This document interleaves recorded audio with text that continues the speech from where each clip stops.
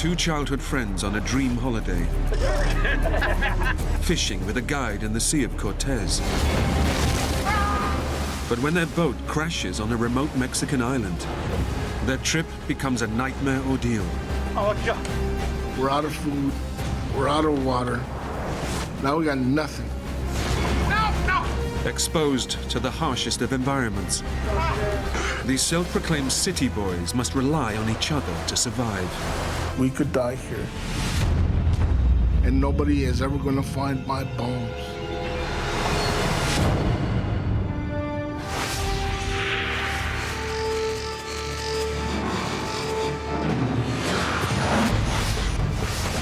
Jump!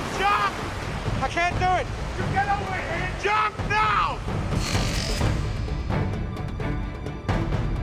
Get him up! No!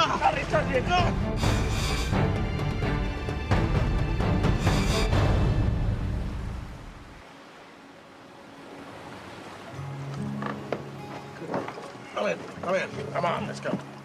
Joe Rangel is on a dream fishing cruise in Mexico's Sea of Cortez. I've always been pretty much of a city boy. I like going outdoors, I like going fishing, I love going fishing. And when I started going on these trips, I found my niche. To me, that is the greatest trip in the world, is to go down there for 6 days, get on a boat, and forget everything.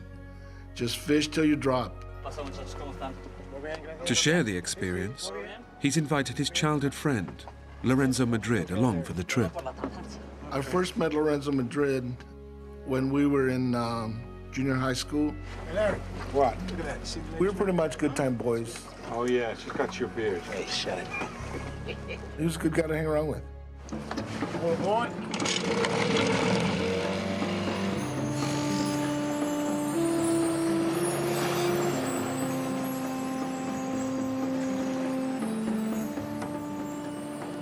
The men are based on a tour ship anchored off Guardian Angel Island, 20 miles from the Mexican coast. The east side of the island is popular with fishing tours, but today their local guide, Pepe, is taking them to a remote cove on the more exposed western coast. It's quiet, it's desolate, you're all alone. She comes, come on. It's like fishing nowhere else in the world. Yeah. Oh, my God. It's fantastic. I can't believe it. Look at that, Joe. Try another lure. Get out of here. You think I don't know what I'm doing? Well, how many have you caught today? Nothing.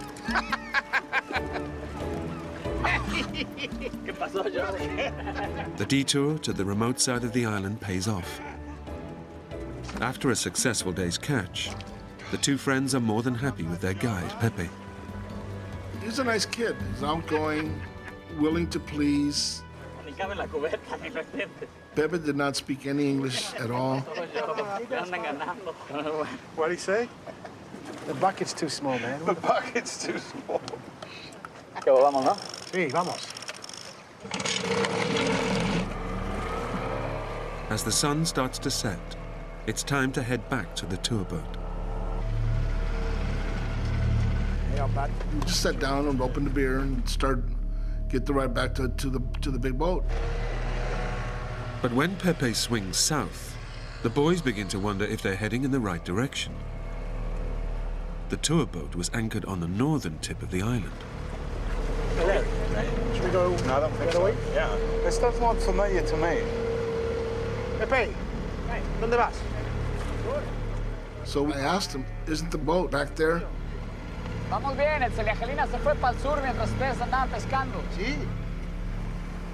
And he said, no. While you guys were fishing, the boat passed us. And they went this way. I didn't say it. Nah, me neither.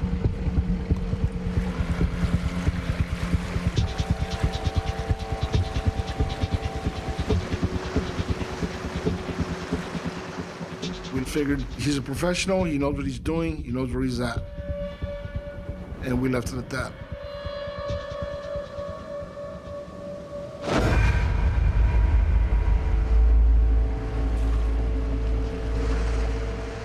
But after an hour, motoring south along the island's coastline, There's still no sign of the tour boat. And Pepe has more immediate concerns. Joe! Ya no hay gasolina. ¿Cómo cae la poca gasolina? He tells us, I think I'm running out of gas. What's up? No fuel is what's up. It just gets better. It was a bad situation. It was dangerous. They have just minutes before the engine cuts out. And without power, Joe knows they can't steer the boat and could easily be swept out to sea by the currents. I said, let's beach this while you have power. Pepe, vamos a la playa. ¿Qué playa? Pura roca, no puedo para allá. Their only hope is to make it to land. But the island's coastline is a fortress of jagged rocks and sheer cliff faces. He said, there's no beaches. This whole island is rocks. They know they have no option but to try to reach the shore. Between the current and the sharks, I'd rather take my chances on land than out in the water. Vamos. No me quiero estrellar, no puedo estrellar. Vamos por ella. A la playa, vamos.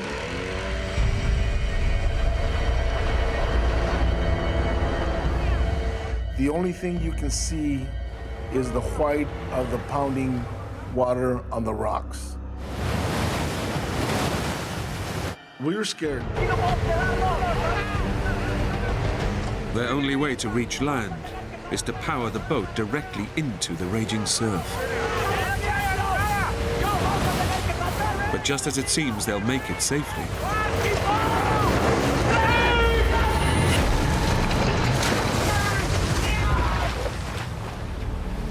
a surge of water hit me from behind and forced me into the rocks.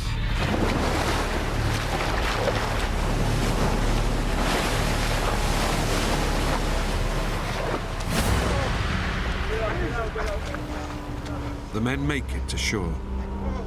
But they're now stranded on the island, with no way of calling for rescue. Larry, hold on there. You're totally soaked, the wind is blowing, and we started shivering down to the bone. Bring it back. The men search for driftwood and build a fire, Made a fire before. using up their last few drops of fuel to get it going.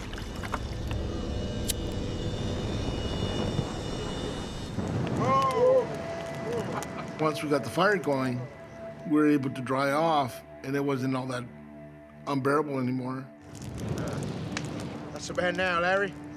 We knew it should have been an easy thing for the big boat to pick us up the next morning. It's calls for a beer. The men resign themselves to a night out in the open, believing their stay on the island will be a short one. Boat will pick us up in the morning. We out.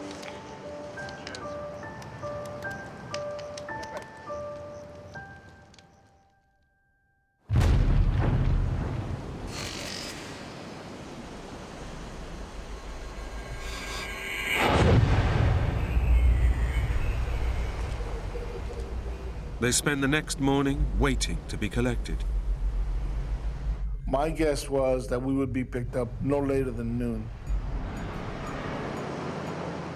All we have to do is just wait, and the boat should be here. Midday comes, and there's no sign of rescue. Now it's getting a little bit more serious as the day is wearing on. We need to get out of here.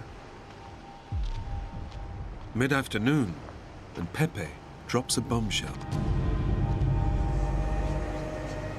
I said, well, I don't think they're gonna pick us up. The men are washed up on the side of the island that fishing boats never visit.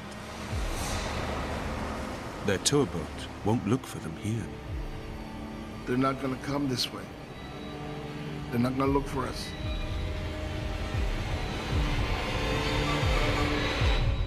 It's like somebody just pulled the bottom out from under you. La única manera de salir de aquí es si nosotros hacemos algo al respecto. ¿Qué hacemos? What's he saying? He said the only way we're gonna get off of here is if we do something ourselves. Pepe comes up with an audacious plan to get them back to the mainland. Si no tiene agua, pero la podemos sacar con la cubeta. Si a Larry le podemos dar la cubeta, nos remos, se puede buscar para... He says we can bail it out. Get it on the sea. Maybe we can use it. Is he serious? He said, we can take this boat across. We can row across. Larry, ¿puedo sacar con la cubeta? Between the three of us, we can get it over there.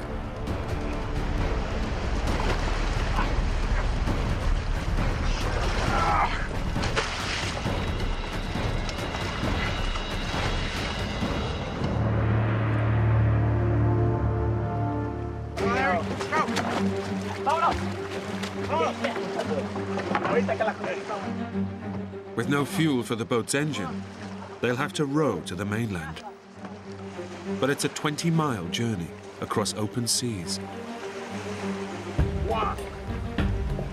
It was an unbearable hot day, probably close to 100, but it felt good to be doing something. Out. Get the rhythm. Keep this up, guys. We actually thought we could make it.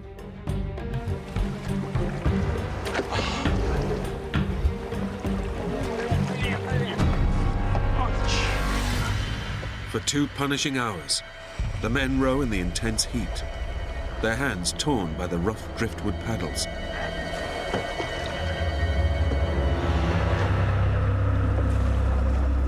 I'm getting exhausted. I am getting to the point where I'm just gonna drop.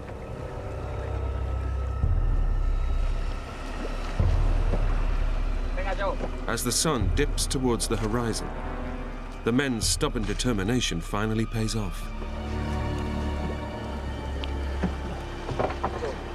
¿Qué es eso? Mira, para allá, barcos. ¡Hay barcos! Aquí! You can see people on boats.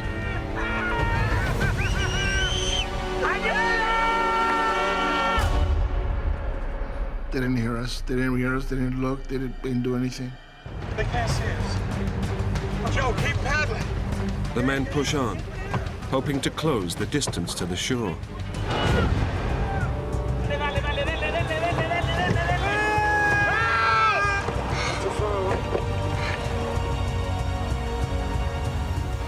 They make progress for another hour. But from nowhere, they're gripped by a powerful undercurrent. We're going backwards. What? We're going back. What do you mean? It's a very strong current. It's a really strong current. Too far away. Now we couldn't make any headway. The tide has turned, and it's pulling them backwards. Come on, Joe, come on! We're trying frantically to row faster. Come on, take it on. Come on! Come on! It's not that far! No, we're not moving. We are in some deep trouble.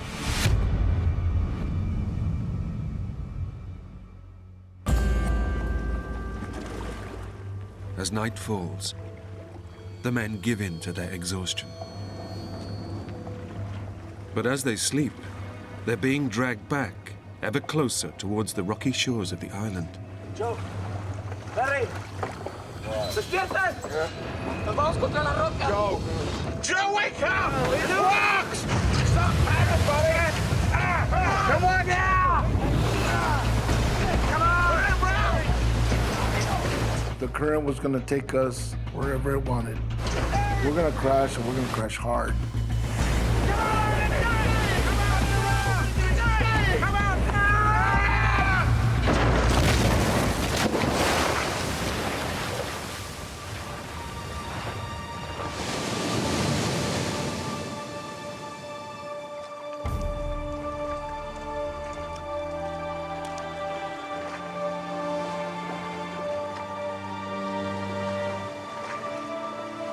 Joe and Pepe make it safely to shore.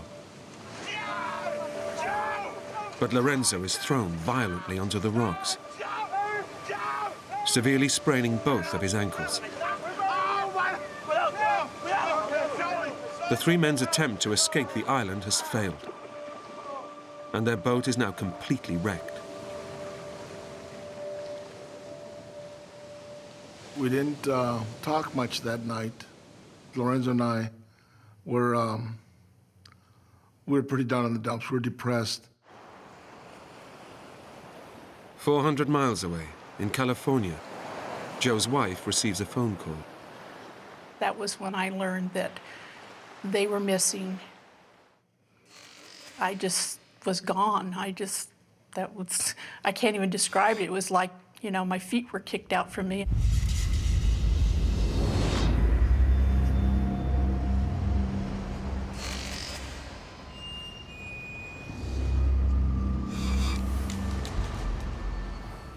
Joe and Lorenzo wake up, knowing they are completely stranded on the barren, uninhabited island.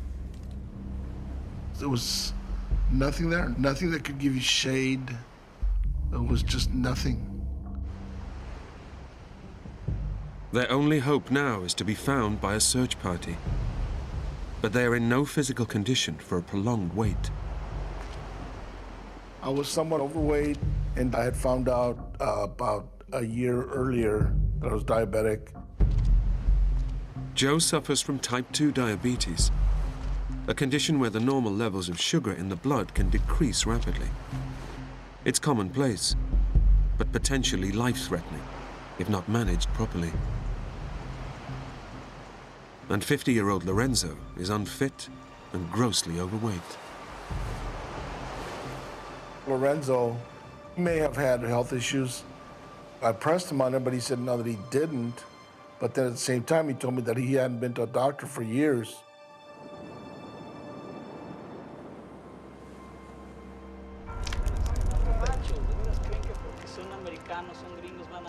As they face a third night out in the open, Pepe again insists that help is not coming. He just kept saying that the only way that we're getting out of here is if we get ourselves out of here. He says they ain't coming. And as the night wears on, Joe and Lorenzo finally accept they are now totally on their own. I felt that the world had abandoned us.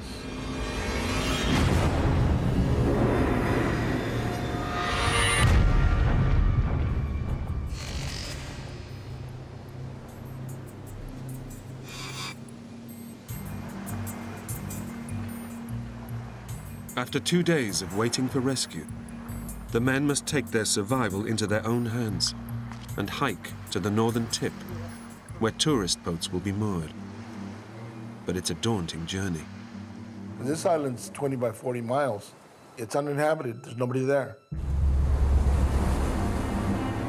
Pepe told us that there probably is commercial fishermen or the tail end of the tourist boats at the northern end of the island. And if we get there, we will be picked up.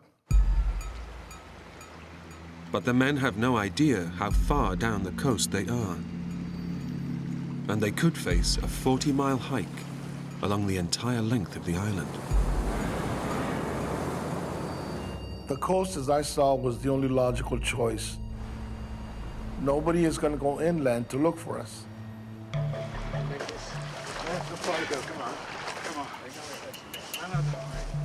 Through the burning afternoon, the men pick their way over the broken rocks. Come on, man. You're doing good. I know it hurts, man. But the hike is taking a toll on Lorenzo's sprained ankles. Lorenzo realized how hurt his feet were. Oh, God! Oh, God! But we couldn't stop. We had to keep going. Since morning, they've shared some of their meager supplies, dried fruit and a few sips of their remaining water. The lack of food is causing Joe's blood sugar level to plummet, bringing on the first symptoms of diabetes. Clumsiness, trembling, and a feeling of extreme weakness. I'm tired, I'm hungry, I'm thirsty. Come on, man. We can make this. Come on. Okay. Keep going. Okay. The men press on, but after just 3 miles, their plan hits trouble.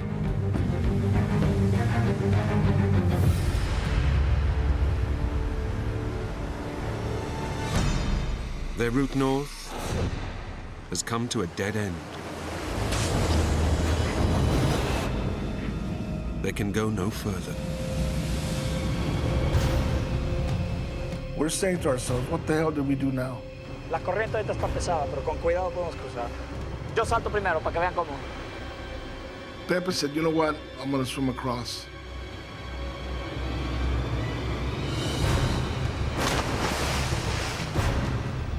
Between the current and rocks, I didn't think he had much of a chance to make it. The men know that beneath the surface, powerful currents are ripping through this ocean inlet. But Pepe makes it across.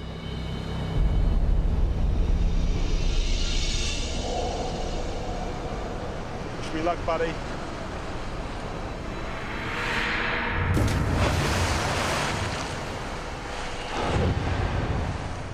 But seriously overweight Lorenzo has 2 sprained ankles and quickly starts to struggle.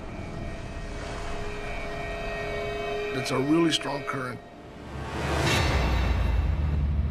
The water surge got him and started taking him under.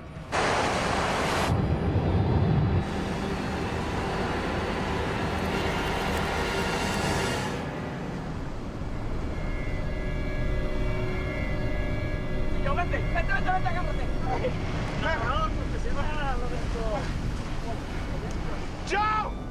I did it! Joe! Now it's Joe's turn. I know I'm not a strong swimmer. Joe, jump! But he's paralyzed with fear. Joey! The hell with it. I'm not doing this. After a day's hiking, with little food, Joe's blood sugar level is crashing, bringing on extreme confusion. Come on, Joe! Stay here! Joe! I just said, you guys go ahead, go on. I'm just gonna die here. I can't do it! Joe! What's the matter with you? It was terrifying because I was afraid of getting pounded on the rocks. You get over here! Jump now! Joe! Lorenzo encouraged me the way that we always talk, challenging each other, Jump, jump, jump for me! Gotta stay here. daring each other to do something. Joe! And Lorenzo said, don't be a sissy. Jump now! And I just thought to myself, what, you know, if you're gonna die, die trying.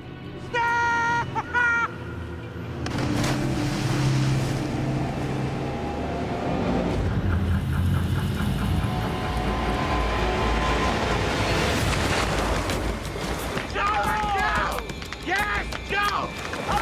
Yes! Come on, buddy! Come on, Joe! Joe, come on, buddy! Joe! I was a sissy for nothing.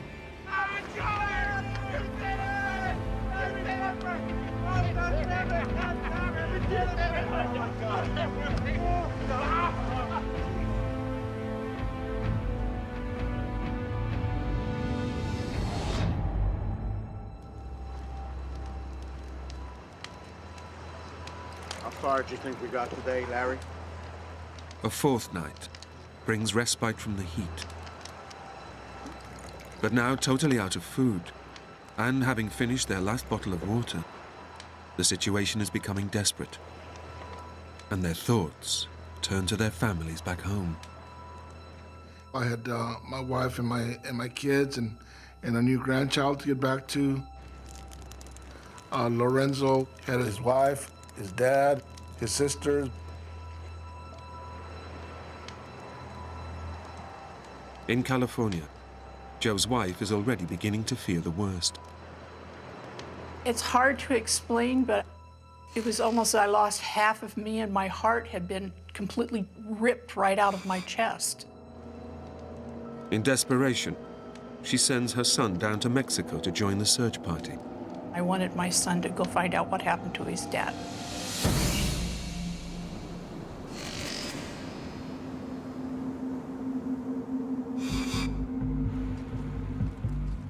As yet another day dawns, the men face the blistering heat with no water. Only fishing boats to the north can save them. We have to do whatever it takes to get to the northern end of the island. But they have no idea how much more of the coast they must navigate to get there. And Lorenzo is finding the pain of his sprained ankles unbearable. Come on. You're gonna get there, man. Get you a nice big deal. Joe! Ow! I can't, don't, please don't touch me. I can't do this anymore. He finally just said, I can't do this. No! I can't go any further. I can't do this. Lorenzo was very upset. I can't go any further. He felt that he let us down. Joe, lo tenemos que cargar. Si nos quedamos aquí, nos morimos. Momento. We realized that Lorenzo's mobility is pretty much down to zero. But we somehow needed to keep moving. I can't walk. We'll get you out of here, Larry. Joe knows they must find a way to transport crippled Lorenzo. But all they have to work with is the junk washed up on the shore. Pepe! Voy a hacer una lanza! Esta vez! Pepe had an idea about building a raft.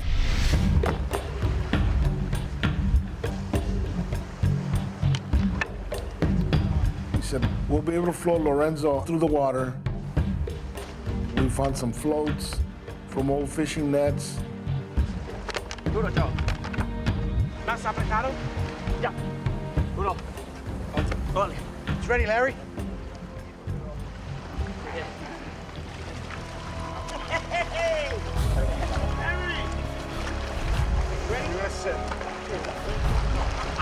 We wanted him to not have to put any pressure on his feet, and it worked. Come on, guys, we can do this. Try to put your weight over to your right. Okay, I got it. Lorenzo didn't say anything, but I know in his heart that he was grateful.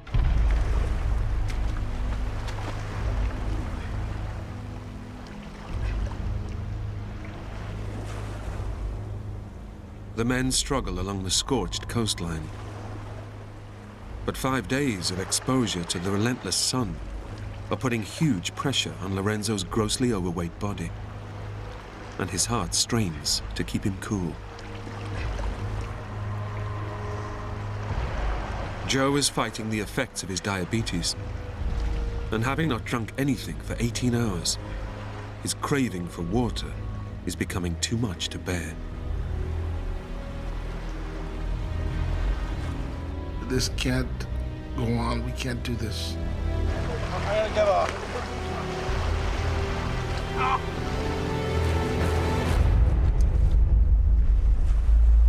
In desperation, Pepe returns to the trash washed up on the shoreline.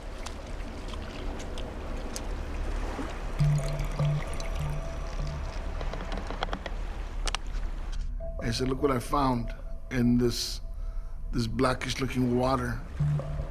What the hell's that? The only water that was available on that island was from castaway bottles.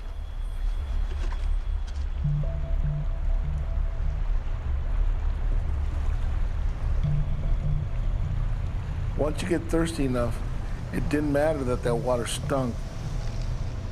It still tasted good. It was water. But in these extreme conditions, a few mouthfuls a day is barely enough to keep them alive. Without enough fluid, their bodies are at serious risk of overheating. And floating above the cooling effects of the sea, Lorenzo is especially vulnerable.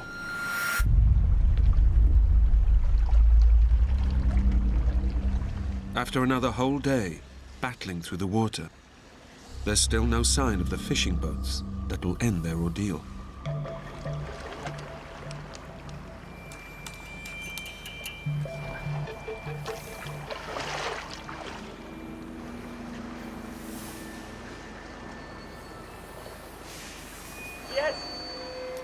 Then, Pepe spots something among the rocks.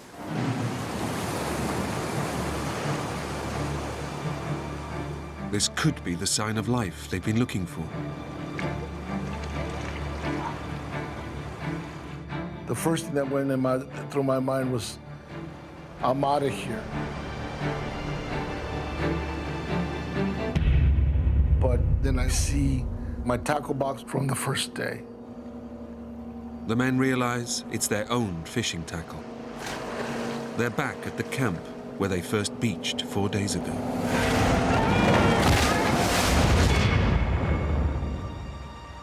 Our hearts just sank. We're back to the starting point. And now we're exhausted, we're out of food, we're out of water. Now we got nothing. As the day turns into yet another night, Lorenzo's morale plunges even further. I think it took a toll on Lorenzo. It started getting negative. It's all right, Larry. We ain't gonna let this thing beat us. Joe brought Lorenzo on this trip to share his taste for adventure. But now, he can see his friend is starting to crack. We are gonna see our families again. You and me, I am gonna look after you, Larry. And I told Lorenzo, we're not dying here. We're getting out of this. We're going home. It's just time. Just hang in there.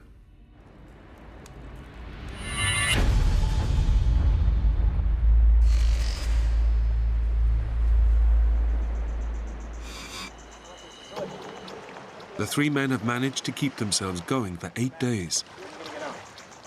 But in scorching temperatures, and with no food and hardly any water, injured Lorenzo is weakening by the hour.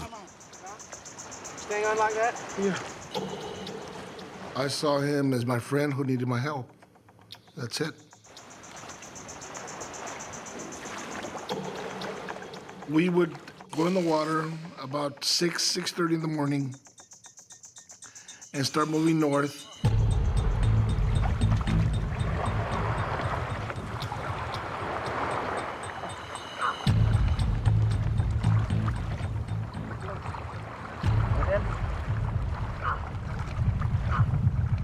It was very slow progress. Sometimes we wouldn't go more than a mile or two in a day.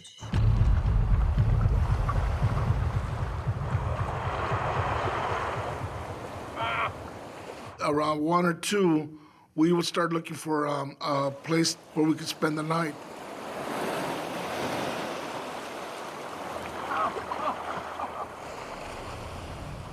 It's an excruciating routine, made even harder by the fact that their scavenged water supply is running out.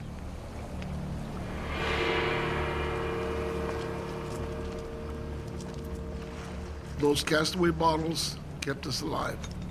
But as the days went on, we were finding less and less water. Water! We found maybe 6 ounces a day, maybe, that we would have to split 3 ways.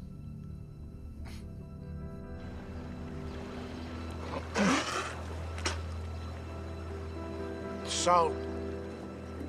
When their precious few drops of water finally run out, they know they won't survive in this heat for much longer. Their hike north is now a race against time. I never really thought survival was as difficult as it is.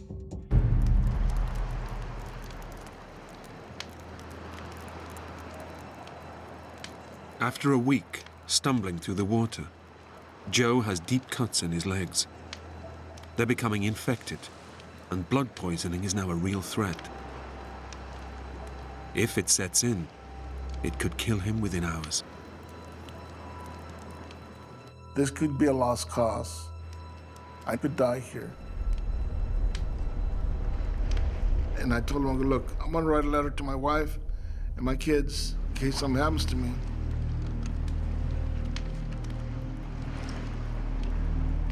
I love you all. Don't blame anybody of what happened to me. I put myself in the situation and I died here, but it's just something that happened. Joe asks Lorenzo if he too wants to write a message to his loved ones. Hey, Larry. No. I don't want to do that right now. And he said, no, I don't want to do that. Not yet. I don't want to be doing this. Maybe he didn't want to really face a situation we're in or what the outcome might be.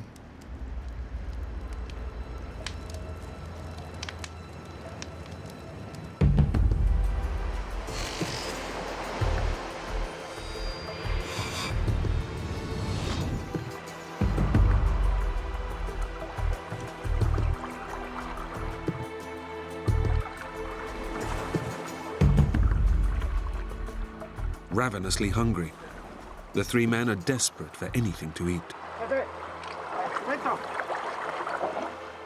Joe resorts to pulling tiny sea snails from the rocks.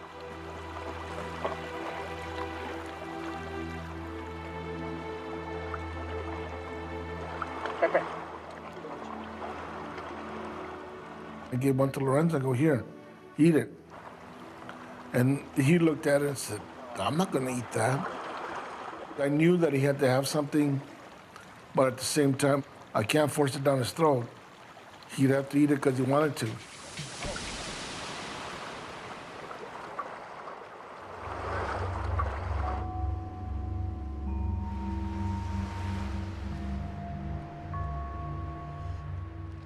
When the sun is gone, the temperature plummets. So far, they've kept warm with driftwood fires. But now, disaster strikes. What happened? It broke. The lyre it just fell apart in his hands. The salt water had just eaten it. From now on, the men have only each other to keep warm. With death closing in, the men are unaware their families have been searching for them. But they've joined the rescue teams that believe the men are fishing on the east side of the island. After 6 days searching, Joe's son calls home with devastating news. He says, I can't find him. He's not there, Mom. I don't know if we'll ever find him. And he was heartbroken. After 8 days missing, the search is finally abandoned. The men are feared lost at sea. I had given up hope. The reality of it was he was dead and wasn't coming back.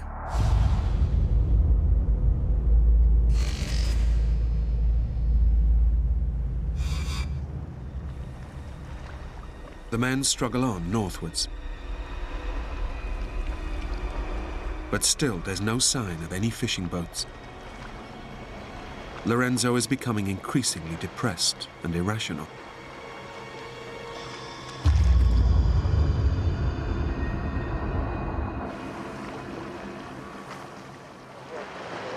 Stop. We gotta go back. I lost my glasses. We gotta go back. I want my glasses. Things are gonna be okay. He just totally panicked. He lost it. They're my glasses. I need my glasses. You got me. I need my glasses. I need my glasses. I'm trying to convince him, okay, look, now I'll be your eyes. But there's no consoling him. For him, it was the end of the world. Can't go by the last. What? Lorenzo was starting to lose touch with reality.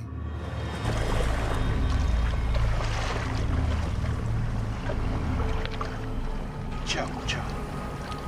Let's switch. Lorenzo asked me if he could be on back of the raft. He wanted to trade places with me. I want to go behind for a while. Okay? Delirious with dehydration, Joe takes up his friend's offer of a ride, without realizing how desperate Lorenzo's condition has become.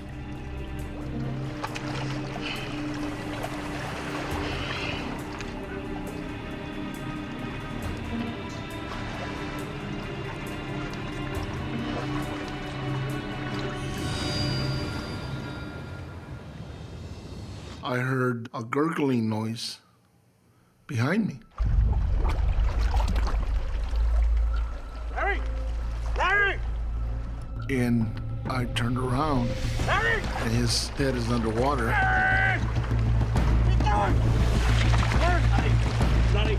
I told Pepe, he's in trouble. We must get him out of the water. Ayúdame, Joe. Joe, ayúdame. Joe, agárrale los brazos. Larry! Larry! Get him up!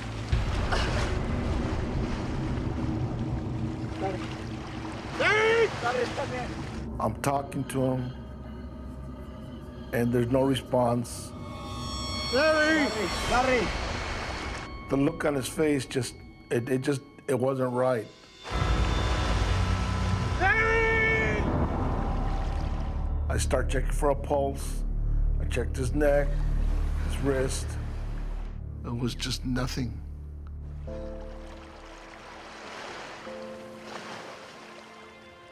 After 12 days, battling to stay alive, Lorenzo has finally succumbed. I told Pepe he's dead. He passed away.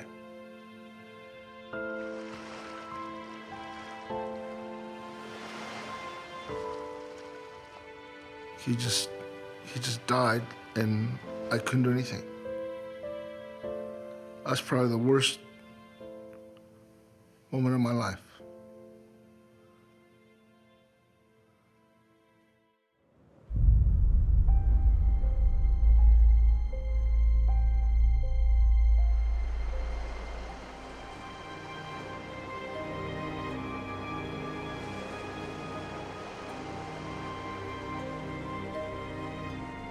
At first, I was angry that he abandoned me. We should be seeing this through the end. But then I realized it was a big ordeal for him. And his body just gave out.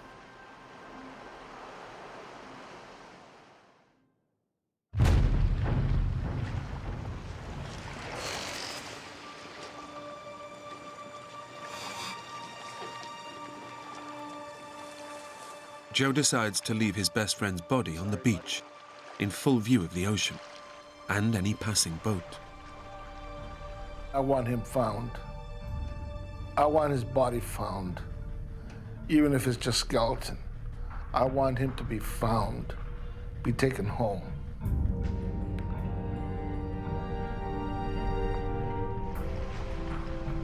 I'm gonna come back for you. I said my goodbyes to him, and I told him that I have to leave.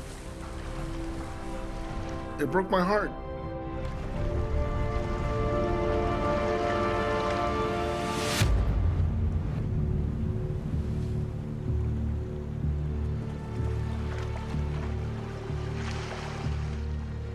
Joe and Pepe struggle to keep moving north, barely clinging to life with every step. We were living moment by moment. It was no longer, can I do the 10 more feet? It was right now, can I take another step?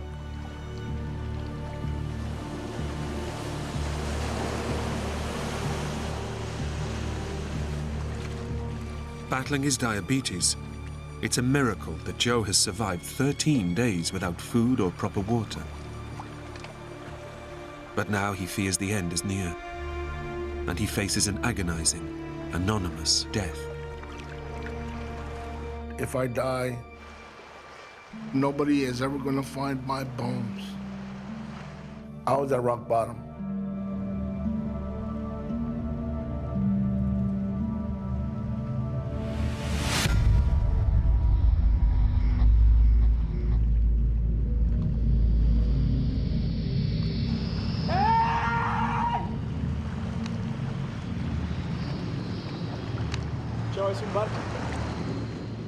Pepe turns around and yells at me, "Did you see that boat?" He was very excited.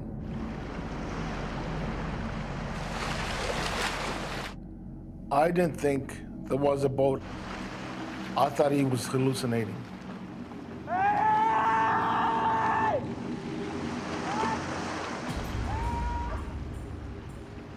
All of a sudden, I'm alone.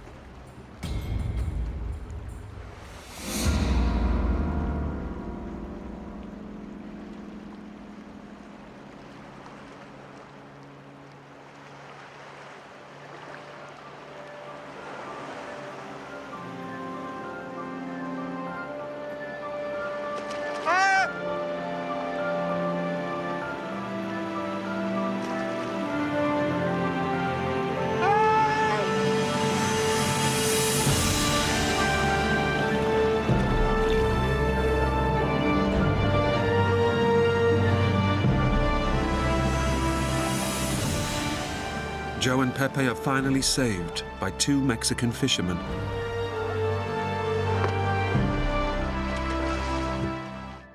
It was exhilarating to see this boat. Thank God this is over. I was relieved, like a big burden had been lifted off my shoulder. That afternoon, Joe's wife, Margaret, gets a call from her son. He says, "They found Dad. He walked out this morning. The fisherman picked him up. He's okay." I mean, I was elated, but at the same time, I just knew that there was more wrong. He told me that Lorenzo has passed away. And I says, "Oh my God." Seeing my wife, my son, my daughter, all of them, it was great. I just felt bad that Lorenzo wasn't there to share it. Lorenzo's body was recovered and taken back to his wife and family in the US. If Lorenzo had gone one more day, he would have been with us. He'd be here now.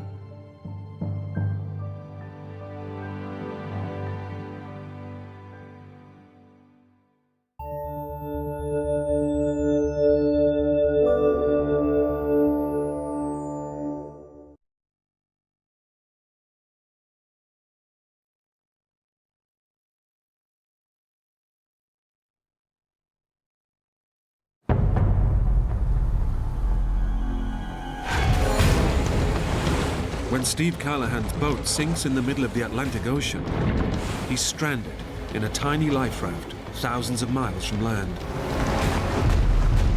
You're gonna die all alone in the middle of the ocean. I've no hope anymore. For an incredible 76 days, he battles the sea, Whether the shark eats me or not, I'm done. extreme hunger, Your body starts eating its own muscle. and his own mind Psychologically, mentally, I was just done. in an epic fight to stay alive. I just felt like I was totally doomed.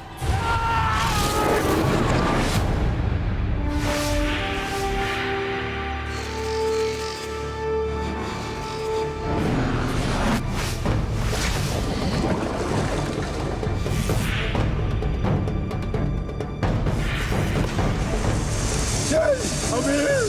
Help!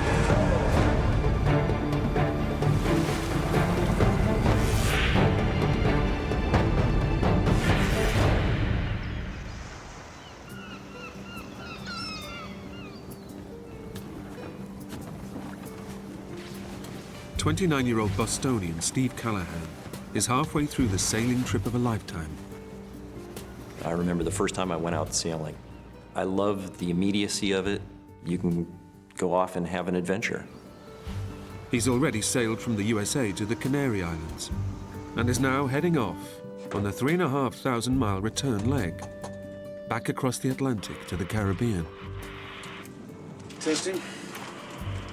I figured on the very outside it would be a month to get to the Caribbean, but I'd probably make it in a few weeks.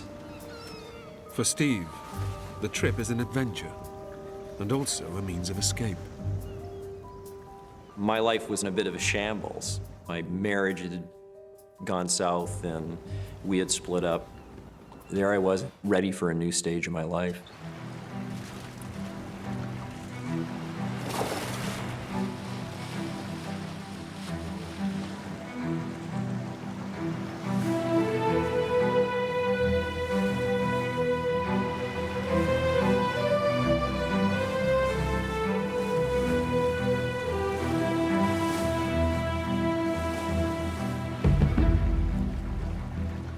Steve is hoping that isolation on the open seas in his self-built boat will help him leave a difficult year behind. I was really on my own out there, which was fine. I didn't need people. I didn't really need the society so much. I pictured myself more as like a sea creature. In Steve's first week at sea, weather conditions could hardly be better.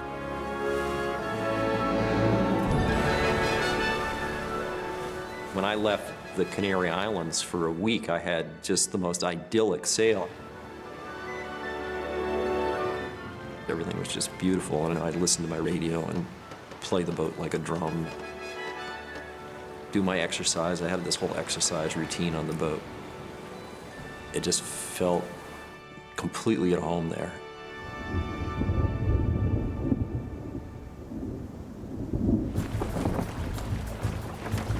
But 800 miles and 1 week out into the mid-Atlantic, the weather begins to change.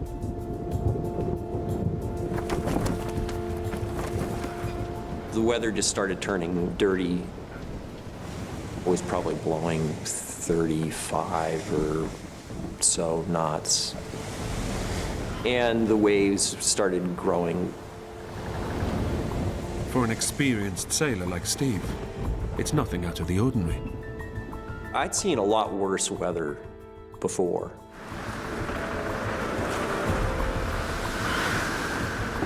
And so I figured, well, it'll probably be a day or two and this will scoot by. I wasn't worried. Everything was fine.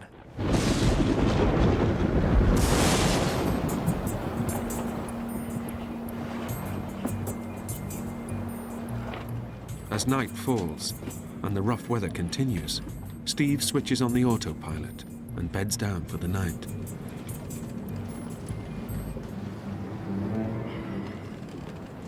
People think that sailing is a very quiet undertaking. It's not.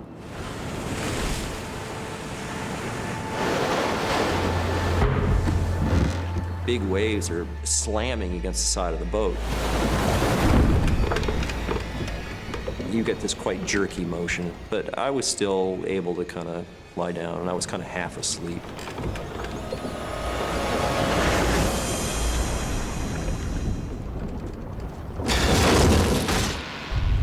All of a sudden, there was this big bang on the side of the boat. There was just this huge flood of water immediately. Steve has no idea what he's hit, but the boat's hull has been torn apart.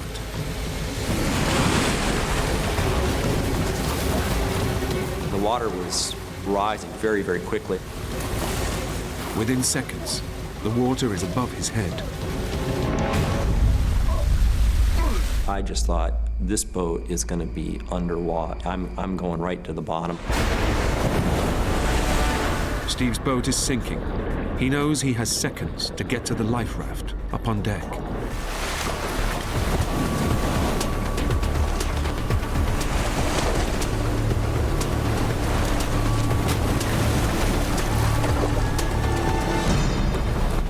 So I yank on the line, and if the line keeps coming out, no, nothing. It just didn't work at all.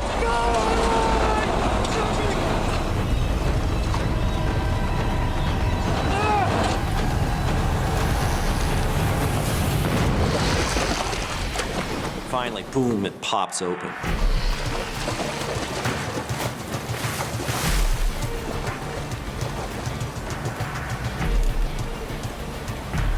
Steve makes it to safety.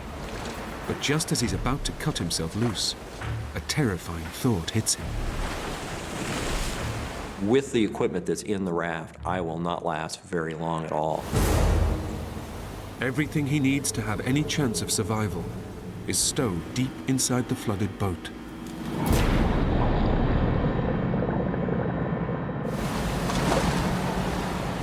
It was essential that I go back on the boat and dive down and get equipment. Even though I realized that the boat could slip under the waves at any moment. Against every instinct, he knows he has no option but to dive back down into the sinking boat.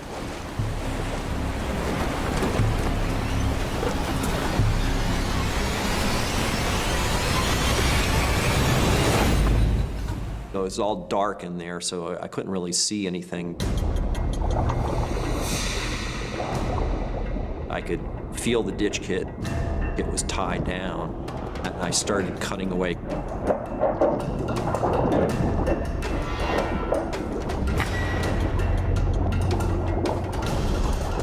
Steve frees his emergency supply kit. But just as he makes it to the exit hatch, The hatch slammed closed.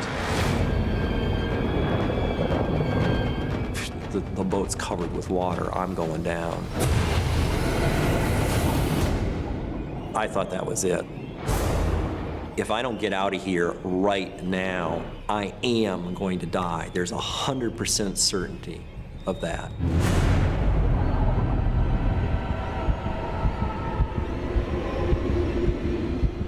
but just as Steve's lungs are about to burst, a huge wave breaks across the boat.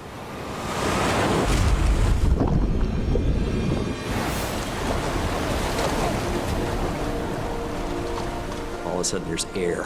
It was a huge, huge relief. With only seconds to spare, Steve escapes, clutching his vital emergency supplies. I jumped into the raft and I saw that I was drifting away from the boat. Steve can only watch as he drifts away from not just his boat, but also his dream.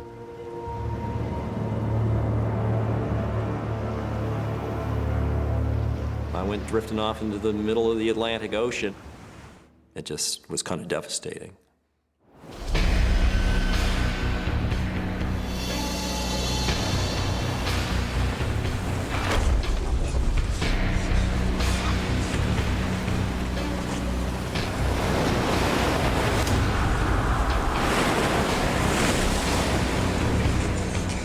That first night, it blew hard. Really cold and really wet and really scary.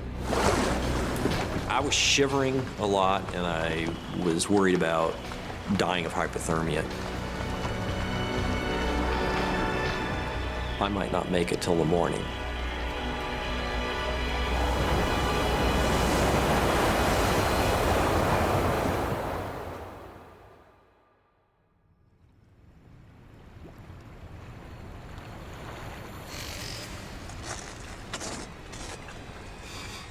Dawn breaks to reveal the true horror of Steve's situation. His boat is gone, and he is alone in the middle of the Atlantic.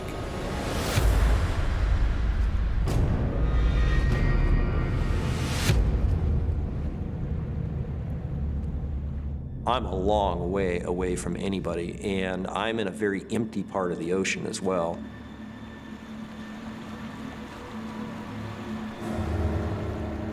I am just this teeny little thing surrounded by this immensity of sea. It was kind of overpowering. Steve has no means of communication and knows that no one will be looking for him. I told people at home, I gave them 5 or 6 weeks after I left the Canary Islands as being, don't worry about me if I don't show up this time. Steve calculates he's 1,000 miles from land and completely at the mercy of wind and currents as they push him further westwards, out into the ocean. I was in a place where there was basically no shipping, and I really needed to get to the shipping lanes to have any chance of being picked up at all.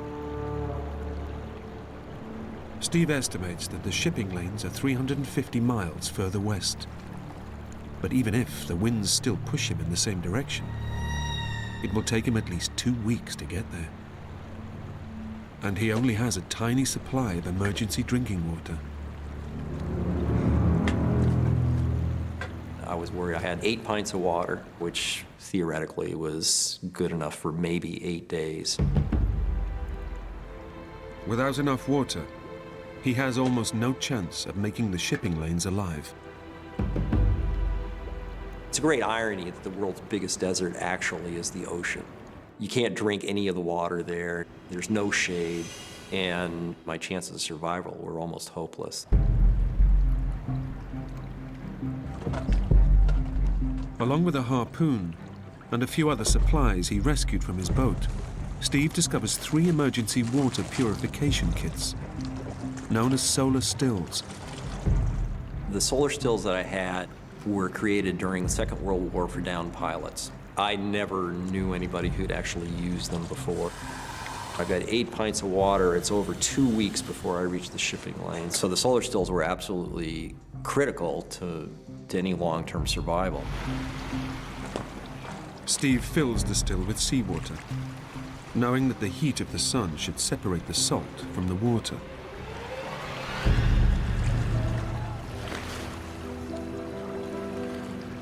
I'd have, half hour, I've got a whole bag of water.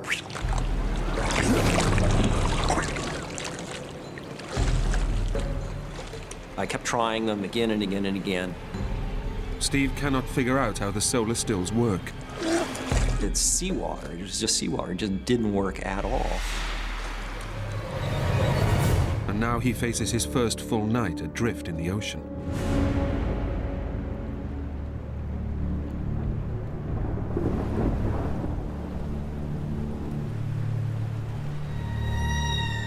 I was desperately lonesome, and there was no part of this that was not kind of a hellish experience.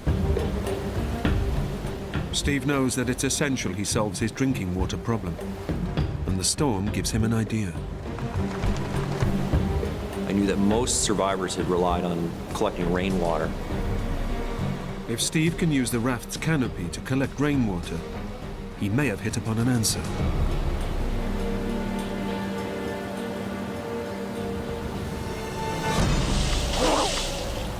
It was pretty much like drinking somebody's vomit. It was just so awful, it was undrinkable. The orange pigment from the canopy contaminates the water. I decided I'm never going to drink the water off the canopy. It was just too dangerous.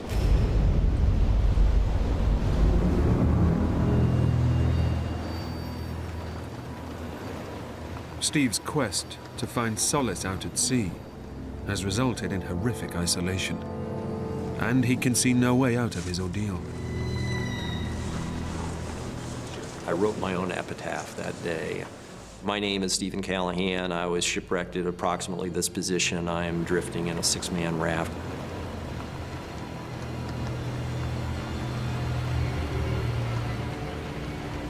I'm doomed. I just felt like I was totally doomed.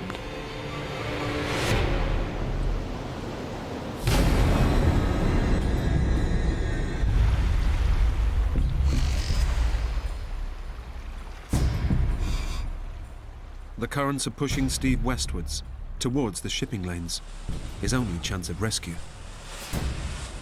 But he's over 2 weeks away, with only enough water to last him a few days. It wasn't going to keep me alive very long. You know, I'm taking a little sip every now and then, hardly even swallowing it, really. It's just being more absorbed. I'm getting really thirsty.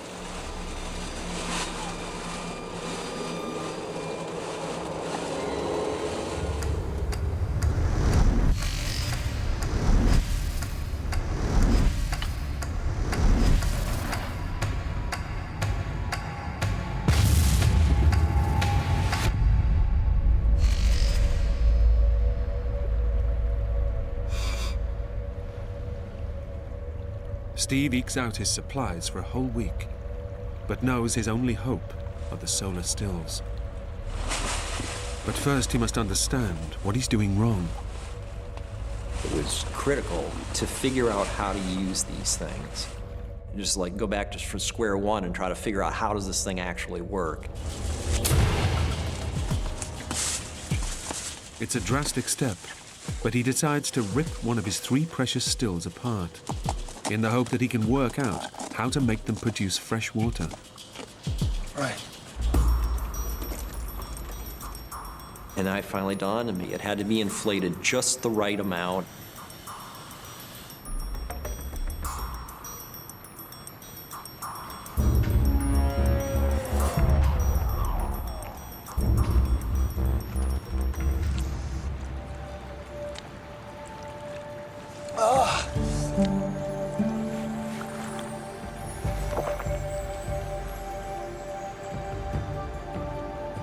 To get the solar still to produce, I'm talking a spoonful of fresh water was like the hugest high I could possibly have. Steve now has a tiny supply of water. But after 7 days at sea, he faces yet another problem. He's run out of food. I was really hungry, just like really struck me how desperate I had become. There's no way I'm gonna live out here.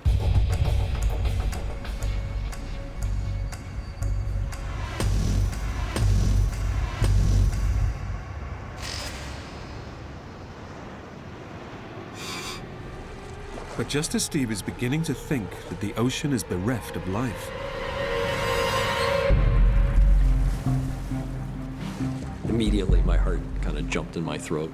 There are fish here.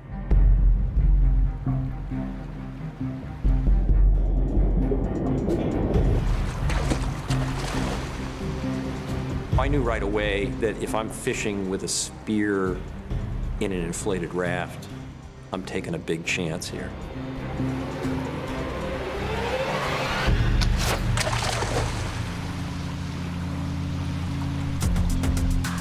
I kept trying and nothing would work. I just couldn't spear one. It was very frustrating. Steve spends the whole day trying to catch fish. But just as he thinks he may finally succeed,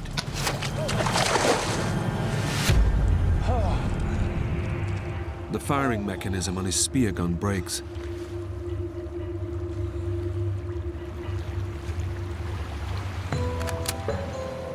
Now, I don't have a range of 6 feet, possibly.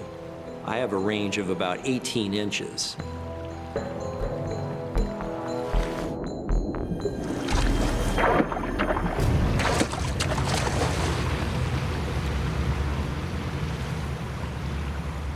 I was really hungry. It just really struck me how desperate I had become at that point.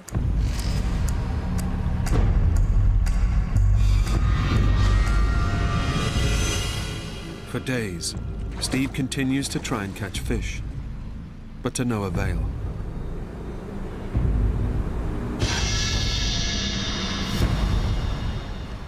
In the physical sense, it was incredibly depressing. In terms of what I'd felt like I had done with my life, it was depressing. It was the most hellish time in my life.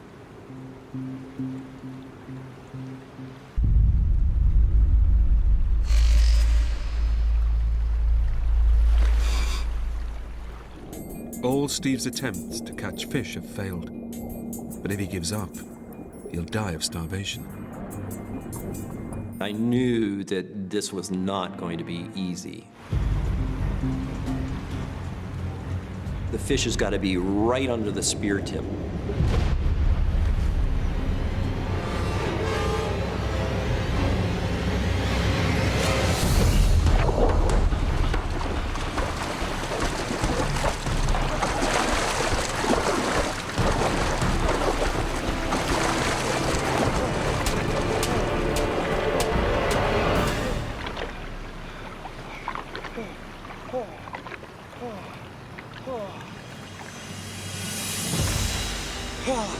Yes!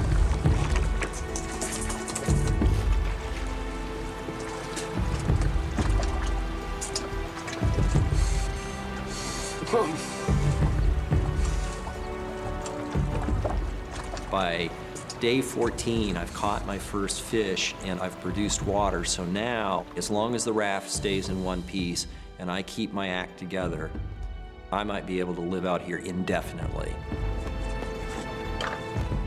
For the first time in 14 days, Steve has a sense of hope. But the vast and deadly ocean is not about to let him rest.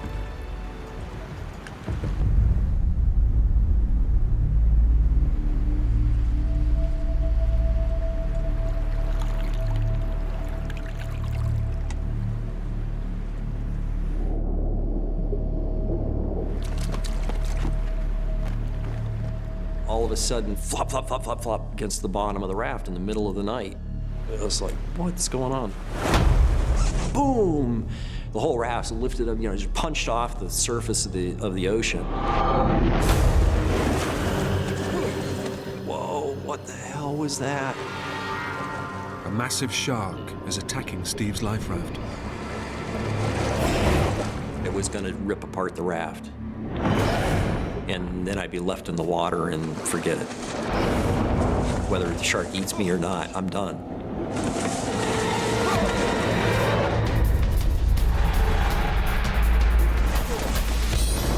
I was so freaked out about it, I thought for sure that was gonna be it. I was being attacked. This thing was really whacking away at the raft.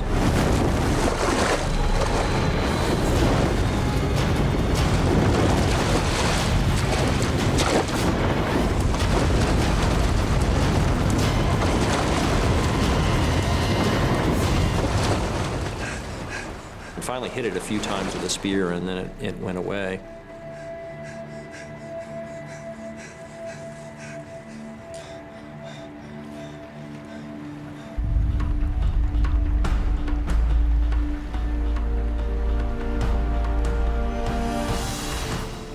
There's a ship right there on the horizon, right in front of me.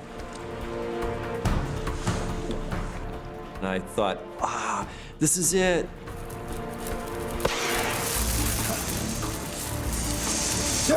I'm here! After 15 days lost at sea, Steve has finally drifted into the shipping lanes. Come in here!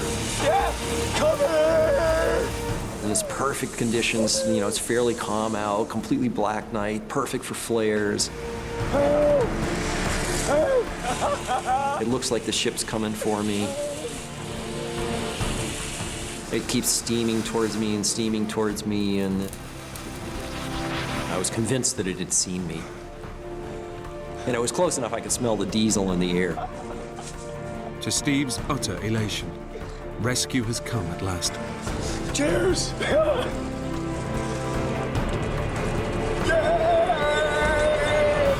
And then just goes right by me.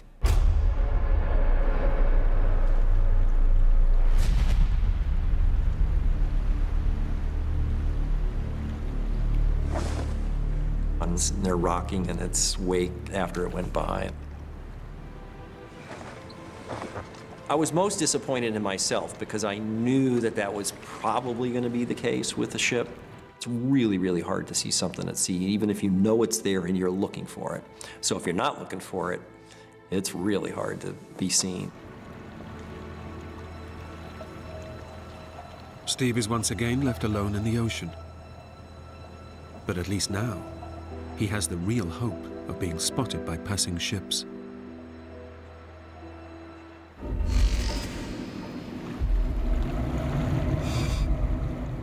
All the way around the clock, I would just give a really careful look all the way around the horizon.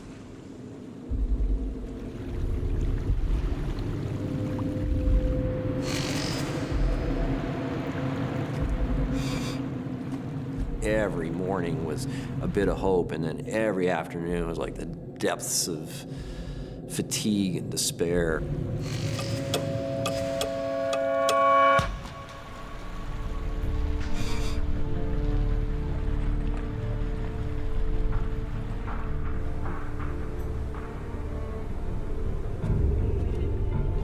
Over the next 10 days, Steve spots only a handful of ships. They all sail by. I've seen ships, I've signaled them, nobody stops and picks me up. Steve slowly begins to realize that the shipping lanes are just as empty as the rest of the ocean. Having that whole fantasy blown to hell, basically, was definitively the hugest down.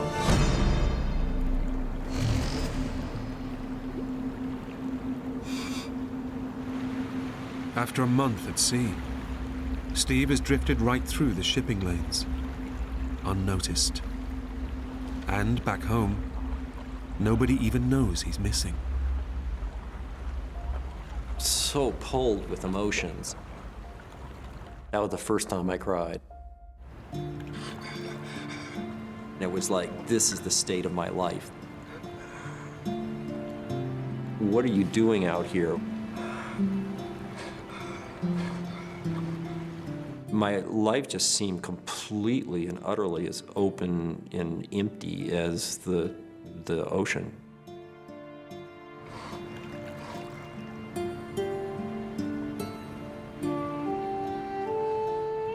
Steve has drifted an epic 700 miles, but now faces a devastating new reality.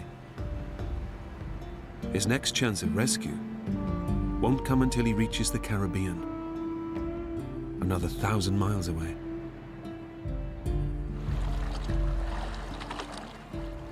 At first, I never thought I'd even reach the shipping lanes. So thinking about getting all the way to the islands, which was, way beyond the shipping lanes, was not even conceivable to me. But if Steve is going to survive, he knows there's no time for self-pity. I was discovering I was way more resilient than I ever thought I could be. I'm on my own. Nobody's going to pick me up. I've got to reach the islands now. Count on yourself. Count on keeping your boat together and keep your act together and continuing your voyage. Steve is still averaging 25 miles a day. But checking his charts again, a terrible thought dawns on him. If he drifts any further north, he'll miss the Caribbean completely and be swept back into the mid-Atlantic. I would have been in a voyage of indeterminate length, years possibly. It'd be a total disaster.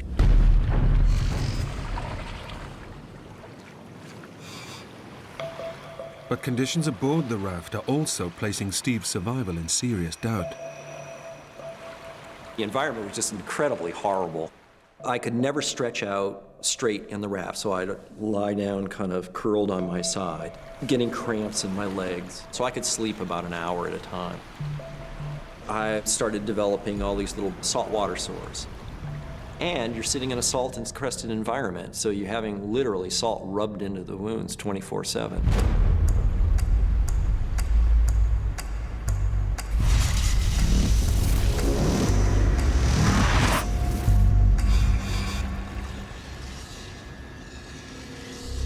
Steve now drifts into tropical waters, and it's getting hotter. His body is desperate for more water than the 2 remaining solar stills can produce. The dehydration is just agonizing. Dying to get a drop where, I'm looking at the solar still and watching these drops come down in a spoonful of water. If somebody come along and said, well, you got a choice, you can have this cup of water, but we have to take your hand for it, which do you want? I'd probably say, take the hand.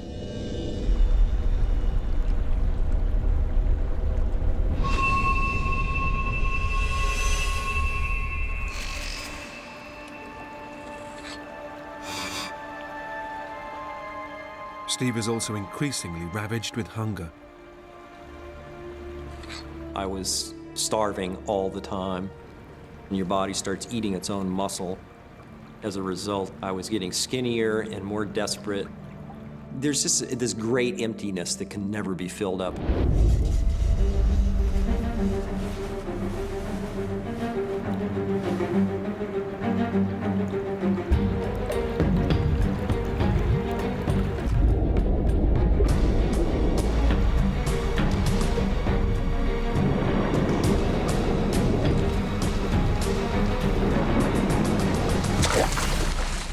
speared the Storado.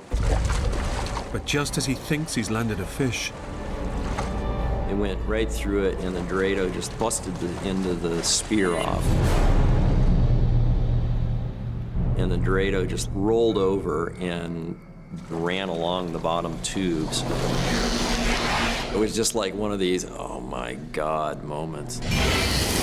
There was a horrible sound, and it was just like, all these bubbles coming out. And the thing just deflated really, really quickly. the impaled fish has punctured the life raft. Steve is now sinking into the ocean. And I knew I was in serious, serious trouble.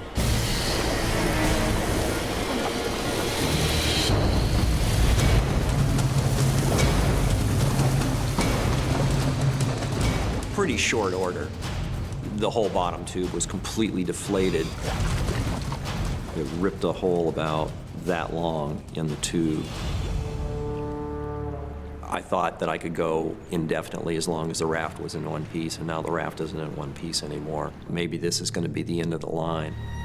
With the crucial bottom ring of his raft damaged, it is now too unstable for Steve to fish or collect water. It was like I was walking in rubber quicksand. Plus, it's not really drifting very fast with the wind.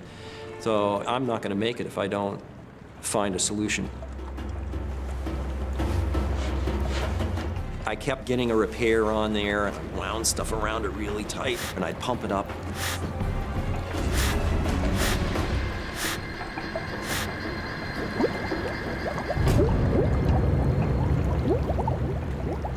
I kept doing it again and again and again for days.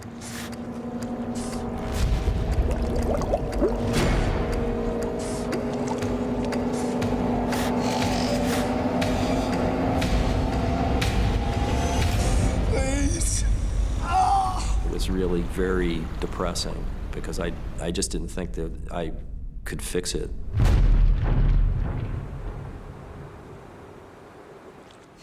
Steve knows the punctured raft is a disaster. He's going slower, wasting precious calories pumping it up, and now faces an even bigger problem. I started consuming both water and the fish that was hanging to dry. I was unable to renew that stock while the bottom was deflated. I imagine it wouldn't have been a whole lot longer before I would have died.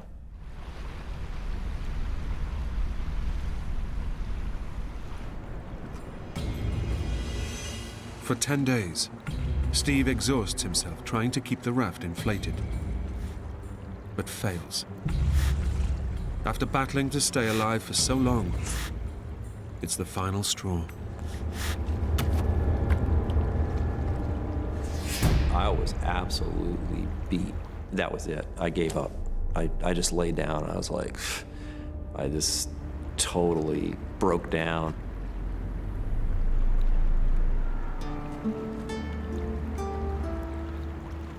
You're gonna die all alone in the middle of the ocean. You've never done anything successful in your life. I only had failed marriage, failed relationships. I'd never really given enough of myself to anybody. I just wasted a life. Starving, thirsty, and without hope, Steve feels that death is now a certainty.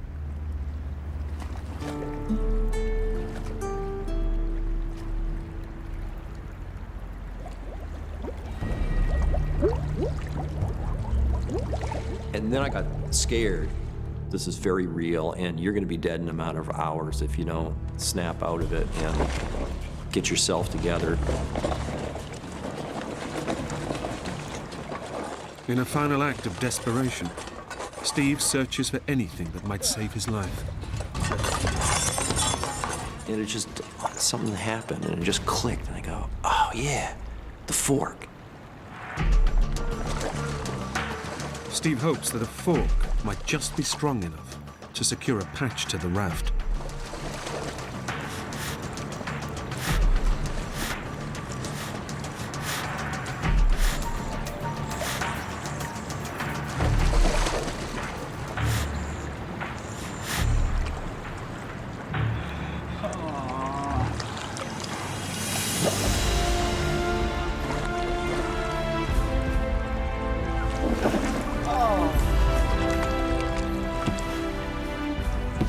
jump around and jump for joy or anything, but that was just like the hugest victory of my life.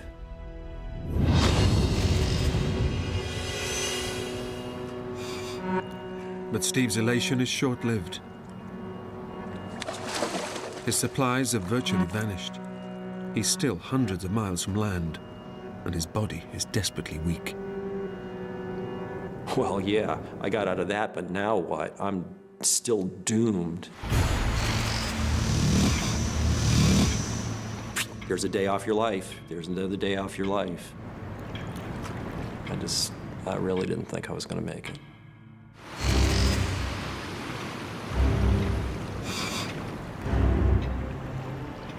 It really was a period of just hanging on. Oh my God, this is such marginal life.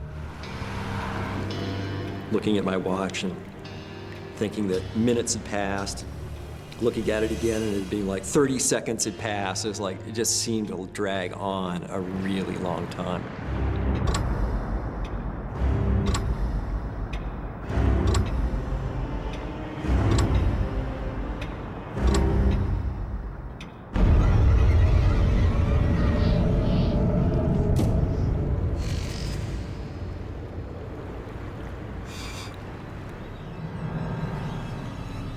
After 66 days alone, Steve's final lifeline is gone.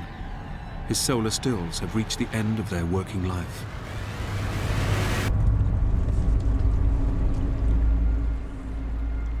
The cloth on the bottom is rotted out. It's going to be totally useless. There's no way to repair it. His only means of producing drinking water is now gone. I just figured this really is it. You know, I have no hope anymore. It was ending.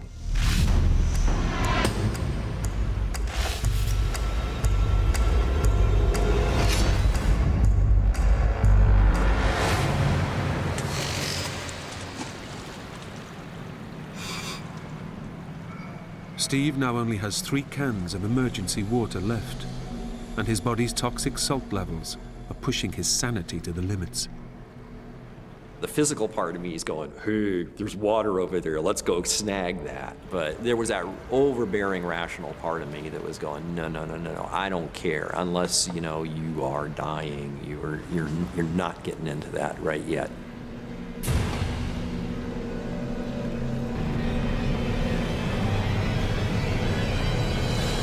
This is a view of heaven from a seat in hell.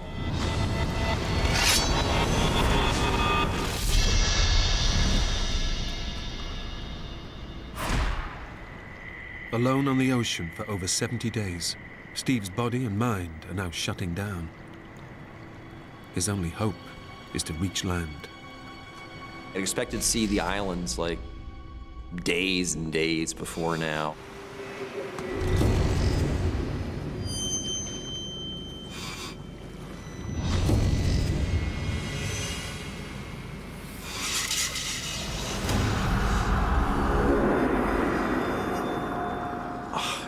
I should be reaching the islands. I should be seeing some sign of reaching the islands. But then Steve has a shocking realization. If he's miscalculated his position, currents will sweep him back into mid-ocean and certain doom. Maybe I'm way north of the islands, next stop England, you know, 8 months from now. So that was tough. I was very worried that I had screwed up and I wasn't going to make it. I just don't know anymore.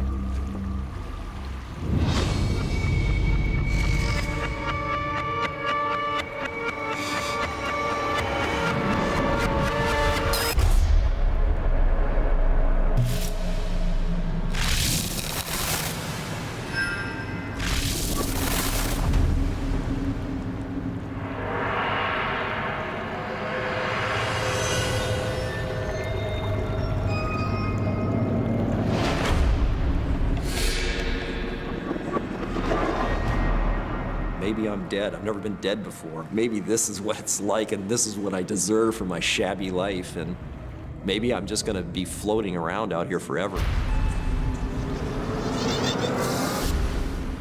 felt all the hopelessness of people who'd been adrift at sea before and never came back, and nobody ever knew what happened to them. And here I was amongst them, and I could kind of feel them all around me. It just was a horribly desperate feeling.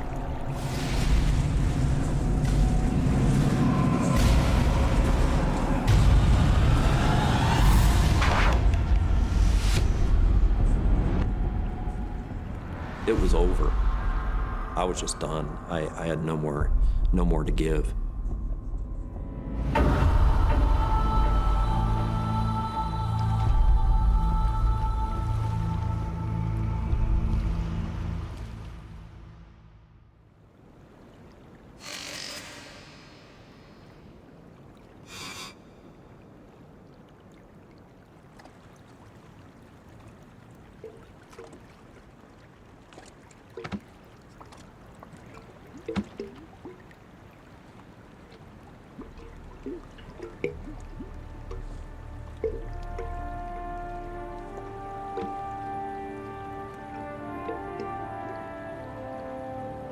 All of a sudden, it was like all kinds of crates and bottles and plastic.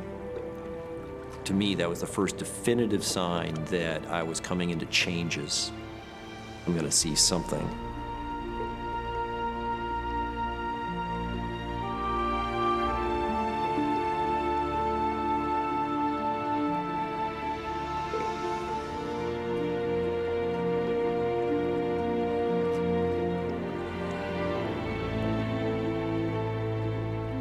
The sun rose. It was like, pff, there's an island in front of me. I couldn't have been more than 10 miles out.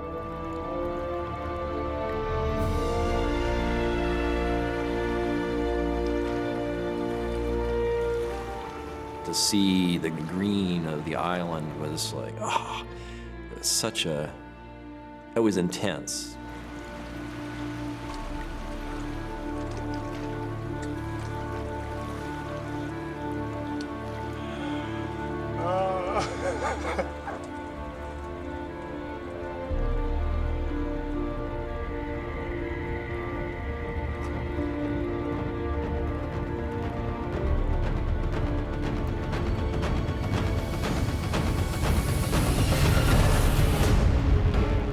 But to his horror, Steve realizes that the island is an impregnable fortress of vertical cliffs and razor-sharp coral reefs. Oh my God, I've come all this way, and there's no way I can make a landing. After enduring so much for so long, Steve can't let salvation slip away from him at the final hurdle. This voyage is ending today. No question about it. One way or the other, this is going to come to an end.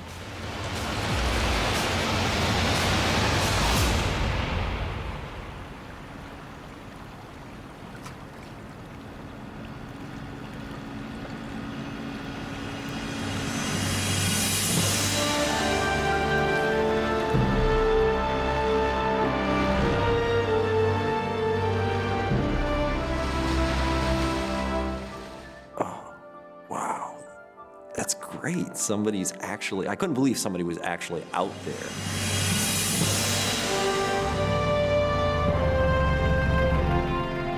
On the morning of his 76th day adrift, Steve is spotted by some local fishermen. He said something to the effect of like, "What you doing out here, man?" You know, it's like, well, I'm not out here, you know, improving my suntan.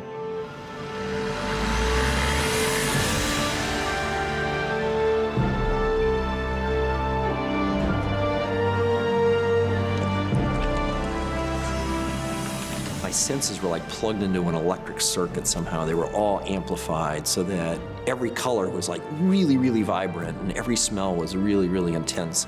It just was like heart-wrenching. It was so beautiful to me. Having endured 76 days in his tiny raft, Steve's leg muscles have atrophied and he weighs just 100 pounds.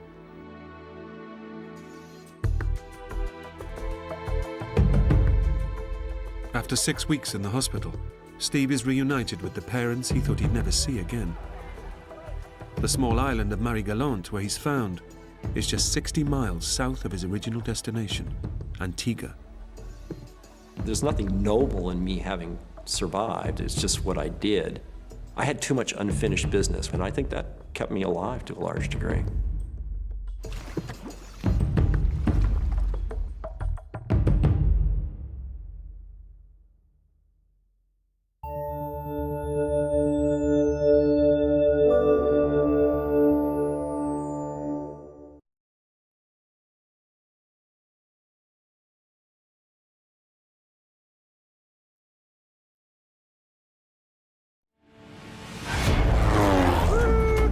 When a routine sightseeing flight crashes into the Colorado Rockies, All of a sudden, you're about to die. three friends fight to stay alive. I started thinking whether we were actually going to live through the night. Unless one of them can hike out and find rescue, I thought to myself, this is impossible. they face certain death in this freezing mountain wilderness.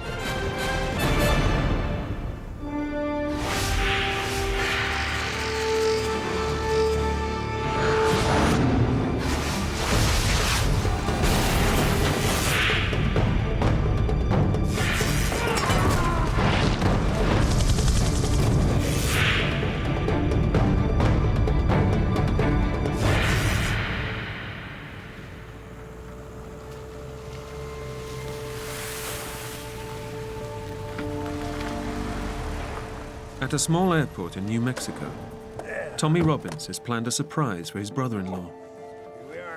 I figured it would be very nice to rent an airplane and tour the area from the air. I was really, really looking forward to the flight.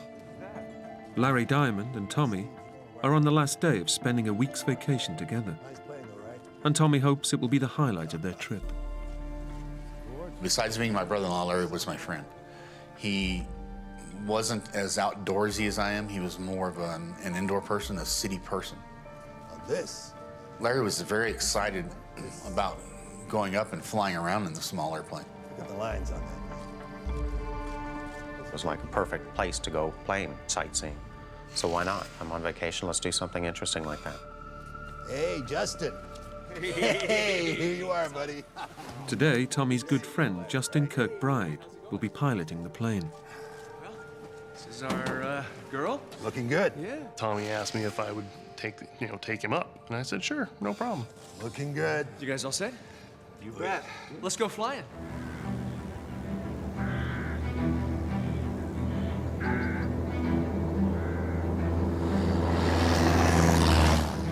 Both Justin and Tommy are qualified pilots, with experience of flying over the Colorado Rockies. We were going to go up and basically do my standard sightseeing flight, and our expectation was to go up and be back for lunch and then head home. Out in open country, the friends find flying is the perfect way to watch the local wildlife. Larry was looking here, looking there, pointing. He was like a kid in a candy store. It was gorgeous, and all positives and nothing but fun and Yahoo, yay. An hour into the flight, the friends decide to head higher into the mountains. In front of them is a vast ridge of snow-capped peaks. But as Justin tries to pull up and over them, I looked at the instruments. You have a feet per minute indicator, up or down. And we were doing almost 800 feet a minute down. a strong downdraft is dragging them straight into the mountains. If I didn't do anything, I mean, that's going to be a horrible crash. You got to start making decisions. So I tried to turn the plane.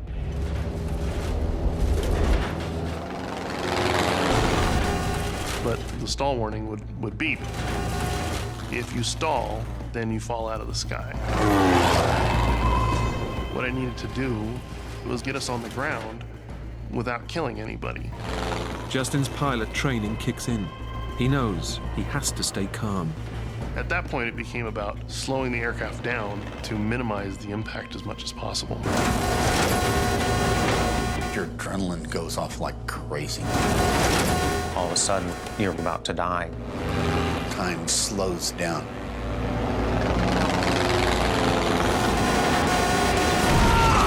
We hit the trees.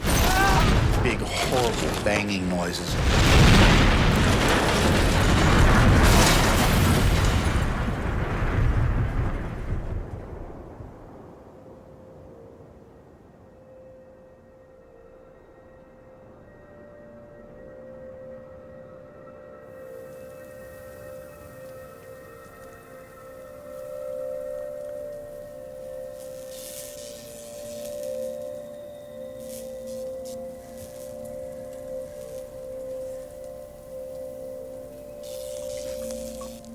Miraculously, Justin is completely unscathed. But the three friends are far from out of trouble. The first thing that I remember seeing was the fuel. It was just like, oh my God, that's fuel. That scared me. One spark could turn the wreck into a giant fireball. Larry! We gotta get out now, Larry! Fuel's everywhere, we gotta go! I told Larry, you have to get out of the aircraft right now. And he told me that his leg hurt. I explained to him he has to get out now if he doesn't want to burn to death. Finally got it together. I managed to go backward out of the plane.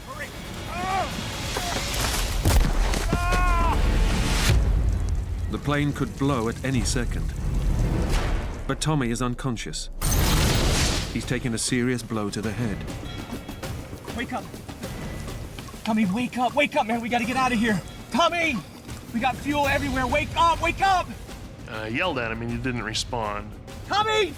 Please! I was very concerned that I'd killed one of my best friends. Tommy, come on!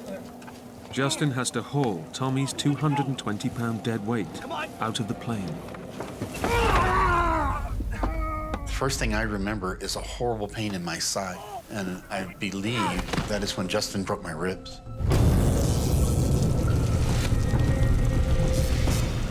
The three friends have to get away from the fuel-soaked wreck. But Larry can't walk. As soon as I put any weight on the leg, I just fell over. I immediately fell over and screamed. Larry, get up. Come on, stand up. Stand up. Head up, boy. Come on. When I got him to his feet, the pain in my side was excruciating. But I felt it was more important to get away from the gasoline than it was to worry about the pain.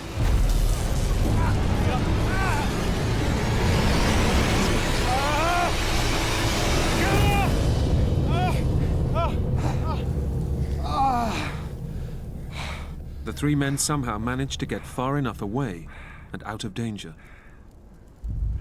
I looked at the plane. It was, wow, we could have all died. I thought, we're pretty lucky to walk out of that one.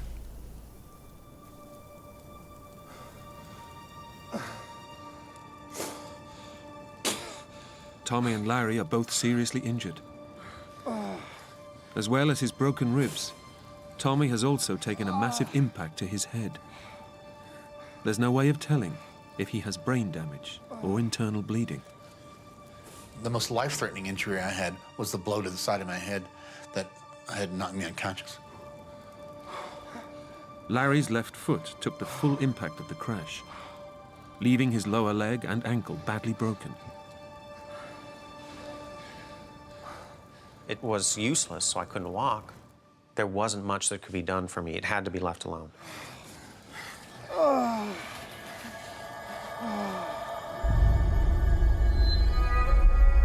Tommy and Larry both need emergency medical care before it's too late. But the men are stranded, miles from rescue, in an inhospitable mountain range. Justin is the only one uninjured. And as the pilot, he feels it's up to him to save them. I definitely had a deep sense of responsibility to protect my friends and to get them the help that they needed.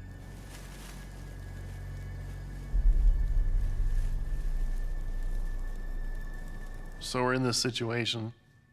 What do you do to make it better? I needed to do something. I was thinking about going back to the aircraft to make a radio call. Now pilot Justin Kirkbride has to risk turning on the electrics if he's going to transmit an SOS call and save his two severely injured friends. For me, my thought process was that I was probably going to burn to death. But I just decided that it was worth the risk.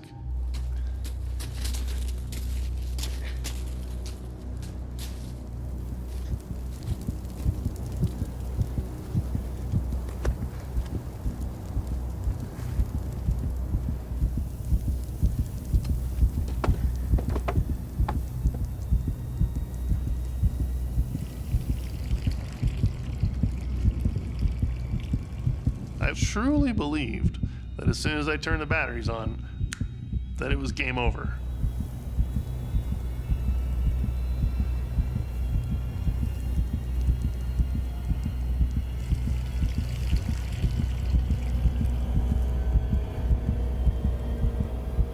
I took a deep breath and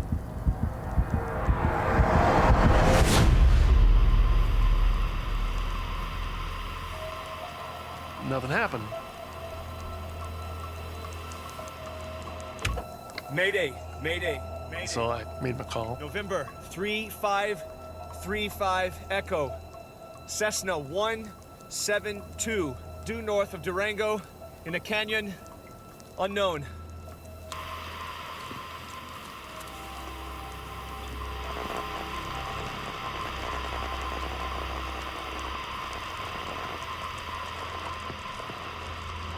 But there's no response to his mayday call. You know, I had no way of knowing if there was any signal that got out at all. And realistically, nobody knows where we are. My initial thought was that I need to get help here. They're in the middle of a mountain wilderness, and there's no guarantee the rescue services even know they've crashed. Larry is completely immobile, and Tommy's massive hit to the head could develop into serious brain damage if he's not treated soon. I just put in a mayday call. I don't know if it got out. I definitely felt like I'd let them down. I'm so sorry. It's all my fault. I needed to do something to get them the help that they needed. Look. It was an accident. It wasn't your fault. He felt really badly about it. So he was going to do everything he could to get us off that mountain as quickly as possible. Justin believes the only way of getting help is by hiking out into the icy wilderness, unprepared and totally alone. He knows he's risking frostbite and even hypothermia, but he can't stay here and watch his buddy slowly die. Are you sure you're okay? I'm fine. I think I can get help. Justin remembers flying over the town of Durango 10 minutes before they crashed. I can get to Durango. I knew that it probably wasn't more than maybe 15 miles. Look, you're gonna have to talk to Larry. Say something. Reassure him. All right? Yeah, okay. Larry. Larry. Have you ever been in a helicopter? No. I'm gonna get you one, okay? Soon. Justin faces an added challenge. He has to get there by nightfall. Temperatures in the Colorado Rockies can plummet to minus 30 degrees as darkness falls. All three men are only lightly dressed and could freeze to death by morning. Dark to me was a definitive end, so I was more worried about getting help before dark than anything else.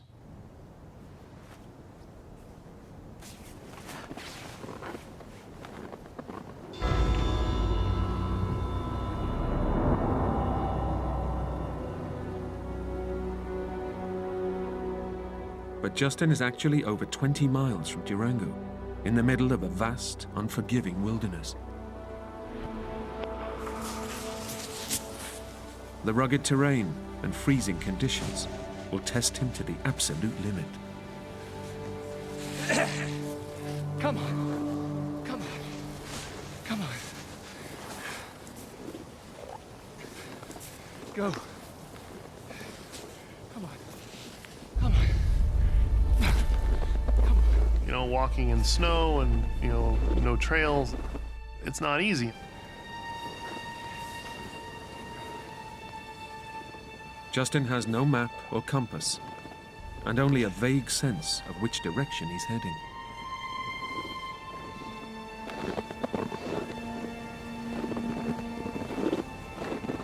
I walked down to the end of the little gully that we were in.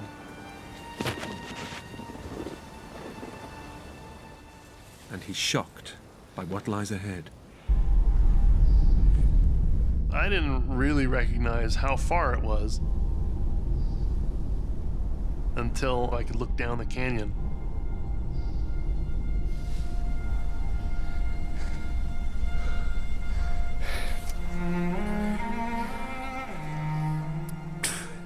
It looked like the canyon went on forever. I mean, it looked like a really long wait.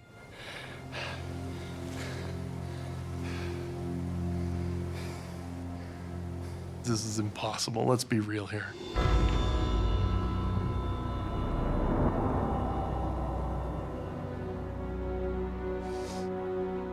Back at the plane wreck, Tom is concerned it's not just the mountains that could jeopardize Justin's chances of getting rescue soon. After Justin walked off, I thought that I didn't keep him there quite long enough to see that he wasn't internally injured and he could easily walk down the hill 100 yards away and fall down and bleed out from an internal injury and never know. Tommy is seriously worried about his friend. He knows Justin's body was pumping with adrenaline, which acts as a natural painkiller, and now its effects may have worn off. Between the time of the crash and the time Justin left, again, that was not a long period of time. It was probably 25 minutes. So 25 minutes with adrenaline still pumping, it's hard to assess somebody's condition. All Tommy and Larry can do is sit and wait, knowing that Justin's efforts to save them might be slowly killing him. If Justin hadn't made it out, if he'd fallen and died on the trail or whatever, then we were not in good shape. The task facing Justin is near impossible. He's completely unprepared for the freezing night that looms ahead. And between him and the nearest town are miles of mountains and waist-deep snow. I knew that that probably wasn't doable before dark.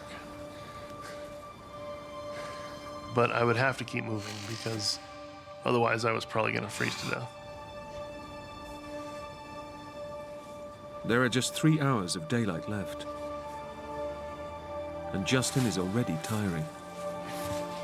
But if he doesn't find help soon, he and his friends are at serious risk from hypothermia. I was maybe going, 1.5 miles an hour, maybe, something like that. I wasn't going very fast.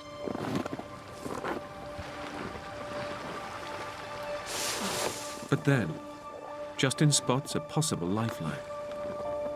I could see a creek.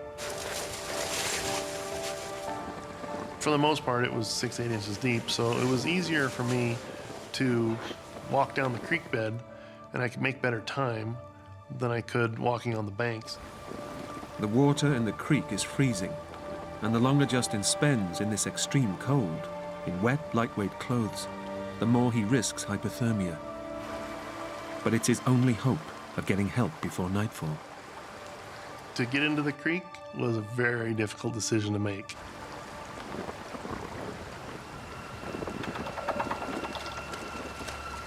But I had to get them the help that they needed. And then once I got into the creek, I started running.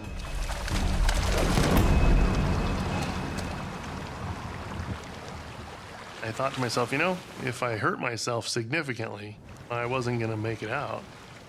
Nobody knew where I was, and especially now, I was a long ways from my friends and from the wreck. So you can't run. You sprain an ankle and you die.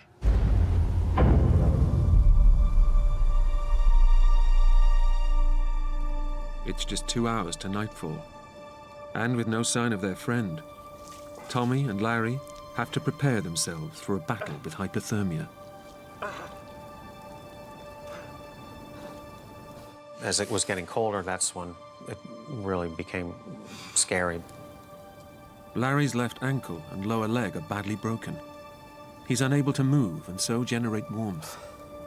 And with no guarantee Justin will make it out alive, Tommy knows he can't just sit and watch his brother-in-law die. I would start thinking about planning ahead, seeing what can I possibly do to ensure that we're not going to die here in this spot, not freeze to death. It all depended on what I did, whether we lived the night or not.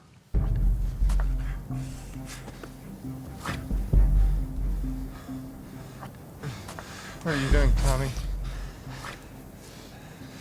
Try and work us a shelter. Tommy took the lead because he had had survivalist type training. There was a great level of comfort knowing that the person that I was stuck with in this difficult situation probably was about the best person it could have been. Tommy knows a shelter will protect them from the worst of the freezing temperatures and could just be enough to get them through the night.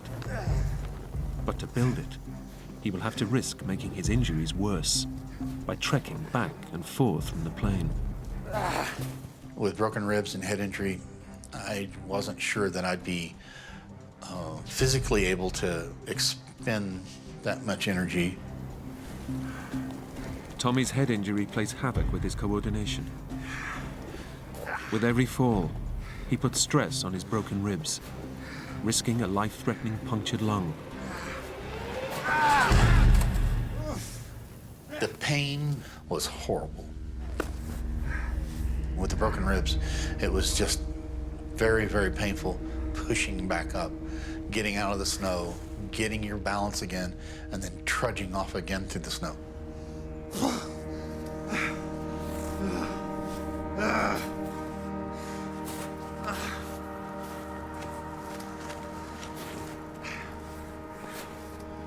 After more than 20 trips to the plane and back, Tommy can't go a step further. I slid down inside the plane and just kind of miraculously landed in a spot where my ribs didn't hurt, and actually nothing hurt. And it was nice and warm, the sun was shining there. And I thought, wow, you know, I was just ready to close my eyes for a while.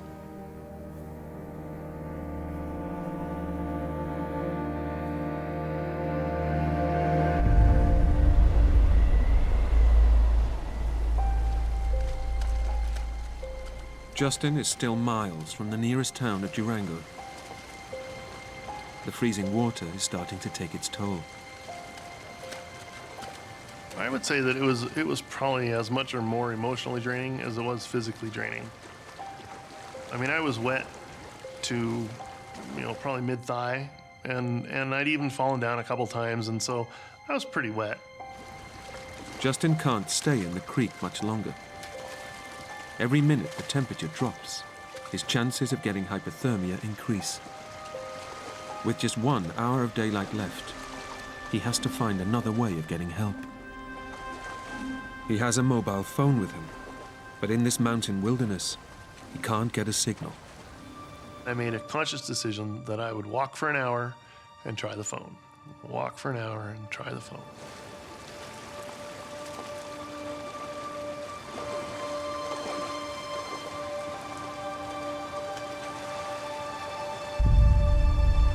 You could see a clearing quarter mile away, give or take, something like that, up the hill.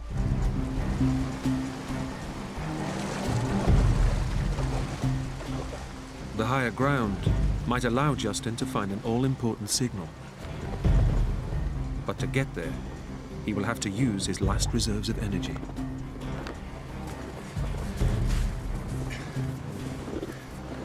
And when I got to the top,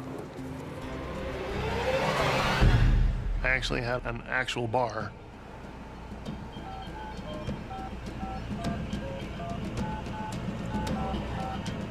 I made a call. It didn't work. I could hear them, but they couldn't hear me.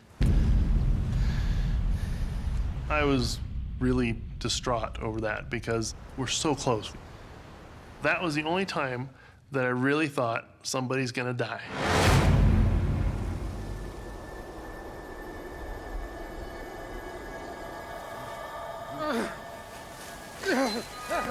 Tommy and Larry are becoming weaker with every passing hour. But they've built a shelter that might buy them some extra time to be rescued. After we got into our shelter, Larry was a little depressed because I think getting into the shelter pretty much signaled to him that we were going to be there for the night. Their basic shelter offers them some protection, but it also brings home to Larry the seriousness of their situation. And it became clear that it was going to be an overnight deal, and we didn't even know if anyone was going to come at all. I'm not moving anywhere. I got really scared. We just talked about it, and he said, you gotta just keep it together each moment so that you can survive this thing. If you panic, if you freak out, you're not gonna make it.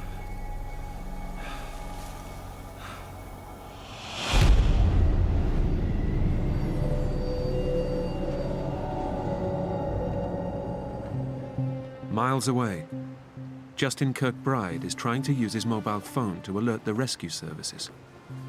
But he just can't get a strong enough signal. I ran up the hill, and then I called again.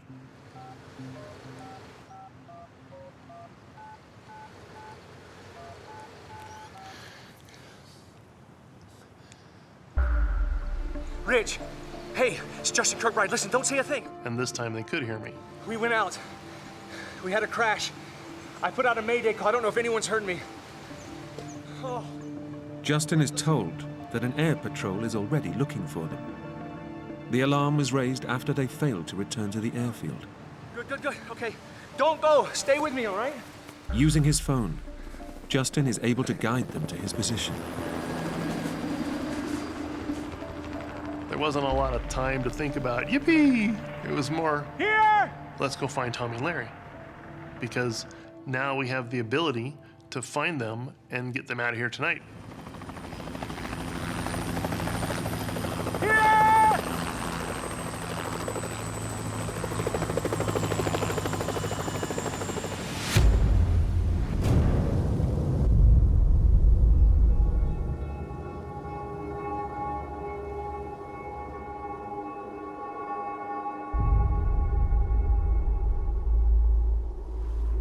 Tommy and Larry are unaware any kind of rescue operation has begun. As darkness falls, the temperature drops below freezing. They're over 9,000 feet up the side of a mountain, with leg and possible brain injuries. Tommy, I can't feel my legs or my feet. I'm so cold. Don't worry about it, Larry. You'll be fine. Larry is not an outdoor sort of person, so everything that was thrust upon him that day was totally alien to anything he'd ever done. Tommy's makeshift shelter offers some protection, but the icy cold still creeps in, and Larry is starting to succumb to the early stages of hypothermia.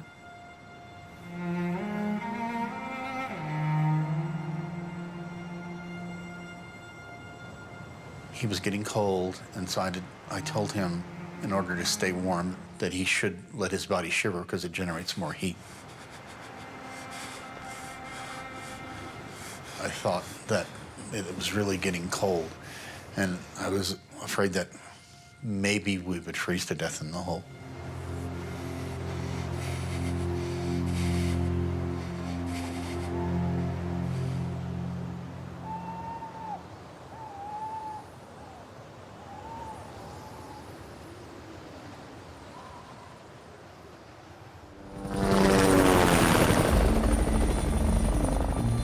Justin is being picked up by the rescue services. as the freezing temperatures could kill the injured men before morning. A specialist Air Force helicopter with night vision headsets has been drafted in to allow the airborne search to continue through the night. They asked if I wanted to go in the helicopter, and if I could show them where I flew, maybe we could see the wreck.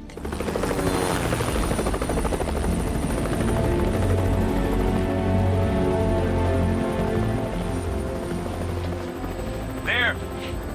Right there! We crashed about 2/3 of the way up that slope.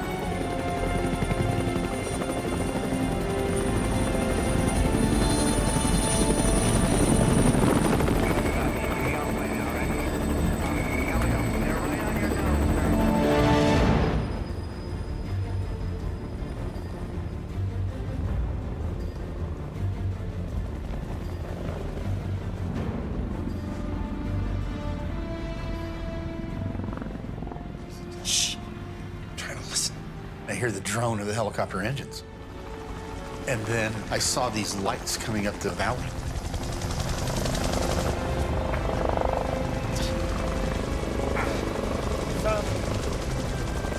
Please. Where? Over here! Here! What's this? Try and catch the lights. I was trying to reflect their searchlight.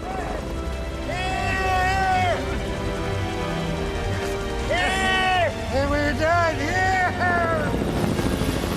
The searchlights would flash on the trees between us and the crashed airplane. Hey! Hey! Over here! Help! Occasionally, one would flash just straight across where we're staying. Here! Hey! Here! We were yelling and shouting like crazy. Yeah, we were waving our arms, yelling and shouting, everything. Hidden by the trees, Larry and Tommy remain invisible to the helicopter crew above. I knew we should have found them by now. Why weren't they out running around waving their arms? Because if they're waving their arms, we can see them. Why can't we see them? I was certain that we were in the right canyon, but after enough times of not seeing what you're looking for, you begin to wonder. The helicopter crew decides to search another part of the valley.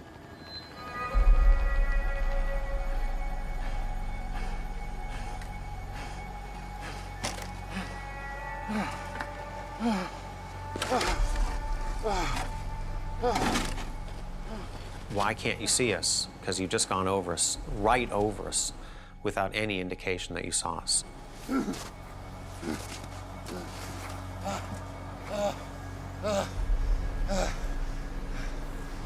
If you ever watch search patterns, once they decide an area is clear, well, they're not there, then they're gone. Their only chance of rescue has disappeared into the darkness. I did not feel good about life right then. I was extremely concerned.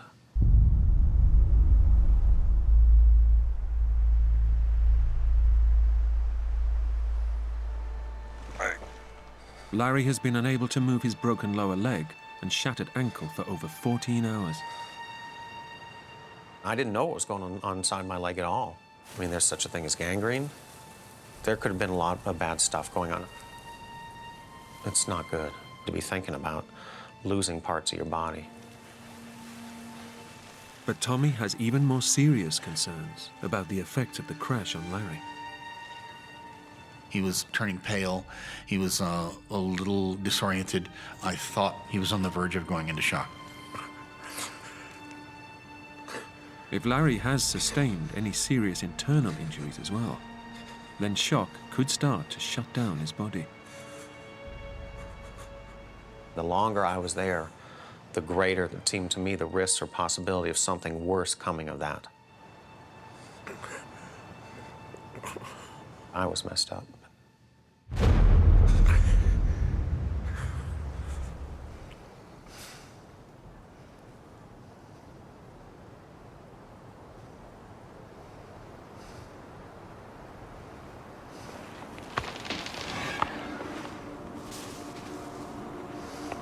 was that?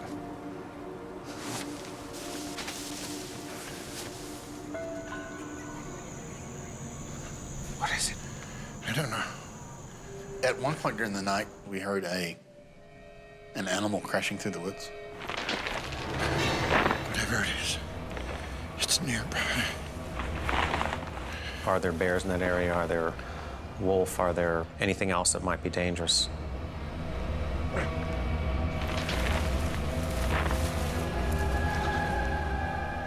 I said to Larry, I hope that's not a bear smelling my blood trail. There was so much blood everywhere from Tommy. The animals, particularly carnivores, they look for wounded. Something he might come looking for you that's hungry. I'd survived the crash and more worried about what was next. There was that one little sharp jolt of unreality, thinking that a bear might cross my blood spore and follow it to us. But it was momentary. Tommy has a reality check. It becomes clear to him that the chances of a bear attack this time of year, when most are hibernating, are slim. But by now, Larry has worked himself into a frenzy. I was purely frightened at that point. There's a feeling of you're pretty small and alone out there. He was just a nervous wreck, you know, thinking about this bear creeping up on us and snatching him out of the hole. If a bear had come, what would have happened?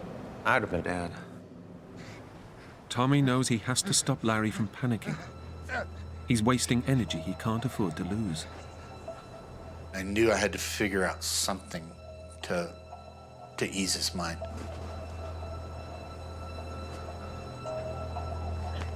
Tommy struggles back to the plane one more time. So I've searched around in there, and the most portable thing I could find that might work would be the fire extinguisher. So I took that with me back.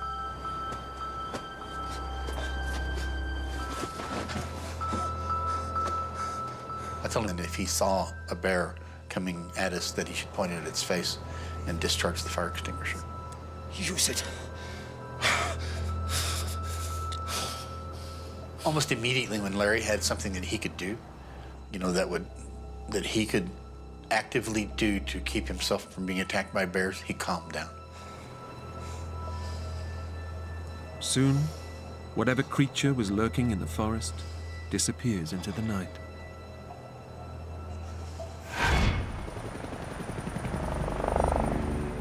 Justin Kirkbride and a helicopter crew have been searching for them without any luck. The chopper has exceeded its flying hours and has to return to base. Time is running out. I've done everything except finish it. And ultimately, everything is important, but finishing is the most important. And I'm definitely distraught over the idea of leaving. I mean, we're so close, we can't stop. Look, these are my friends out here. What if they were your friends? Just give me 20 more minutes, one pass. Yeah, okay.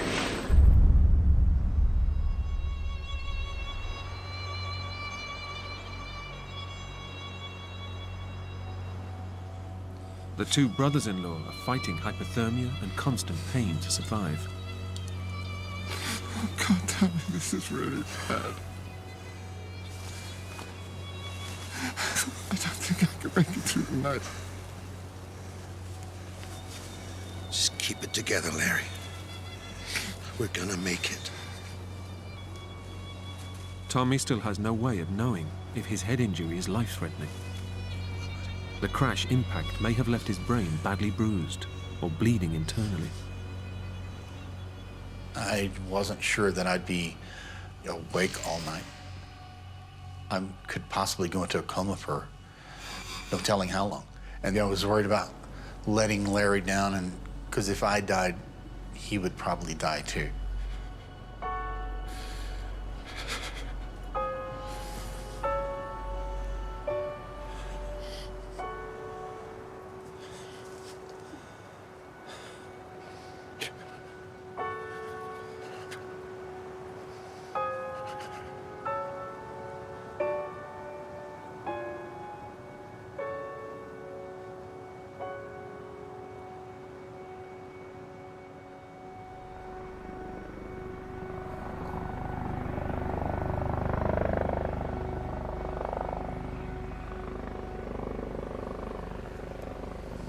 Tommy.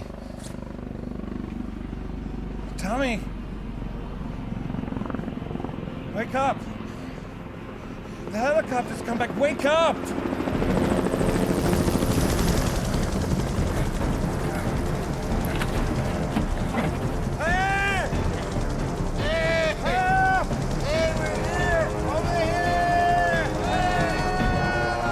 When they came back the second time, they were flying much slower. The lights were bright when they flashed the lights across us because they were much, much closer.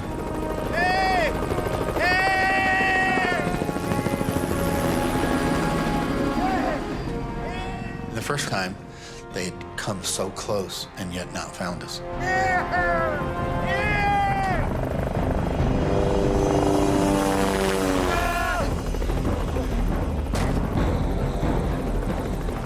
That's when I remembered that I had a camera in my pocket. So I got out of the hole, walked over into kind of a clearing.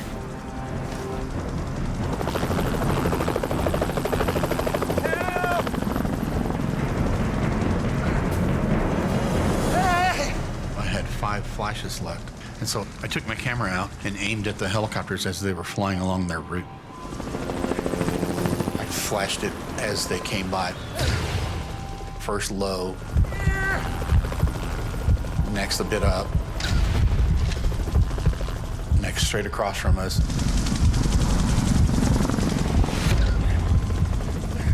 next further behind us. But they didn't see us. I fired off the last of my flashes. The 5th flash.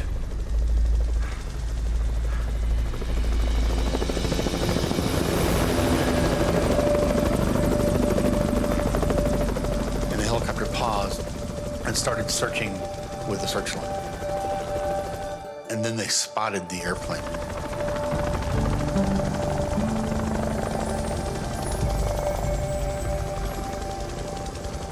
It was fantastic. It was like hallelujah. It was the best present, the best thing that ever happened to me. Justin has delivered on his promise to get his friends help. I knew that we'd found them. I've done everything I could possibly do. And so, yeah, I was definitely relieved and happy. The helicopter crew search for a clearing from which to pick up the 2 injured and exhausted men. And all of a sudden, the helicopter bumped a couple times, like some turbulence. And I thought, wow, that was weird. And we just spun around and bam, into the side of the mountain. It's the second time Justin Kirkbride has been in an air crash in 24 hours.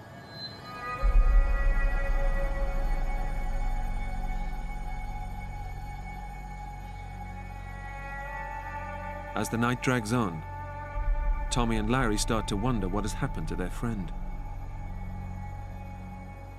We're sort of like, well, where'd the helicopter go? Why did it go away and where did it go? What started as a routine sightseeing trip has turned into a fight for survival. As it gets to the coldest part of the night, the battle with constant pain and injury has left them with no fight left. I started thinking about loved ones and my dogs and, you know, whether we were actually going to live through the night. I was tired, I was aching. I was just ready to close my eyes.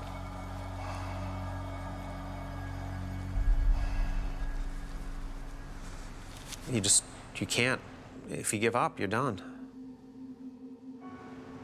And I started to have those thoughts.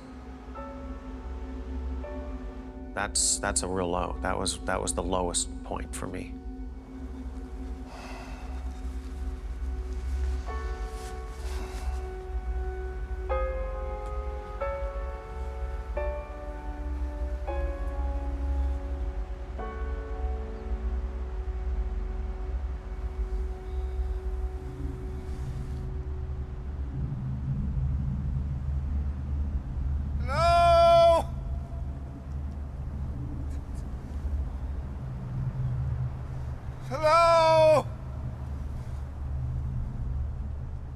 that point, pretty soon thereafter, I started regularly yelling. Hello! I wanted to hear someone's voice.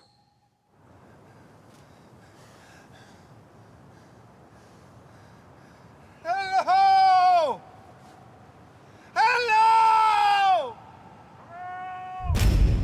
Hello! Hey! All of a sudden, I heard someone yelling back, and someone answered. And that is a wonderful, wonderful sound. That is the best sound ever.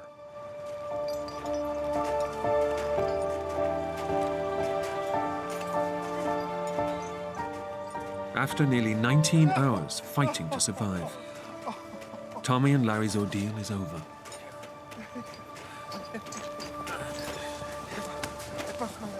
I felt like I could, just let myself go and, surrender to the pains because I no longer really had to do anything. I was done with my night in the woods. This here. So I knew that we were going to make it at that point. We're basically saved. It was just the best thing ever. Larry and Tommy are saved by a ground-based rescue team working independently from the helicopter crew. The team was dispatched from Durango the minute the plane had been reported missing. The rescuers were guided by the coordinates Justin had given them and followed his tracks in the snow. Under a mile away, Justin and the helicopter crew had survived their crash. The helicopter's main rotor had hit a tree, and it had fallen 70 feet to the ground. But all 8 passengers made it out completely unscathed. Larry and Tommy were airlifted to the hospital in Durango. They were reunited with Justin later that day. None of the 3 friends had any lasting injuries from the crash. Any time that you crash an airplane out of the sky and walk away from it, there is some amount of luck involved. A lot of that luck broke because of the common sense decisions that were made by those 2 guys. I would not be here if it weren't for them, no question.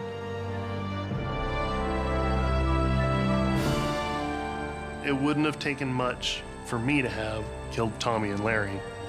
I could have been telling this story without a smile on my face, I guarantee it, without a lot of changes.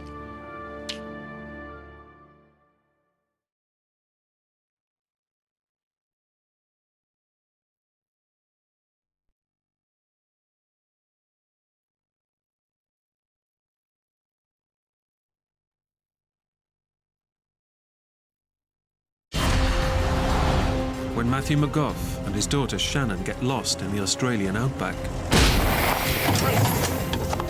their camping trip descends into a living hell. Shannon, get out! Run now!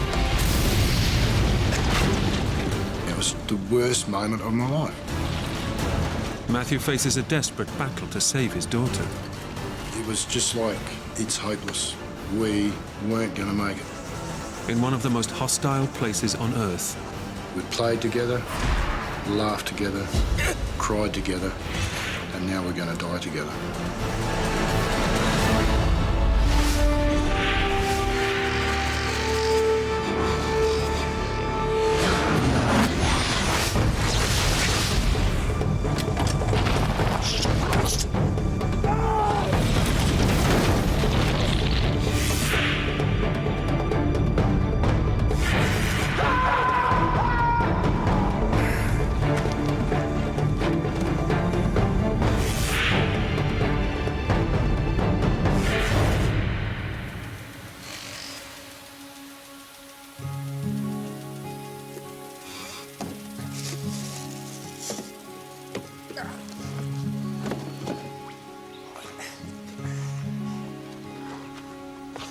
Hey, sweetheart, you ready? Yeah. in a remote town in Western Australia, Matthew McGough and his young daughter Shannon are about to set off for an overnight fishing trip. Shannon's my only child. We had a really good relationship, really real friends as well as father and daughter. Got on along really well. We always used to laugh and play together a lot. For Shannon, trips away with her dad are always something to look forward to. And we are off ski. Me and my dad were pretty close. We used to go away on weekends a lot. Mom, we're going! We'd go fishing, bushwalking, go camping and stuff, because that was the kind of thing he liked to do. Be safe. Matthew is recently separated from his wife, Irene. But she knows how much Matthew cares for Shannon, and she's more than happy to see them spend time together.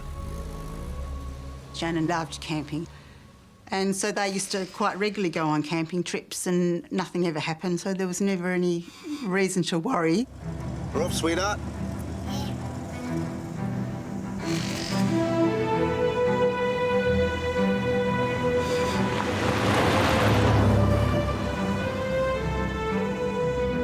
They live in a small town on the edge of Australia's Great Victoria Desert, a terrain Matthew knows well. The only way to get to see the countryside is to get off the beaten track. And that's the ruling I've always lived by.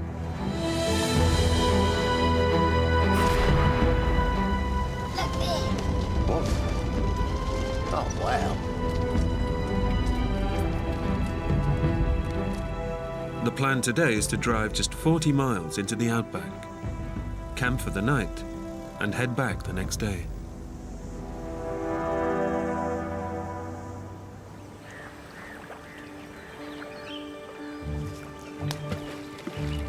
I got further than you. No, you didn't. Yes, I No, you didn't. Matthew wants to make this trip an extra special one, as he's about to move 1,500 miles away, and this may be their last weekend together for some time. So he takes Shannon to his favourite rock pool. It was our last trip. We were going to see each other for a while, so that's made it a bit more special. Well, it's just a case of spend some time with Shannon for the last week or so before I took off. Have you caught anything, Dad? Nothing yet, sweetheart. Maybe later, eh?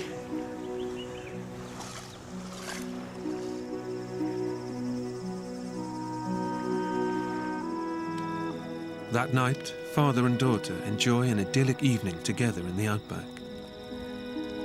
One of my favourite parts was probably laying under the stars and watching them, and Dad would point out things that he knew from his childhood.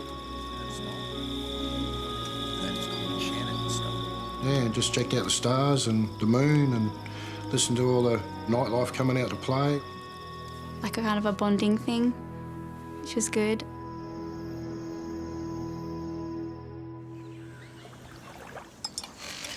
Right, let's go, sweetheart. The next morning, they're due to head back home. It's been a great trip, but one thing is missing. They haven't caught any fish. Shannon sort of looked up underneath the hair, and you could see she was a little bit disappointed. So before returning Shannon home, Matthew decides to take a detour to try and catch her some fish. Listen, sweetheart, I've got an idea. Jump in. I sort of had a bit of an idea where there was another dam, a fair way away, but yeah, had a general idea about where to go. Getting to the fishing spot means heading a further 50 miles away from civilization, far deeper into the outback.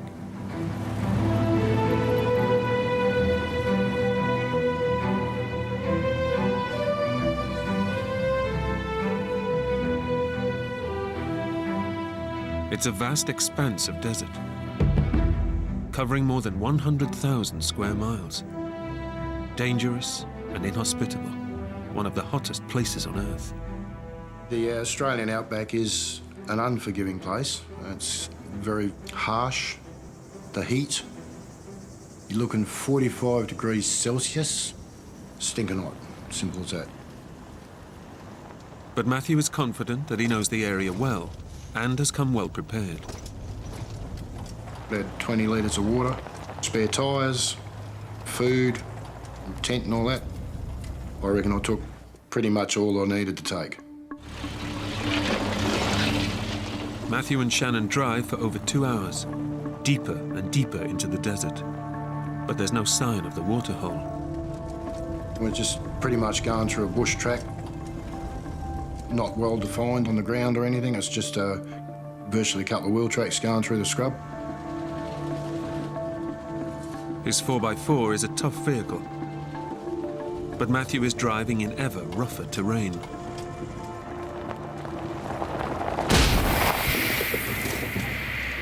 Kidding me. You stay here, it's all right.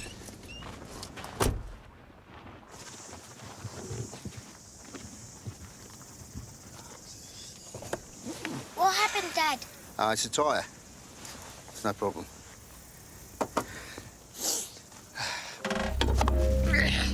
Matthew has come well prepared and has 3 spare tyres on board.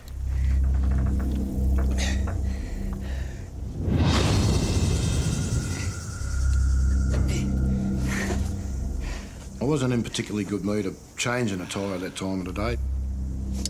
I was sweating, yeah, I was bloody soaked to the bone.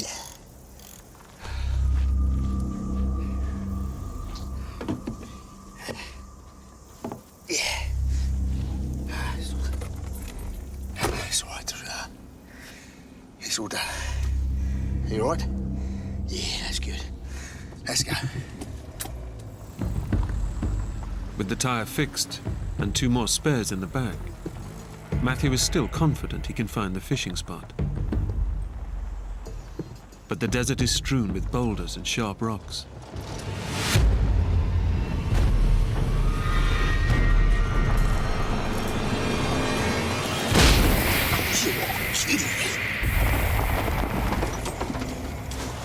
What was that, Dad? It's the tyre. I'd only gone a couple of miles and then I had to change another tyre. It's now mid-afternoon. The hottest time of the day, with temperatures hitting 115 degrees Fahrenheit. And Matthew begins to have doubts about his quest to search for the rock pool. I was just wondering whether it was all worth it or not, pretty much.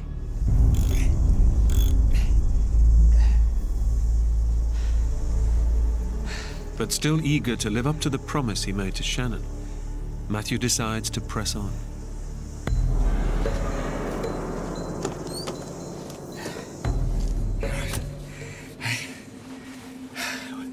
We'll be fine. Let's get going. By my calculations, we're about halfway from where we'd come from to where we were going. And what's the point of turning around? Might as well continue on.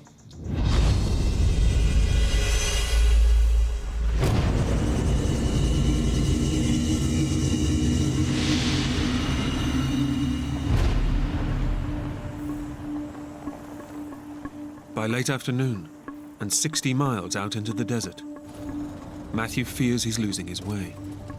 I'm sure it's around here someplace. I sort of run out of road. I lost me track.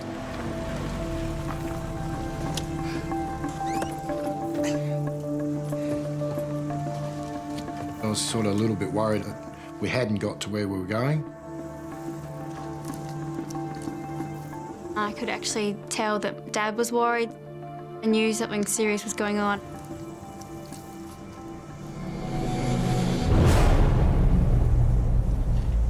With just 1 spare tyre left, Matthew abandons his quest to go fishing and decides that it's time to get Shannon home.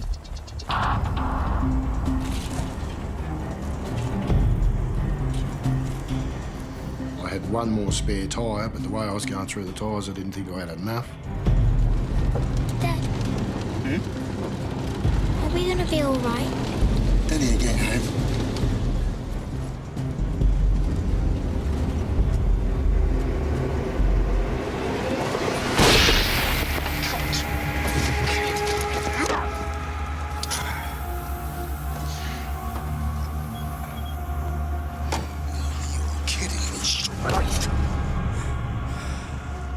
I was pretty peeved about the idea of getting a 3rd puncture, again in a stinging heat.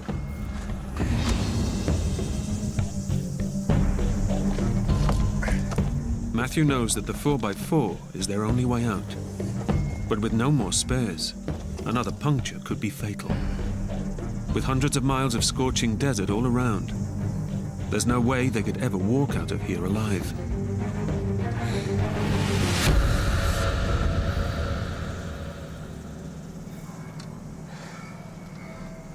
You all right, sweetheart?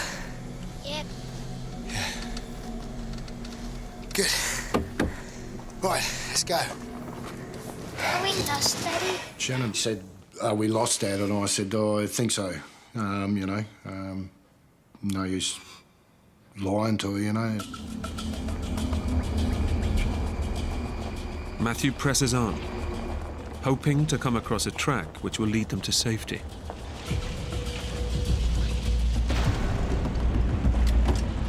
But just when he thinks he's making progress,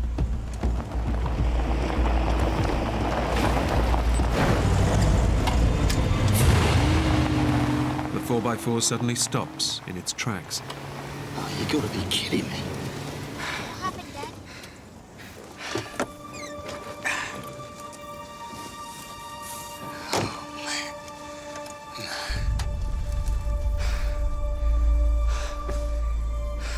I started rubbing my head thinking, what the was going on?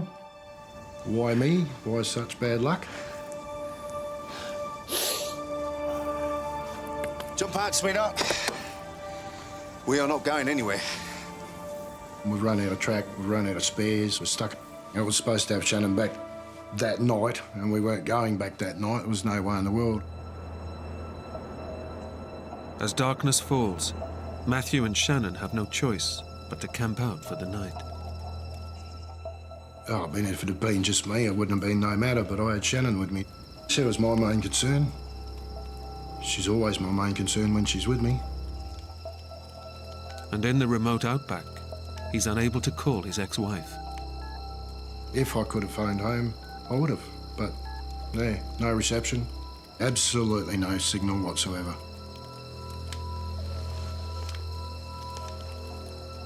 At that point, I was thinking that, yeah, I might have made the wrong decision by not turning around and going back.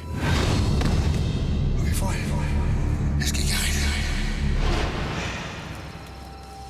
I was calling myself the biggest idiot under the sun.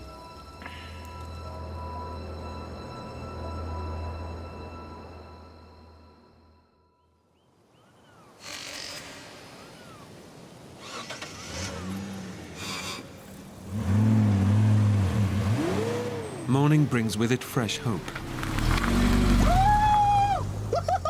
The cold of the night has hardened the ground enough for Matthew to free the 4x4. We did it, sweetheart. Well done. That's it. We were feeling really good. It was great to get out. No worries at all. Pretty happy that we're going to get underway again. Woo! We are going home. Yeah! Woo!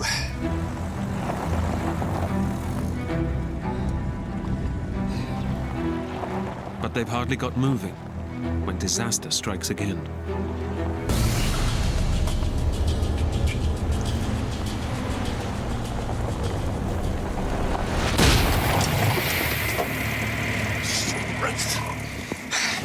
Mayday, sweetheart.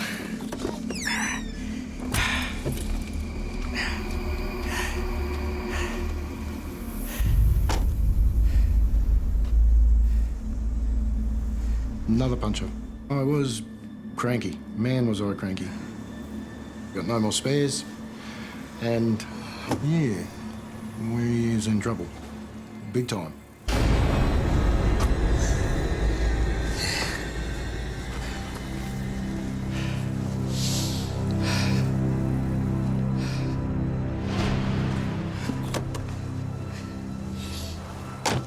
What happened, Dad?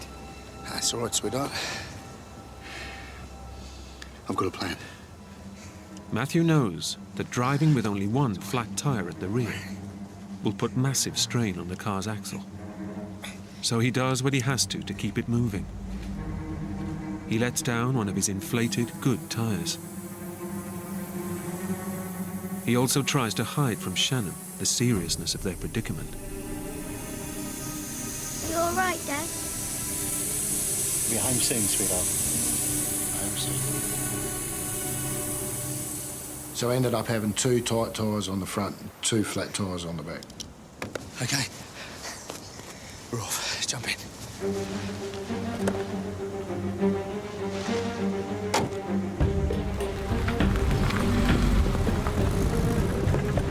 They crawl along at only 5 miles an hour, completely lost in the vast, burning desert. I was in 4-wheel drive and I was just pushing along, straightened the steering wheel up and just kept going. We'll be fine. Yeah. But running the car on 2 flat tyres in this scorching heat is putting enormous strain on the engine. We're in 4-wheel drive, which brings up the revs of the engine a little bit. And because I was concentrating on what I was doing, I wasn't watching the temperature of the radiator, and it boiled.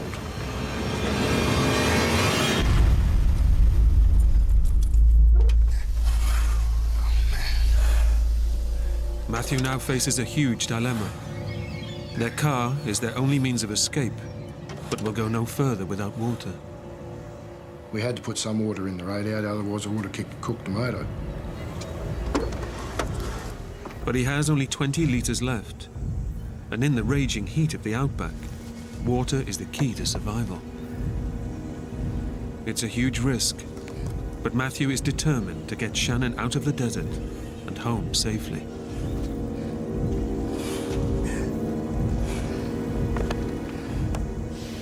I put 10 litres of water in the radiator and I kept 10 litres for Shannon and myself.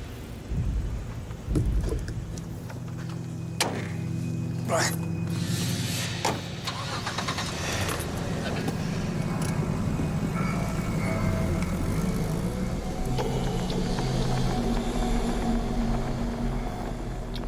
Matthew struggles on. But the strain on the engine is massive. And it soon needs even more of his dwindling water supply.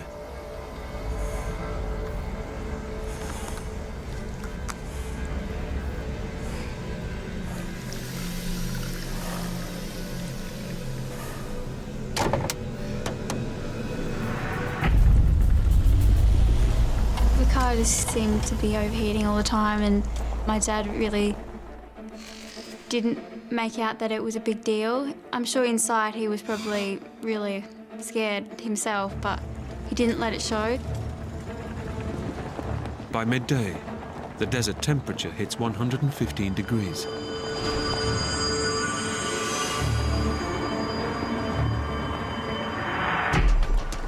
Whether it was an electrical fault or whether it was dry grass pushed up around underneath the hot exhaust system, I don't know, but I noticed smoke coming out from underneath the bonnet.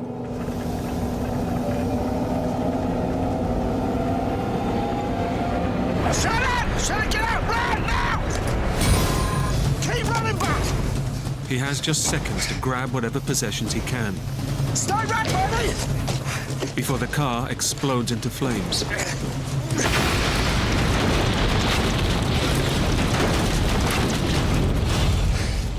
It's okay. It's okay. It's okay. They can do nothing as they watch the car burn. Their only means of escape is destroyed. And we just sat there and watched it burn, and I was giving her a cuddle and trying to reassure her that we'd be right.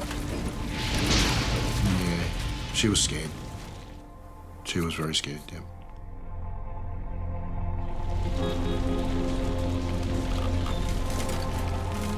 What started as an innocent fishing trip has turned to disaster. Matthew's only way of getting Shannon out of the desert is gone.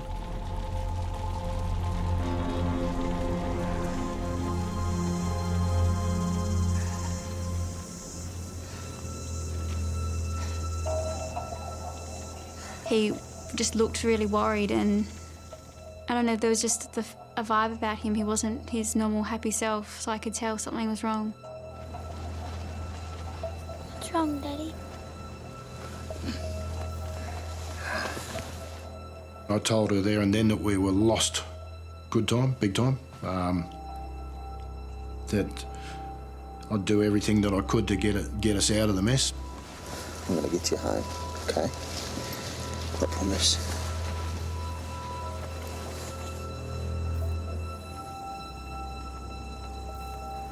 I couldn't whinge or complain about it.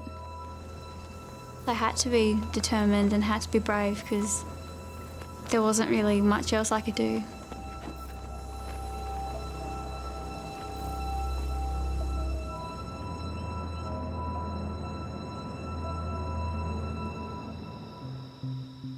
It's been 36 hours since Shannon was due home. Her mum Irene has called the police, and they've launched a search. Hello? Nothing door. But there's still no sign of Shannon and her dad. All right. All right, just let me know, all right? It was just really, really scary. I couldn't sleep. I was just worrying where they are, and there's nothing you can do. You want to do something, but you can't.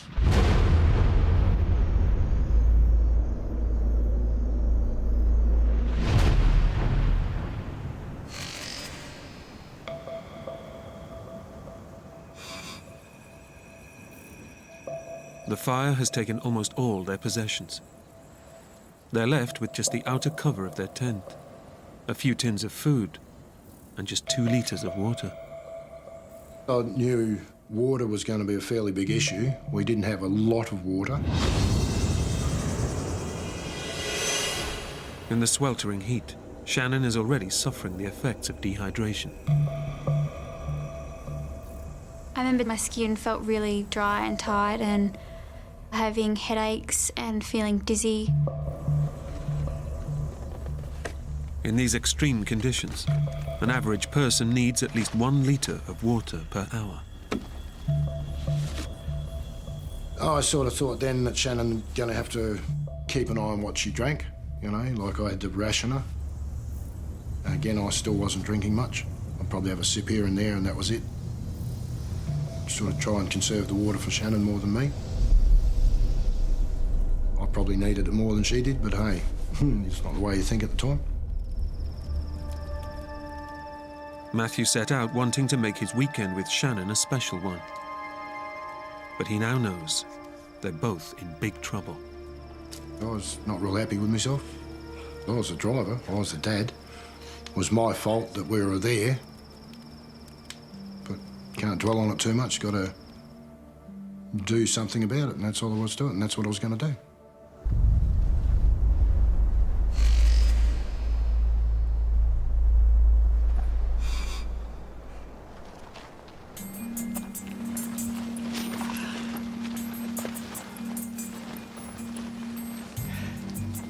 It's been 2 days since the car caught fire, and Matthew is determined to get Shannon to safety.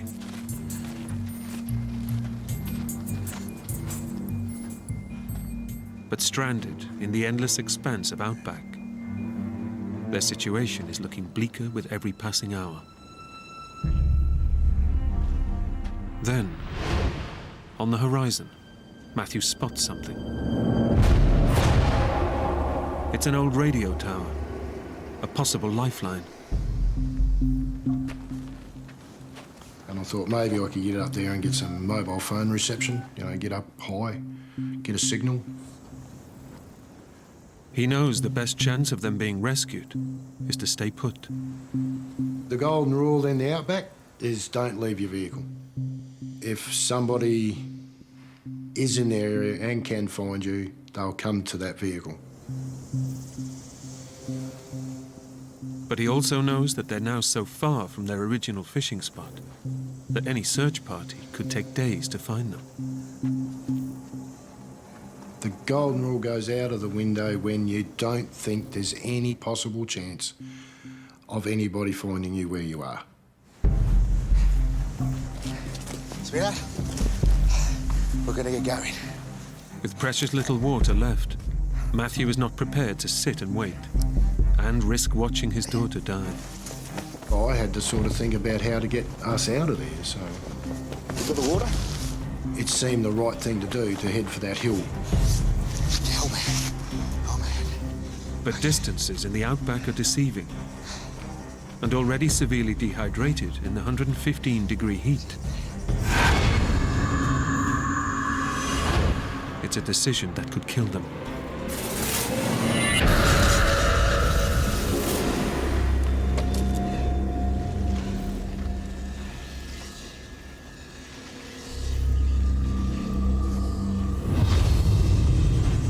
The hill didn't seem that far away, but because it was so hot, we had to stop heaps and heaps of times.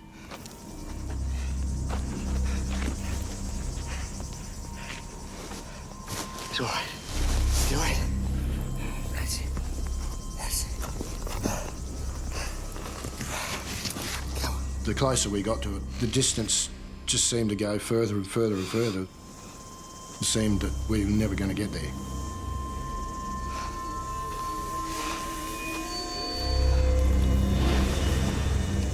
A lot of sweating, a lot of reassuring Shannon we'd be right. So, it's pretty harsh. It takes 4 excruciating hours for Matthew and Shannon to finally make it to the tower. It's a rickety old structure, but his only hope of gaining enough height to get a signal and call for help. The dangers of climbing a mast, falling, breaking my neck, leg, whatever. Just didn't think of it, just did it. Careful, Daddy.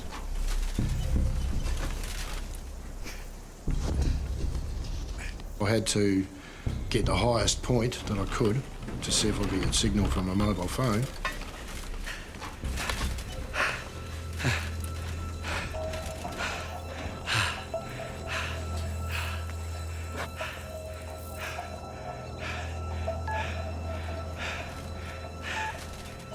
But he's just so far out in the desert that even at this height, there's not even the faintest signal.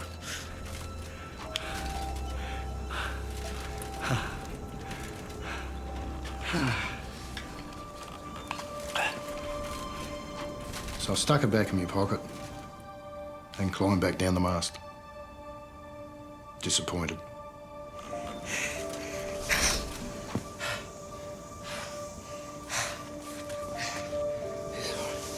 It's okay. Yeah.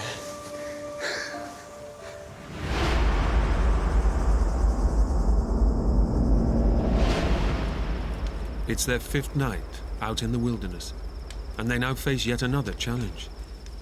The temperature suddenly plummets to below 0, and without their tent, they're at the risk of hypothermia. That night, the temperature's dropping. It is freezing cold. It's getting colder and colder on hard ground. I kept building fires so Shannon could keep warm. I wrapped myself around her to try and get my body heat into her. I couldn't sleep at all. I was too worried about getting us out of there. And even though Shannon was there with me, I just felt so alone.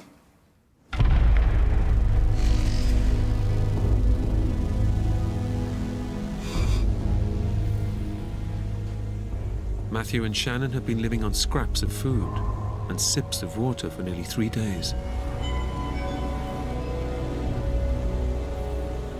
We're virtually down to no water, and I think we're on our last can of food. Out of options, they can only sit and pray for rescue.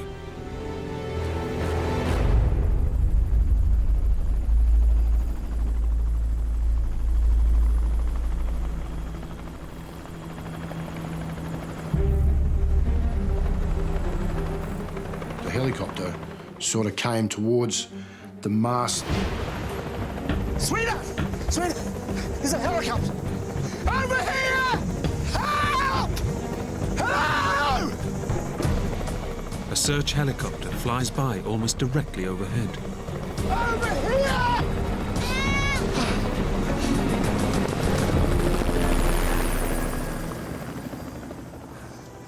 But in the vast expanse of the desert, they're just too tiny to be spotted. I just felt devastated. I was just, felt lousy. Absolutely lousy. Just couldn't believe they didn't see us.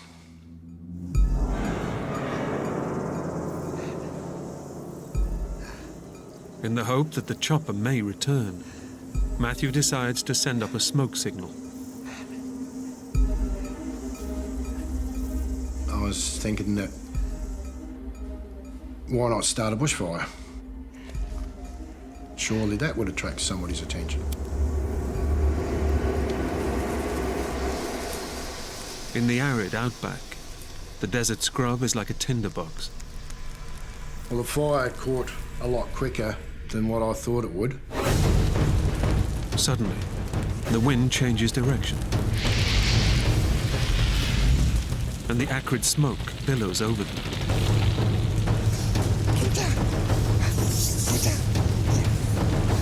Wrapped my arm around her and pulled her head in towards my chest because the smoke was so thick, we were choking on it.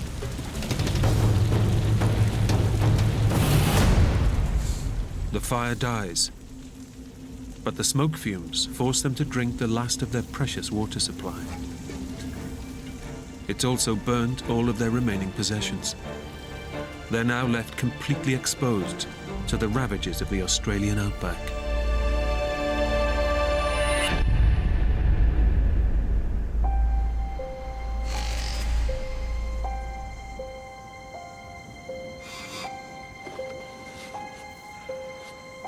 It's now been 12 hours since their water ran out. A lack of water will kill an adult within days. But Shannon is just a small child.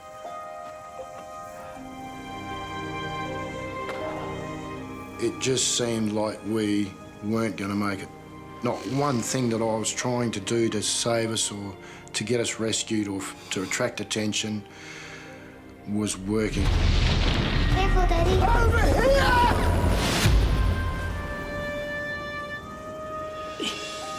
I told Shannon that if we don't get found today, I doubt very much whether we'll get through tomorrow. I doubt very much at all. All I wanted was just to go home, and having my dad tell me that that might not happen, that I might not be able to do that, it was quite upsetting for me. It made me feel useless. It's a big letdown for yourself when you feel like you can't provide for your daughter in the way you should.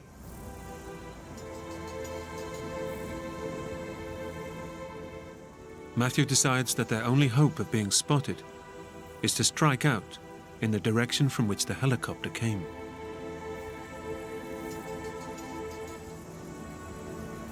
The reason I thought of going down towards the open ground, people that have more of a chance to see us. But walking on in the blazing midday sun only dehydrates them further.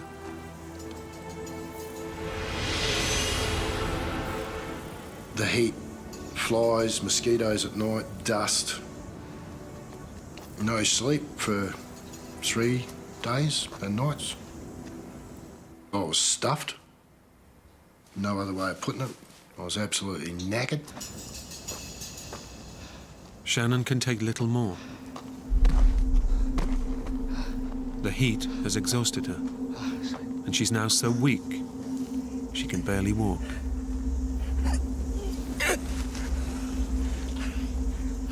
I wish that I had the energy to be able to pick her up and carry her, but I didn't have that.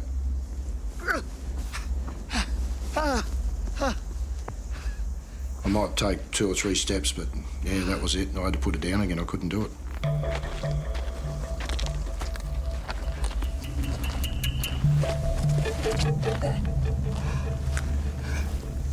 That's probably a very, very hard thing for a dad to, or for any person, I'd say, to be able to understand that you can't pick your own girl up, you can't pick your own child up and carry her. You just don't have the energy to do it, and that's a pretty hard thing to come by, to understand. Very hard.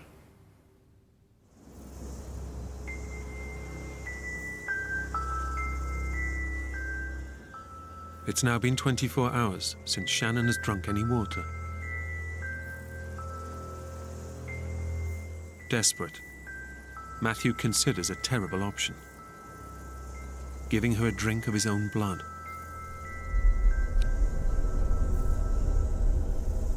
That idea came from watching documentaries on telly. I know there's some African tribe over there that can cut the vein on a cow and drink the blood from it.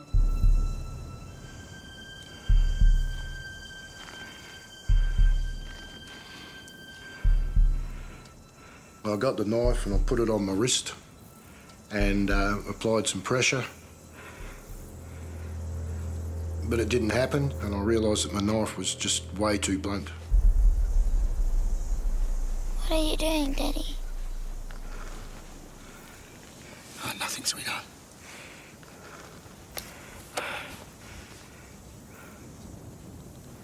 It's okay.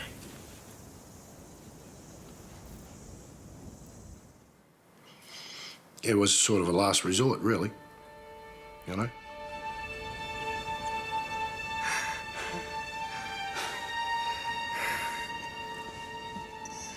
Matthew had wanted this weekend to be a very special one with his precious daughter. Now he knows that without water or rescue, she could be dead within hours. Yeah, we had a big cry together, even though there was no tears. There was a lot of sobbing, but there was no tears whatsoever. We were too dry to even cry a tear. And even to think about it now, like, I feel sad. I feel like I want to burst out in tears, actually. So yeah, you know, it's just one of those things. And I'd hate to ever put Shannon through that again.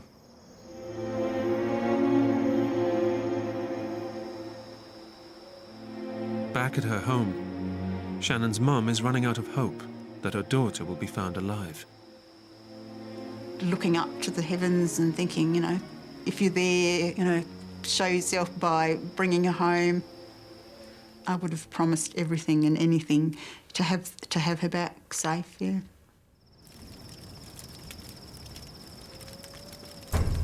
Their plight is hopeless, but Matthew won't give in till he's done everything he can to save Shannon.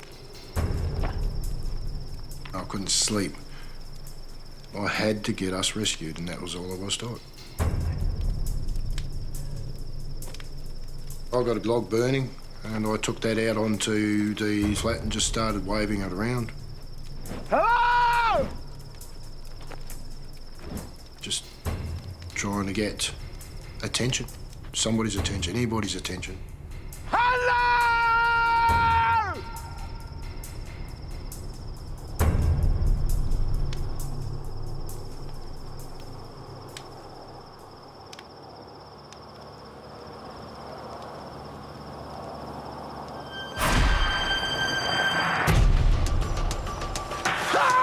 From out of nowhere, this bloody set of headlights are heading straight towards.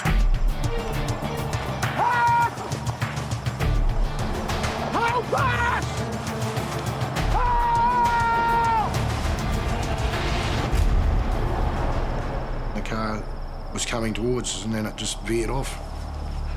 Over here!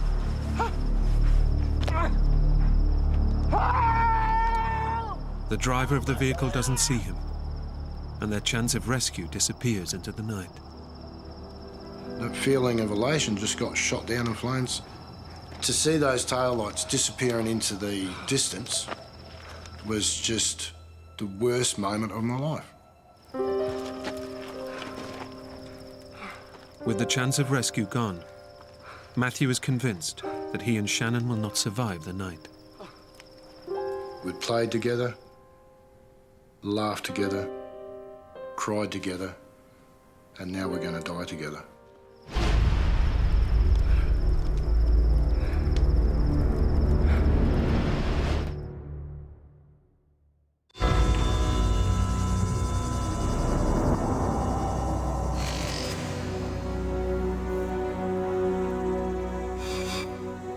All rescue efforts have failed to find Matthew and Shannon McGough, and they've gone 2 days without water, in the ferocious heat.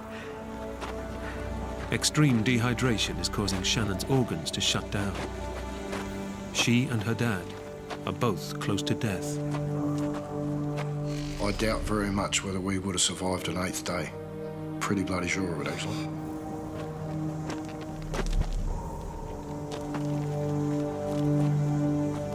Then, just when all hope is lost,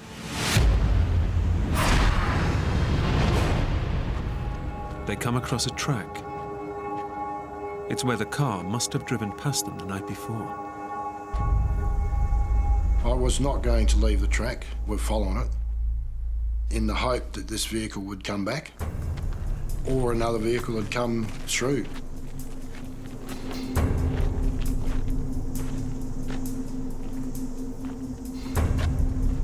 But Shannon can go no further.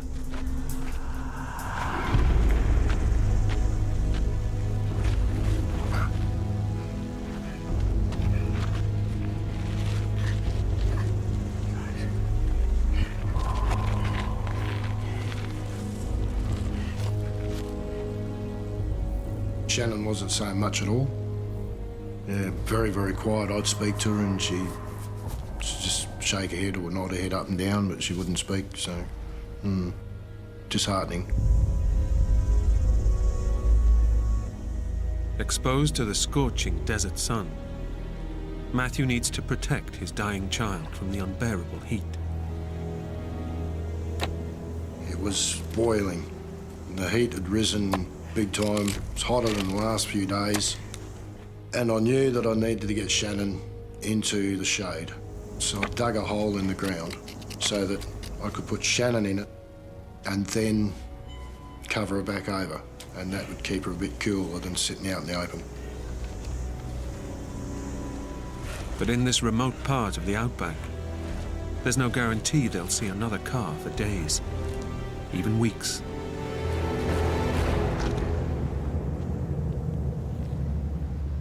Matthew knows he may have just dug his daughter's grave.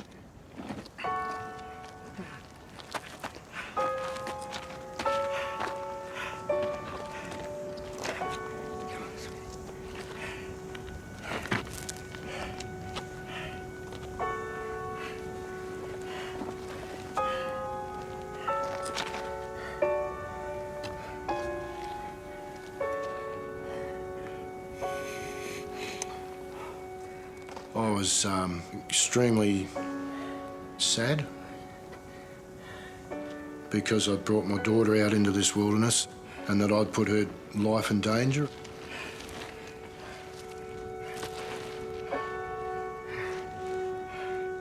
After 8 days, battling to keep himself and his daughter alive, Matthew finally gives up.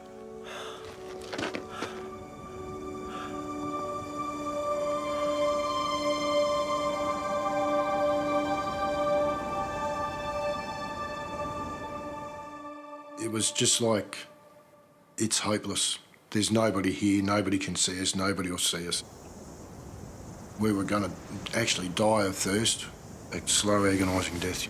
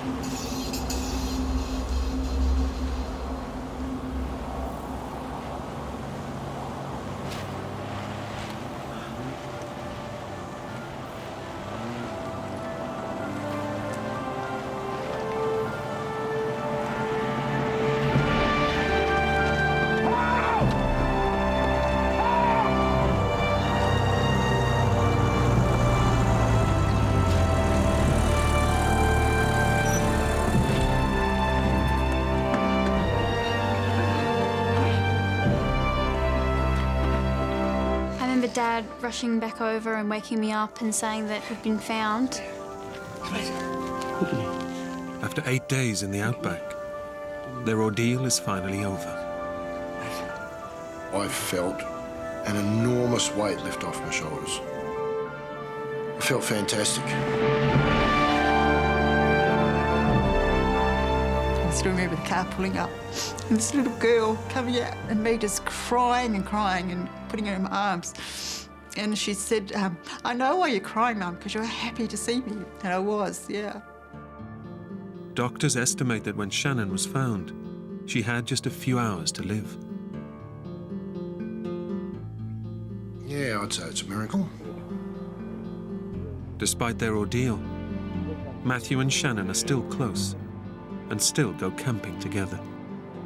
Dad probably takes more supplies now and we don't go as far, but it doesn't really change the fact that we still go camping.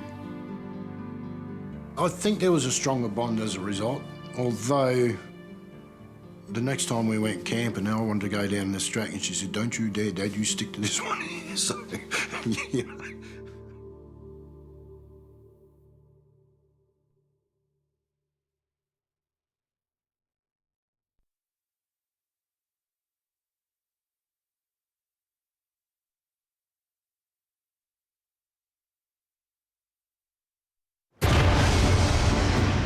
When a family's boat smashes onto a reef in the remote South Pacific Ocean, the sailing trip of a lifetime turns into a living hell. I feel like I'm in the scene from Titanic. Seriously injured and hopelessly trapped, a father can only watch as his wife and children battle for their lives. They were going to die one by one after me, and there was absolutely nothing I could do to stop it. Now, the fate of an entire family lies in the hands of their 16-year-old son. Sorry, Dad.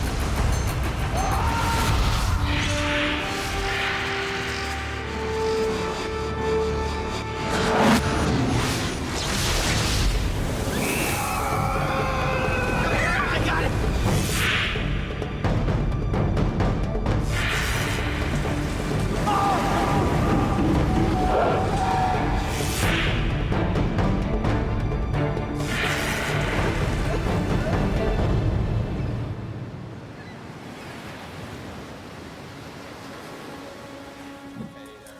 Hey, honey, do you want to grab these? Sure. The Silverwood family, from San Diego, California, is on a round-the-world sailing trip. Hey, Amelia, honey, will you come here and grab this? For Dad, John, the voyage is the fulfillment of a lifelong dream. John had always talked to me about going and doing this sailing thing. You know, he said, oh, let's just go buy this boat and go, you know, put the kids on board and go sailing around the world. There's a lot of different reasons why we went on this voyage. Probably most important to me was that my kids experienced firsthand at a young and an impressionable enough age just the absolute freedom of being out on the ocean. Hey, Ben, you want to give your mom a hand? Okay. The family has already sailed 20,000 miles. You all set? They're now on the last leg of their journey, leaving the South Pacific island of Raiatea and heading for Australia, 3,500 miles away. Australia, we were going to sell the boat and go back home and put the kids back to school and go back to work. Okay, guys, come on, let's go.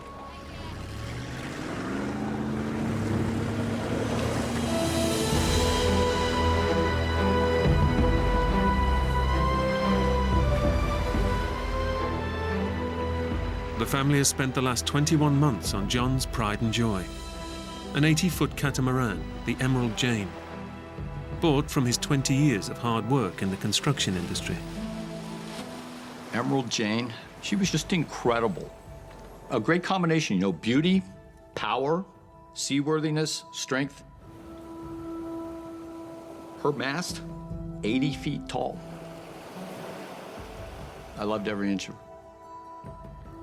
For John's 3 youngest children, Camille and Amelia, and their brother Jack, the trip has been an unforgettable experience.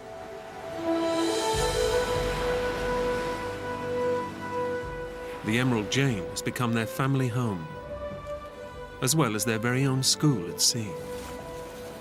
We had all the accoutrements of life that we would need, including probably 300 pounds of school books. But not everyone on board has enjoyed the trip. Ben, want to come over here, take over? I have to. John's teenage son, Ben, has found it hard going. I wanted to go home really badly because I just missed all my friends. And I was still in contact with a lot of my friends via email. So I tell them about stuff, and I really missed them.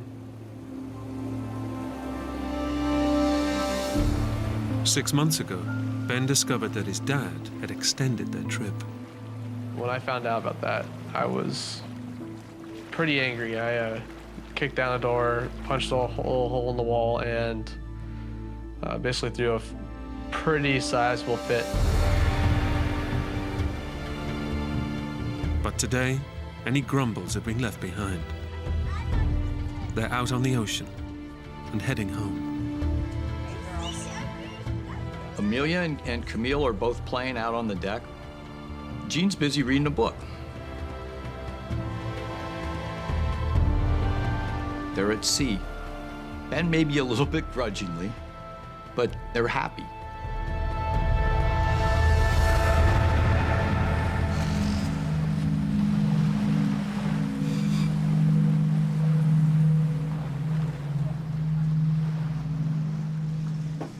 Hello. Is everybody hungry?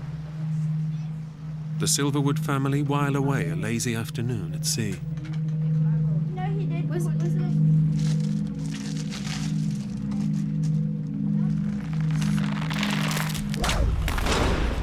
There's a clanking sound up at the mast. Something that had never happened to us before.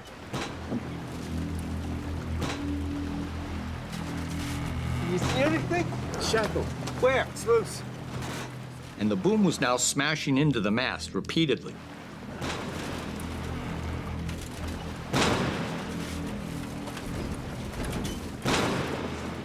And we wrestled with that problem for probably 2 hours. But John and Ben can't fix the sail. Yeah, I think we leave it for the night, Ben. I say, look, we'll fix this thing in daylight. We have to drop the mainsail down. And we continue on like that.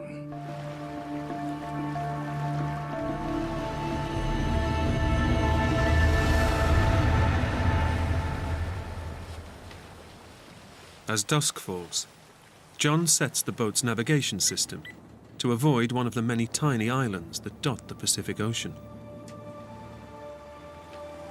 And the Emerald Jane heads into the sunset.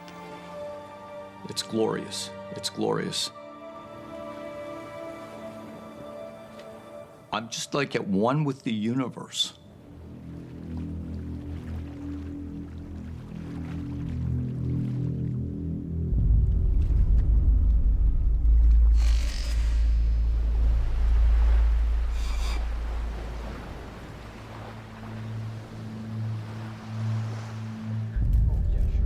You guys all set for dinner? Yeah, Mom. Yeah? Below deck, the family relaxes, while Ben keeps watch in the cockpit. 1 more minute, and that's it. Okay? John takes a rest, and the 3 younger children get ready for their evening meal. It's another night at sea, just like the hundreds they've spent together during their voyage. I start to hear this scraping sound.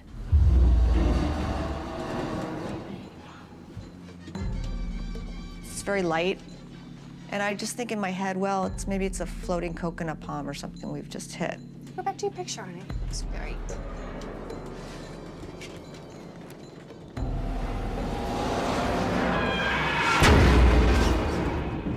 There's this sharp bang sound. Then it starts to get louder and louder. I run into the salon. Like chalk on a board on steroids, man. It's just ripping our ears apart. And my son's voice coming from the cockpit, one word. Reef! Reef! He's screaming, reef. We looked at each other in horror. And in that same second, I hear this big boom. I just got thrown a good 5-10 feet. The Emerald Jane has smashed into a submerged coral reef. John slams the boat's engines into reverse.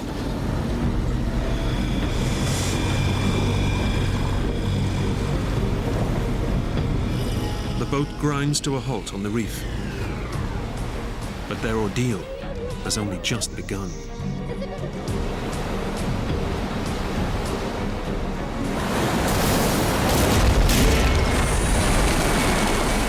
This giant wave hits the boat.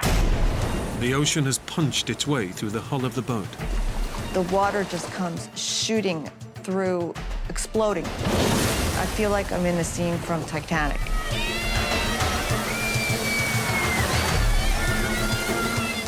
I just looked at John's eyes, and you can tell he's scared. He's really, really frightened. He doesn't know what to do, and I don't know what to do. The whole dream of my life was all disintegrating right in front of my eyes.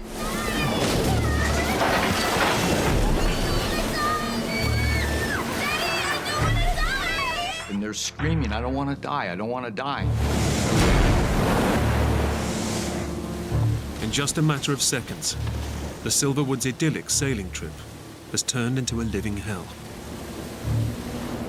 The Emerald Jane is being ground into a reef in the middle of the Pacific Ocean and is being battered by violent waves. I know that we're in a world, just a world of hurt. Seawater is engulfing the vessel, and the cabin is slowly flooding. Mayday, mayday, mayday. This is the sailing vessel Emerald Jane. We're at latitude and longitude.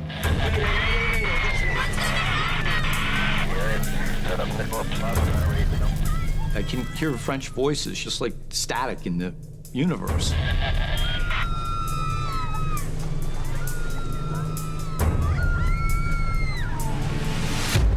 But I can't get through. The boat's satellite phone should work anywhere on Earth. It's a direct line to call for rescue. And my hands are shaking so hard.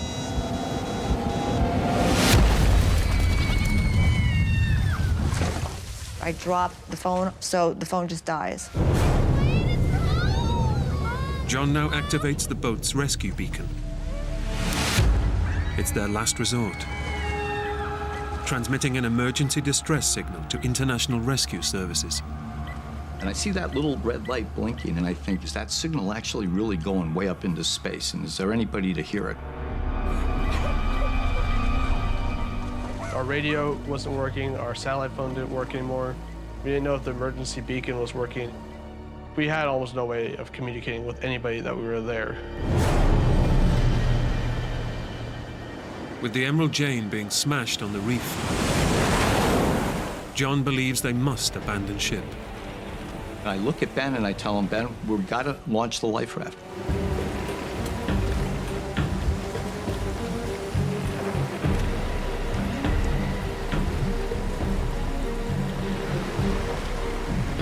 We pull the line that inflates this life raft. You never think that you're going to do it.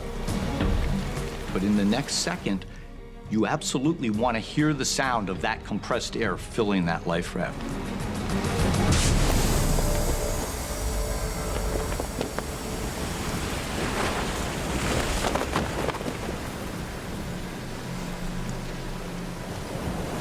But just as Ben and John are about to launch the life raft, all the lights on board Emerald Jane, every single light goes out.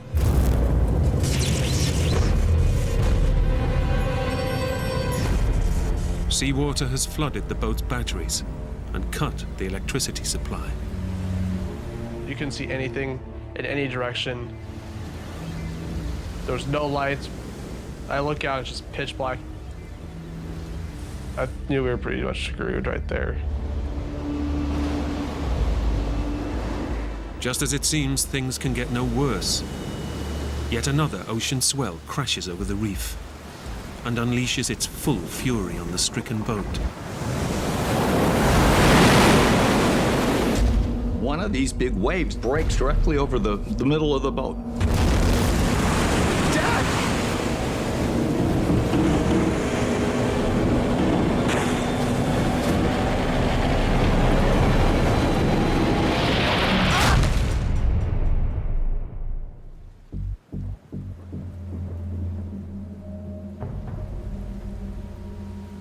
I'm flat on my back.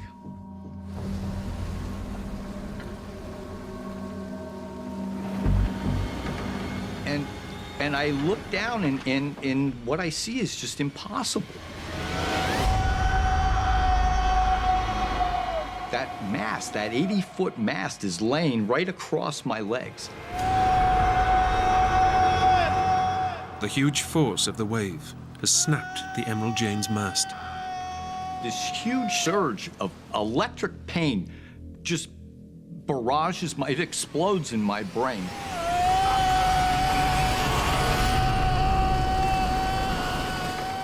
I heard my dad scream. The falling mast has also hit Ben, striking him on the head. My head was just pounding, like my ears were ringing, and I could feel like, you know when you can feel your heartbeat in your head? And the next thing I know, there's Ben's face, you know? He's got blood coming down both sides of his face, and he's looking down at me. And I pull myself up and doing a sit-up. I'm confronted with these two white bones, the remains of my lower leg, and they're shattered.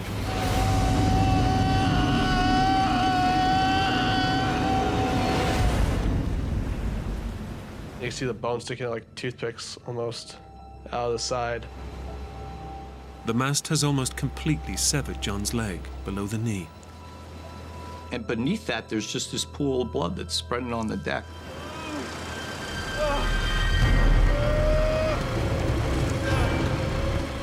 Ben tries to free his father from under the 2,500-pound mast. This thing is 80 feet long.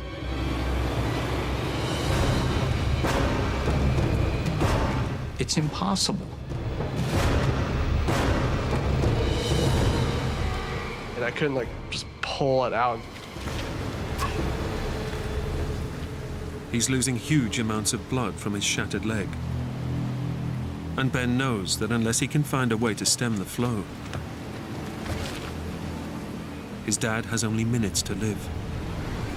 He's in a huge bout of trouble.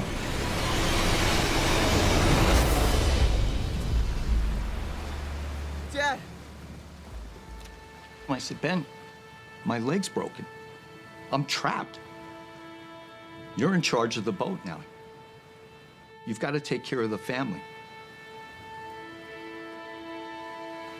I watched his eyes. I could watch his expression and how it changed. Becoming a man.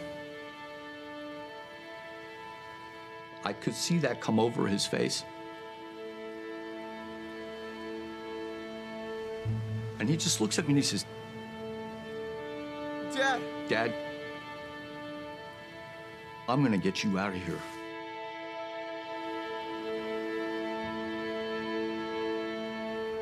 I really didn't think about what the actual burden was on me or the responsibility. My reaction was just to keep doing stuff. Ben knows his dad is losing massive amounts of blood, and he has no time to spare. He has to stem the flow, or his dad will die.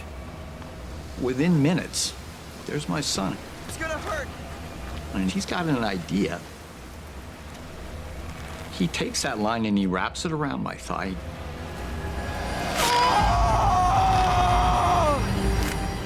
And he's got these big screwdrivers.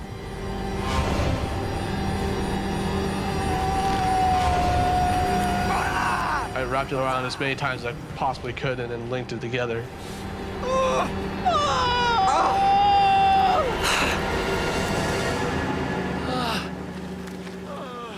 Ben's tourniquet cuts the circulation to his dad's leg.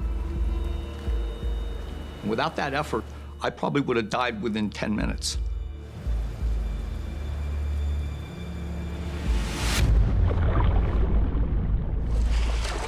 Below deck, the cabin is flooding fast.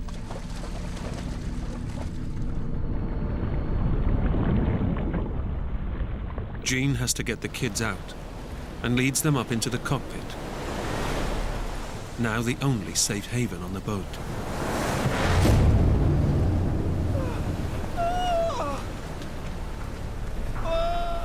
It's only now that she sees for the first time her husband's terrible condition. He's in horrible, horrible pain. I said, I'm gonna go down below and get the first aid kit. Yes! No, Mom! The medical kit could help save his father's life. But Ben knows that if he lets his mum go below deck, she'll be walking into a death trap. She was kind of just pleading with me. She could go get the medicine. It'll only be a second. She knows exactly where it is. I told her it's just stupid to go down there because you get, if not killed, hurt really badly. My mom's 5'5", I'm 6'1", so I was able just to hold her back. As he was forcing me to stay there, this massive, massive wave came over the boat.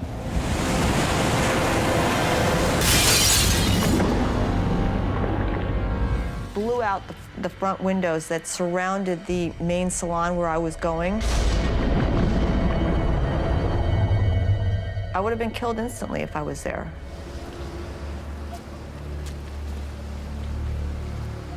So he saved my life.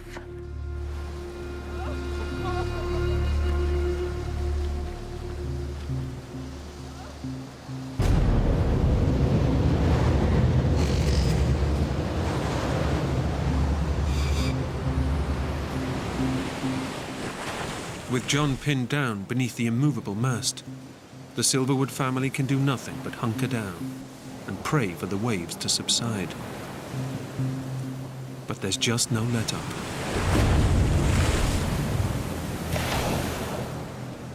I just remember those waves, the sound of those waves.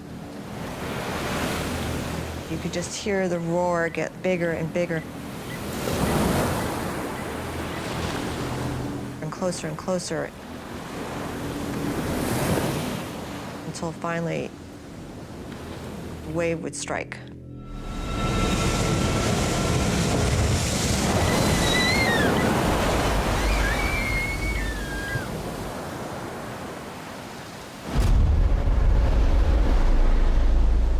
John has now been trapped under the mast for 2 excruciating hours. The night just continued to drag on.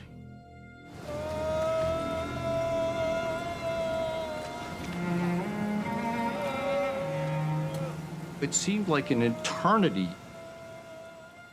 I'm fighting with all I've got against this pain. The temperature is plummeting, and he's battling the onset of hypothermia. I'm shaking, I'm shivering. My teeth are beginning to chatter uncontrollably. He's hemorrhaged more than 50% of his blood and can withstand little more. I recognize that my ability to act, to do anything to save myself, were slipping from my grasp.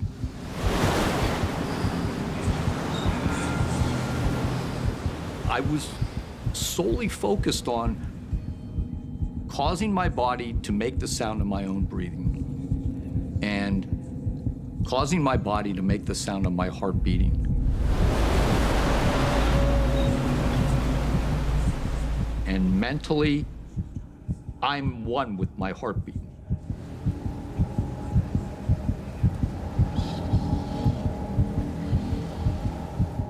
But there's this sensation that's just growing larger and larger and larger.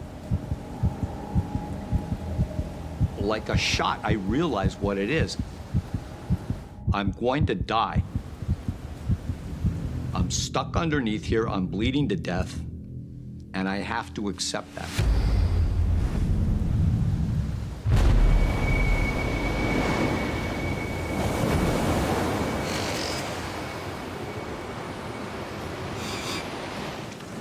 This torment, it just didn't seem like it was going to have any end.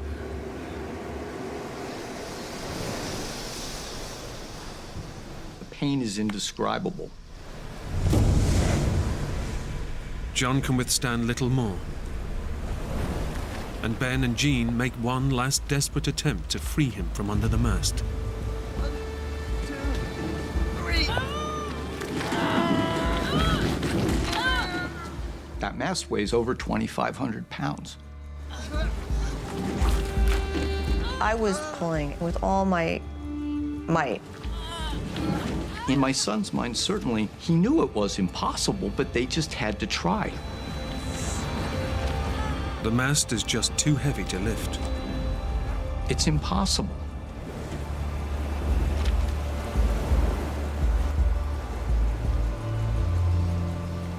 There's just no escape.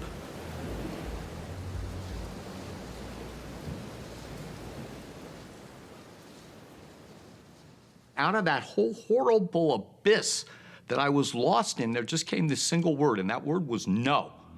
I wasn't going to quit. I was going to fight. I was not going to give up.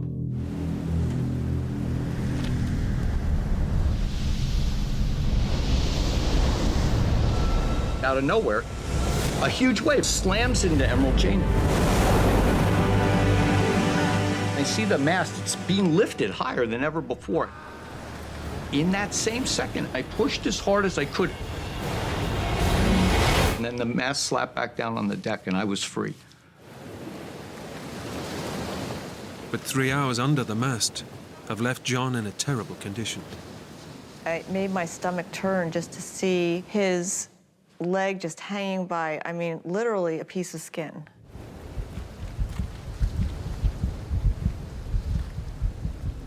I fell into an abyss of despair, like a free fall. I knew that I'd taken my wife and my kids out to this godforsaken reef.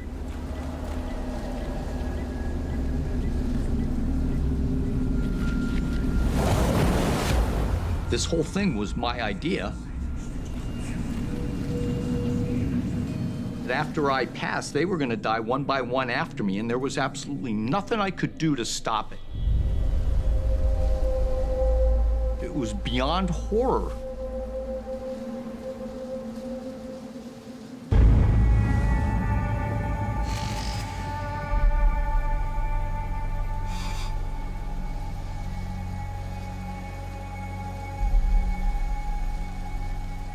We enter a phase there. It's just pure survival. You just have to hold on and you have to survive.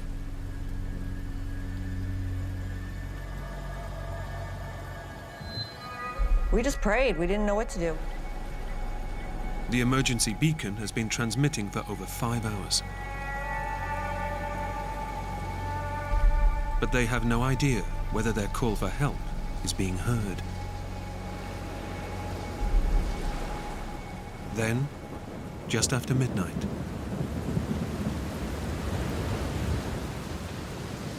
Mom! Mom, see that? We looked out off the stern of the boat and we started seeing this light. See that? Get the flare gun. The light starts getting bigger and bigger.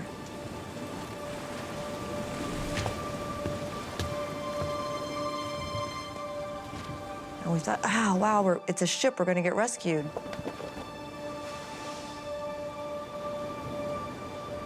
And I took the last flare we had and I shot it up in the sky.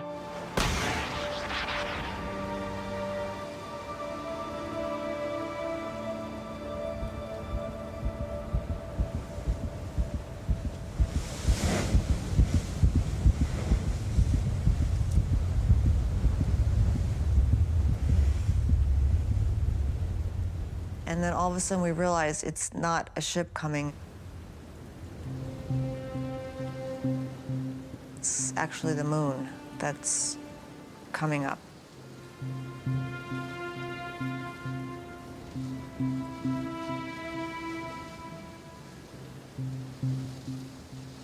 And it was such a great disappointment for us because, you know, when you think you're going to be rescued and actually now you're still in the same position you were in, what are we going to do next?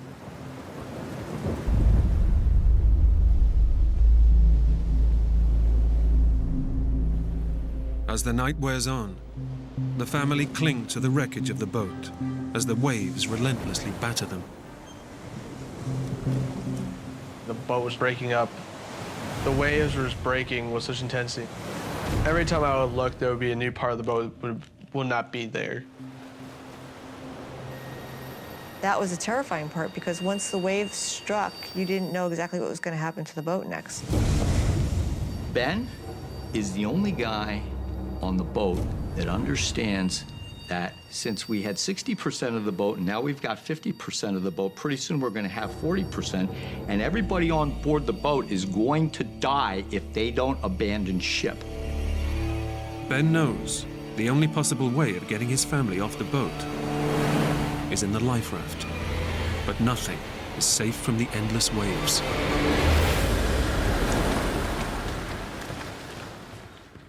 The life raft fell over and flipped over. The life raft is trapped in a tangle of wreckage. The family of 6 is now stranded on a sinking boat in the middle of the Pacific Ocean, with no means of escape.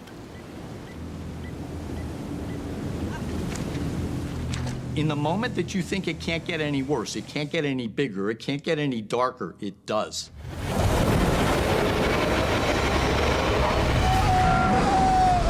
Sorry, Dad.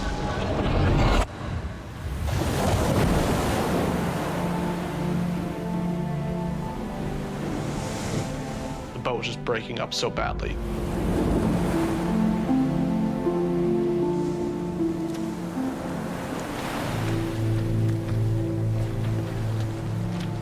We were pretty much the last usable, safe spot of that boat.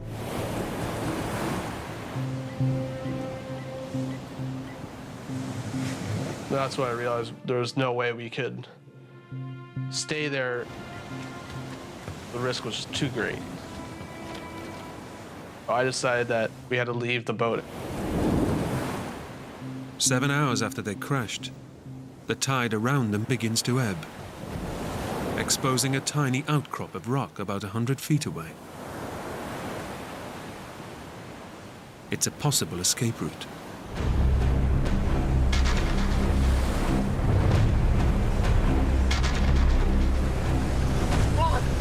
We gotta get out this boat. You see that? But his dad is so badly injured, even the smallest journey is impossible. I know that there is no way to get me off of the boat to the reef alive. I would not survive that trip. It's down to you now, son.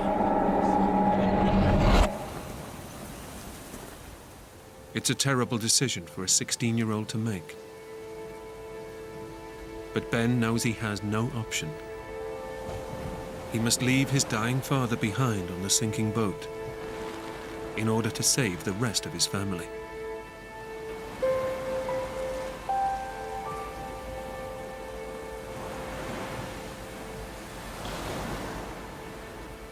Ben is on his knees and he's crying,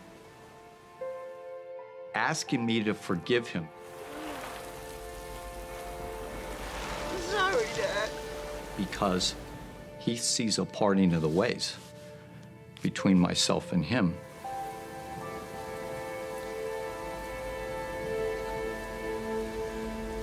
Sorry, Dad. When you're basically telling him goodbye, it was pretty tough to tell him that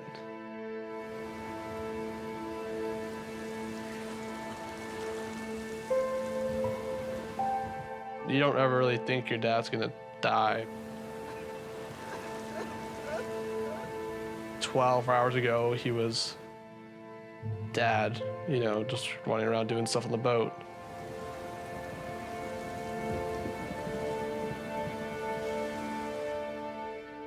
So it was very difficult.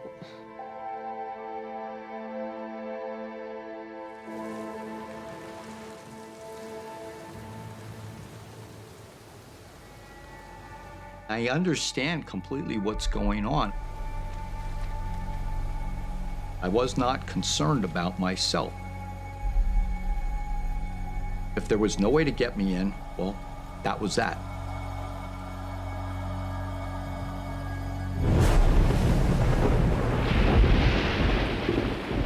Now, as head of the family, Ben is faced with getting the 3 young children off the boat and across the reef to the tiny outcrop of dry rock.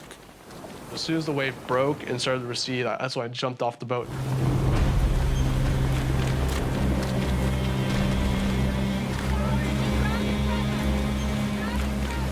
The reef is so sharp, the little coral spikes would go right through my sandals. I had coral cutting my feet every time I took a step. They're cutting up their legs every which way. We have the waves breaking on our legs, and our legs are getting absolutely cut up.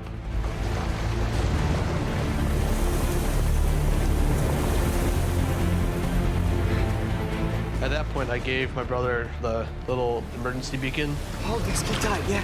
I told him, Jack, do not let go of this. This is our only way anyone can possibly find us.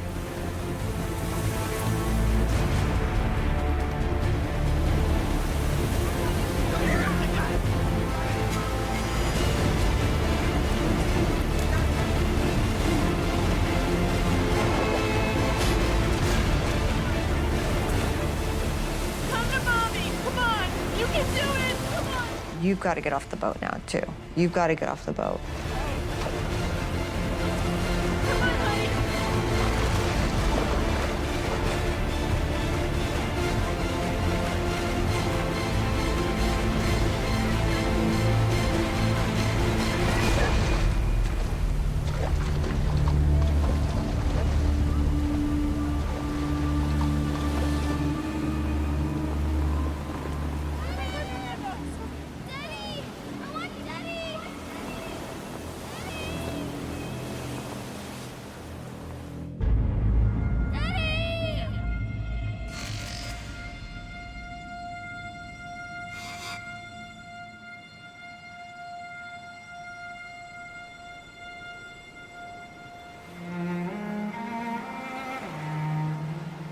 Alone on the boat, John is now in the final stages of life.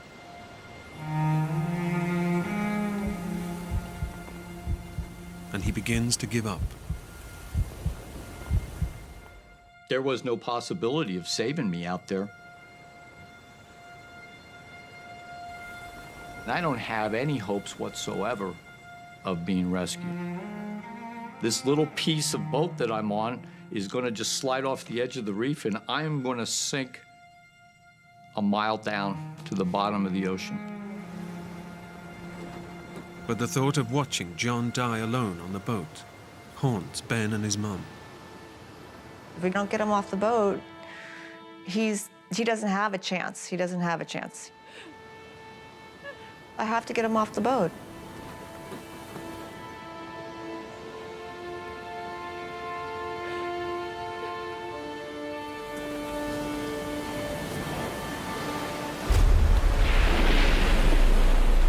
Ben decides to head back to the boat.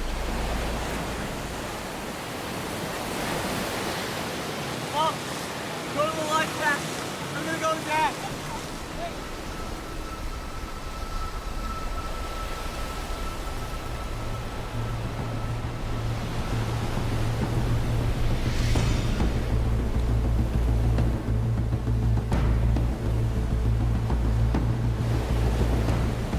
But the life raft is hopelessly tangled in a web of rope.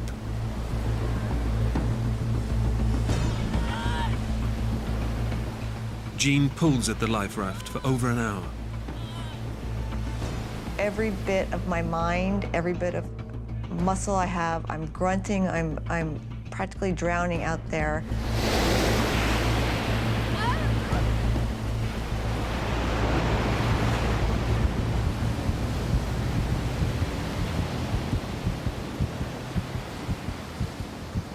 After about 40 minutes, I was completely exhausted. I couldn't do it.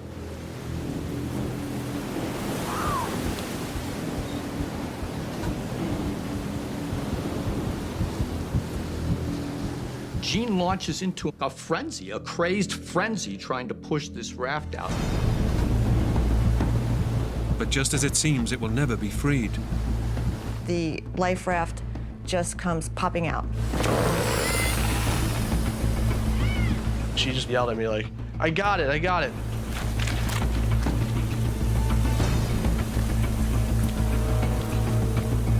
We have the waves breaking on our legs and pushing us into the boat, and our legs are getting just absolutely cut up.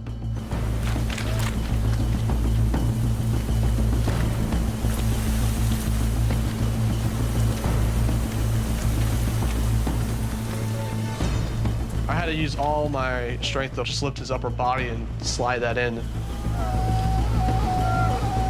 And the pain was intense. It was just a series of explosions, you know? I remember the tears that were just streamed down the side of my eyes. And my teeth, they're just grit.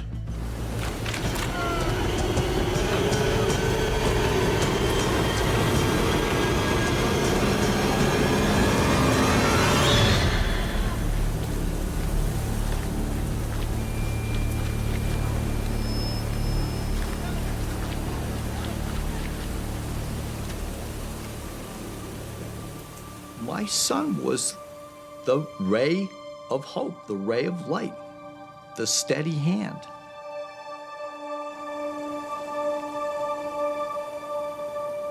My worries were the life raft would pop some point on the reef, like before we were able to get him to safety.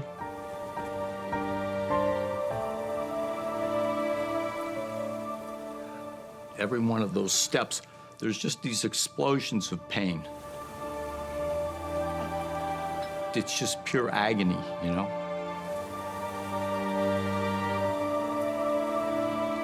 With that kind of pain, it takes maybe an hour to even begin to leave you. That peak of pain.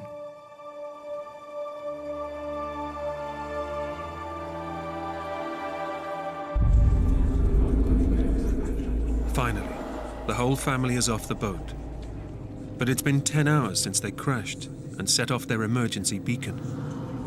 And John is close to death. I knew my dad didn't have very long to live. I knew he wasn't gonna last like till the next day.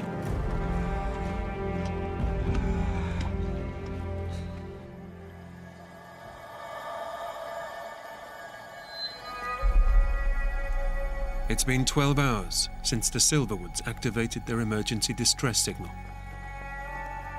But there's been no sign of rescue. Clinging to a tiny outcrop of rock, the family has all but given up hope. And inside the life raft, John is barely conscious, on the edge of death.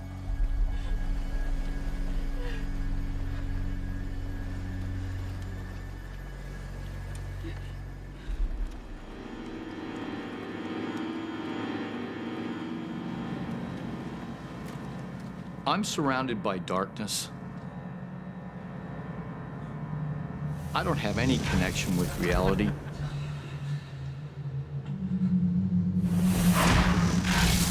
I would pray, I'd ask God, in return for my own suffering, in return for my own passing, would you please save the life of my wife? Save the life of my kids.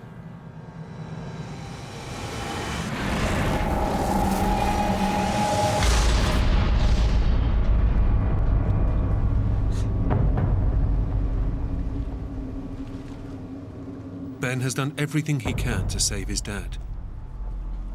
He can do no more. He's now resigned to his father's death.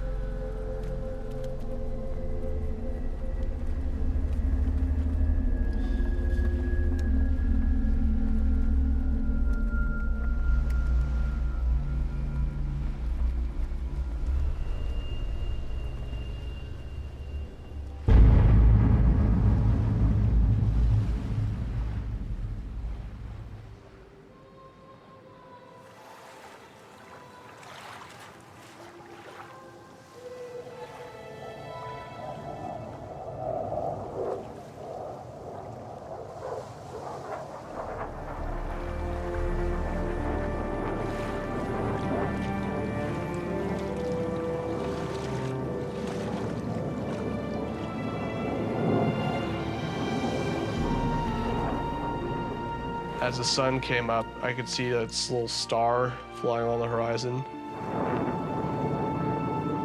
So I thought it could be a plane. Help! Help!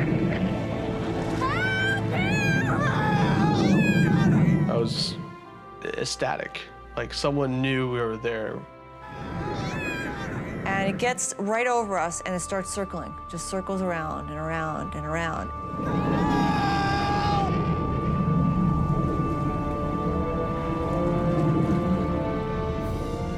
But no sooner has the plane flown over them than it disappears over the horizon. I can see the glimmer from the star kind of just diminished. Our hearts sank because we realized, you know, we're not going to get rescued.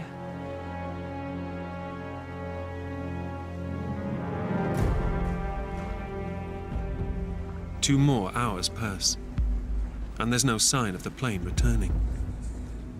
Time was definitely running out for my dad. We need like a medic or a doctor here now.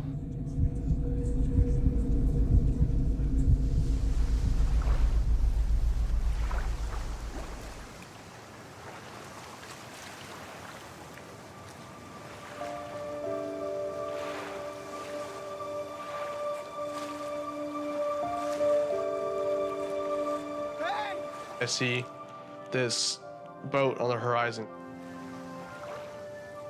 The family's emergency beacon had led the plane to the reef. But unable to land, the crew alerted local fishermen on a nearby island.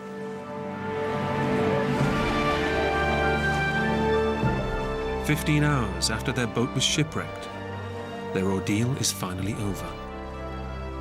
That was when I finally let go. I just grabbed Ben and I held him and I cried. I can't even tell you the feeling of elation. I was just relieved, like I just dropped a huge bag or something. We're actually going to get out of this situation. John's gonna make it. The fishermen take the family to a nearby island, where they're evacuated by a medical rescue team and flown to Tahiti. After 8 hours of surgery, John's life was saved. But he lost his left leg below the knee. How was it to lose a leg? I honestly can tell you, it bothered me not. When I regained consciousness, everything was new to me. Everything was spectacular to me. I'm so proud of my children. I thought Ben was a 16-year-old immature boy, and he turned into a man in an instant. Well, a lot of people use the word like hero and stuff like that about me. It doesn't really seem right. I just did all that stuff just because it needed to be done. I see my wife and I see my kids through an entirely different lens. And I understand exactly how magnificent that they really are.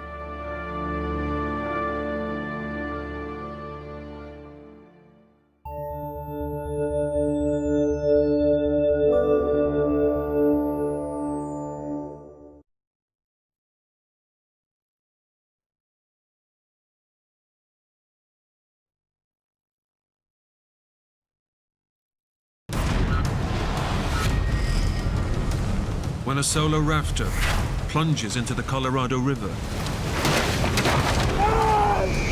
I remember looking down at the water and going, uh-oh, we're in big trouble now. His search to find solitude turns into a battle for survival. If I let my guard down, I'm not gonna make it. Alone in a remote part of the Grand Canyon, it's a desperate fight against hunger and freezing winter temperatures. But how long can he survive? I was really gonna die right then and there.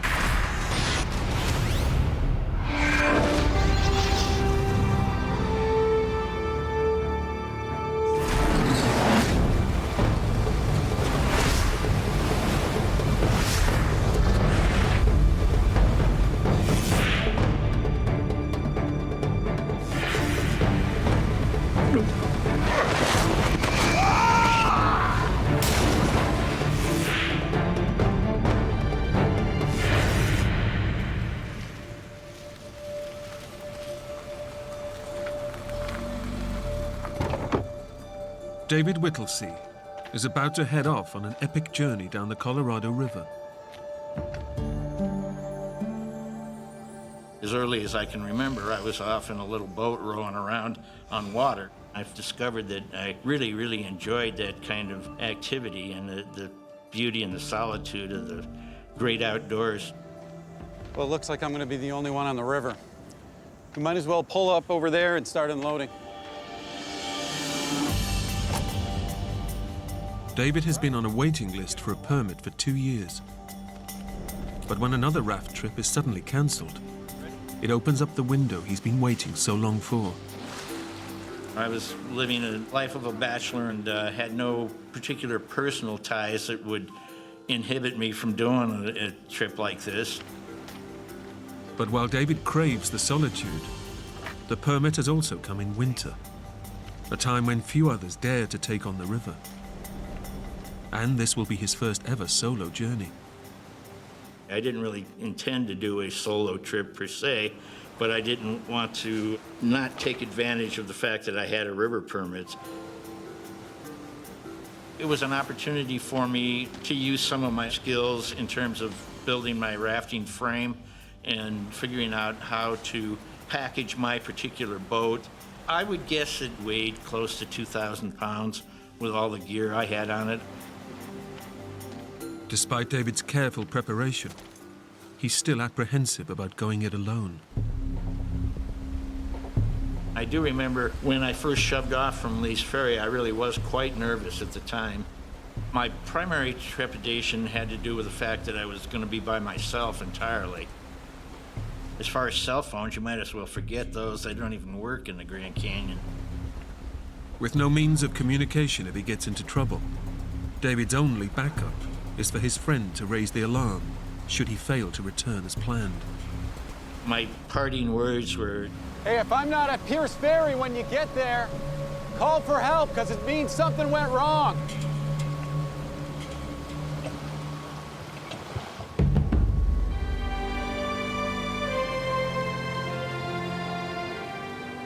David's journey down the Colorado River takes him through the remotest part of the canyon, hundreds of miles from civilization.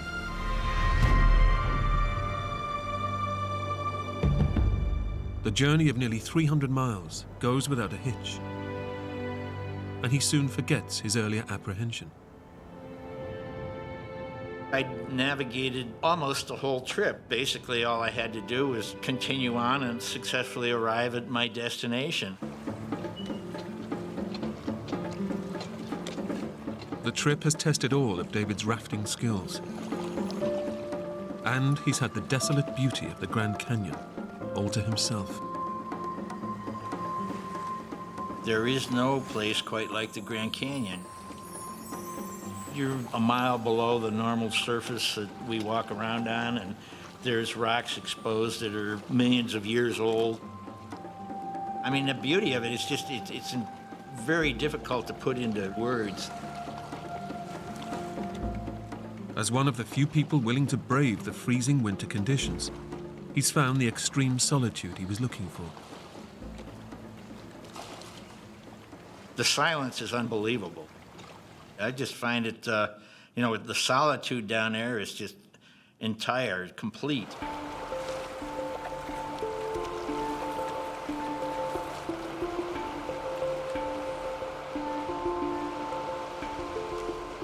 You're on a 280-mile voyage that is totally isolated from the rest of the world as we know it. Once you're there, you're on your own. David also knows his epic solo journey into the wilderness will be a life-changing one. Almost everybody that goes down there comes back with a different outlook on at least one aspect of their life.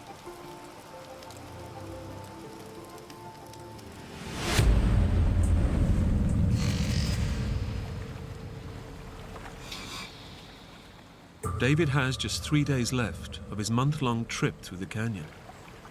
At that point, I'd done 100 and some rapids successfully without flipping or finding myself thrown out of the boat. But now, he must face the one part of the trip he's been dreading. the most dangerous rapids on the entire river. Lava Falls. You can hear lava falls long before you get to it. The tension kind of builds the closer you get to it and the noisier it gets. The general practice is that you get out and you scout the rapid before you go through it so you can sort of pick out where the major obstacles are. Every set of rapids on the river has been rated for difficulty. In the Grand Canyon, they have a rating system based on 1 to 10. Lava Falls is a 10. It's a true measure of a boatman.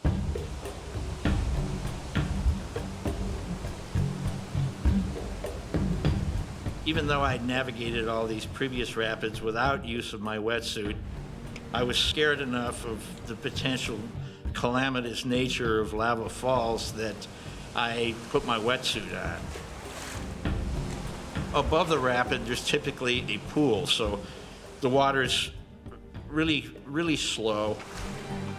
And then all of a sudden, your velocity increases dramatically.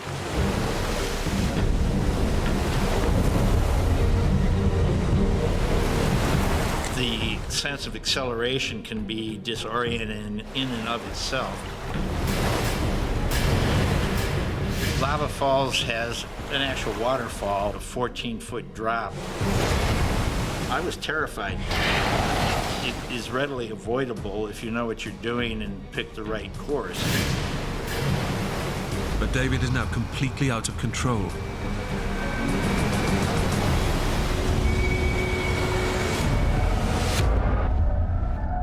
I can remember very vividly my boat turning vertical and nosing straight down the falls. I was slammed forward into my ice chest.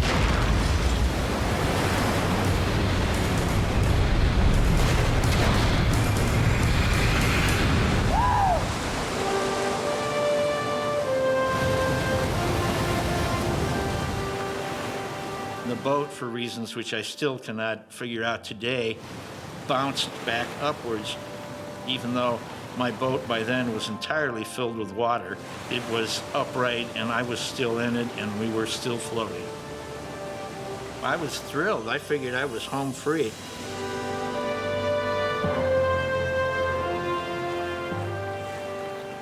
I remember thinking, you're done, you've made it. You've successfully navigated all 100 and some rapids in the Grand Canyon, and you're only 50 miles or so away from the end of the trip, and it's basically all flat water. With Lava Falls behind him, David removes his life jacket and wetsuit. But he's forgotten there are still several rapids ahead. My first recollection that I was in any danger was when I found myself floating directly into these rocks. They're sharp pointed and they look like teeth in a dog's mouth. And I was sideways to the current at the time.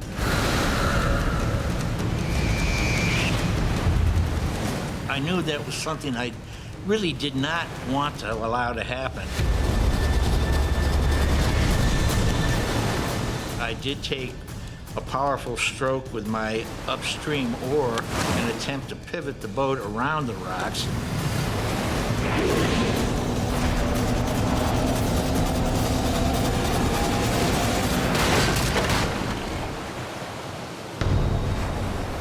I can't believe this is actually happening. I first thought that my boat will be fine and then it'll pivot itself around and float off of this thing. But the current has pinned the raft tightly against the rock.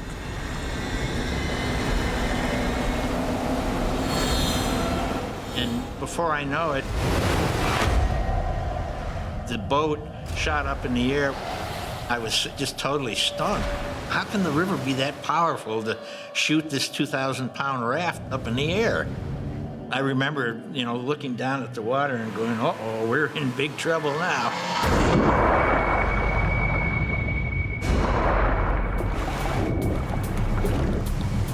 I came up underneath the boat. My head was out of water and I was breathing. The water is barely 40 degrees, and David knows he must get out fast or he'll freeze to death. I was concerned that I would become entangled in the raft.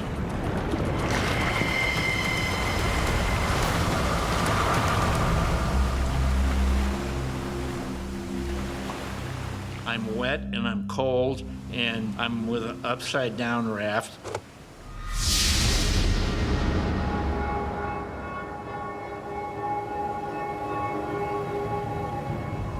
With his raft now useless, he has no way out of the canyon. His only option is to turn it back upright. But with the raft weighing 2,000 pounds, that's going to take all his ingenuity. I wasn't going to be able to just get underneath the raft and push it up and over. I realized that the only way of righting the raft was going to be to use a pulley rope configuration. But to rig the pulley, he's going to have to go under his raft to retrieve the equipment. Into the sub-zero waters of the river. It's dark under there, you can't see anything. I'm basically working by, blind feel. I have a picture in my head where things ought to be, which doesn't mean that they are, because everything's topsy-turvy and turned upside down. And I have to force myself to get in and out of the river to get this stuff. I needed pulleys and carabiners and webbing and rock climbing anchors. With each trip under the raft, David's core body temperature plummets, and he must battle the extreme effects of hypothermia. We don't often have experiences of prolonged cold, and that's what I was dealing with. Your blood thickens when it's cold, so, there's less oxygen being provided to your muscles, there's less oxygen being provided to your brain.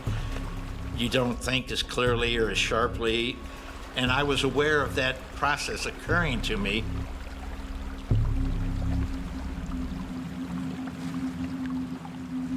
It takes David more than an hour to rescue the necessary gear. By the time he's done, he can barely move.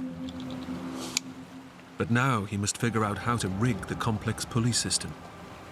I was very cold, and my thinking processes had slowed down, but the time it actually took was considerable. David knows that if he can't haul the 2,000-pound raft upright, he'll be stranded.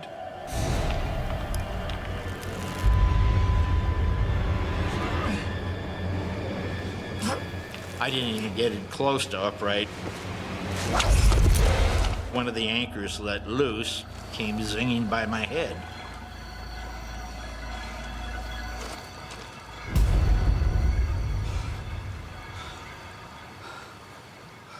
All of David's efforts have been in vain. His only option now is to find a way to lighten the load. I could look downriver and see that there was a sort of sandy alcove a little bit downstream that I figured if I could get the boat over to, then I would have a large enough area to unload the rest of the gear. But it's impossible to drag the boat along the steep shoreline. Cold and desperate, David decides to take a massive gamble.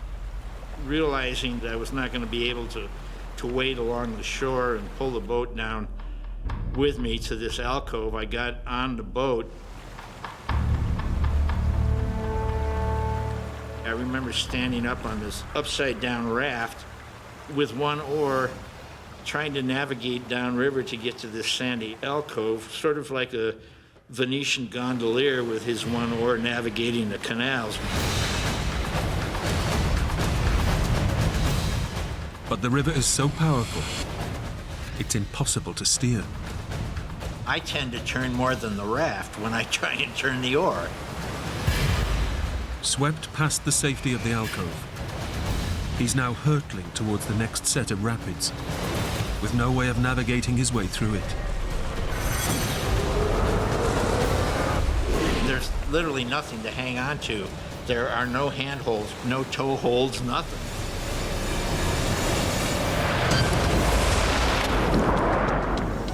Desperately fighting for breath in the icy river, David's got to hold on to his raft or risk drowning. I managed to grab the lifeline around the boat. But the powerful current drags him and the raft into huge underwater rocks.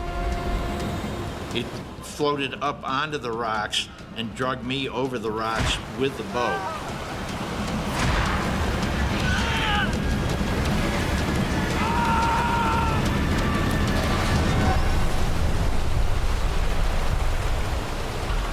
David is faced with a desperate decision. If he keeps hold of his boat, he'll be smashed into the rocks. If he lets go, he'll lose everything. My thinking was, if I don't get out of this river, it's going to kill you.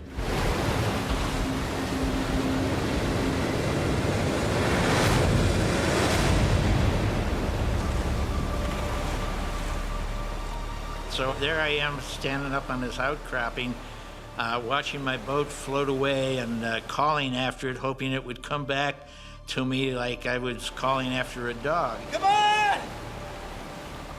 I was frightened. I kept hoping that by some bizarre circumstance it would eddy out someplace where I would be able to get to it. And once it disappeared from view, I just go, you know, good God, what am I into now? I realized I was in a pretty serious predicament. There's not even a spot to sit comfortably, much less do anything else. I started, you know, seriously considering what my options were. You know, do you want to try and hike out of the canyon? Just what are your options? Trapped at the bottom of steep cliffs, David can see no option but to try to scale the sheer rock wall to safety.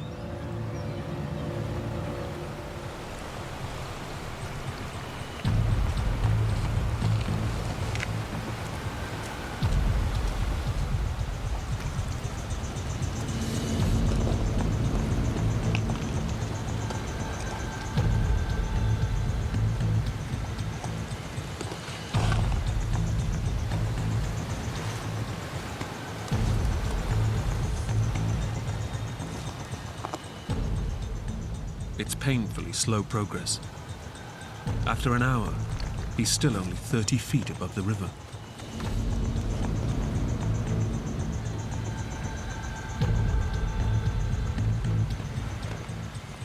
I'm traversing these rock faces using my toes on little cracks in the rock and using as much caution as I possibly could conceive of, due to the fact that I was alone and, you know, any falls would be catastrophic.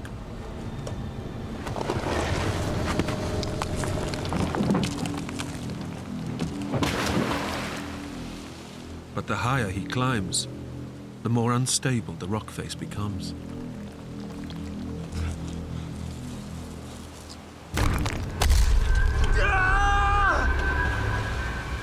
This dislodged rock decided to roll down onto my foot. It resulted in breaking a couple of toes as this rock landed on my foot. There wasn't anything I could do about it at the time. Climbing upwards is agony, but the cliff face is too steep to descend. So he has no option but to keep going.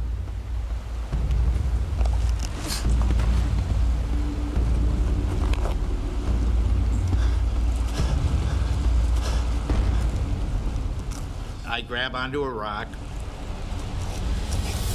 I'm using it as a handhold to work my way around sort of an outcropping, and the rock comes off in my hand.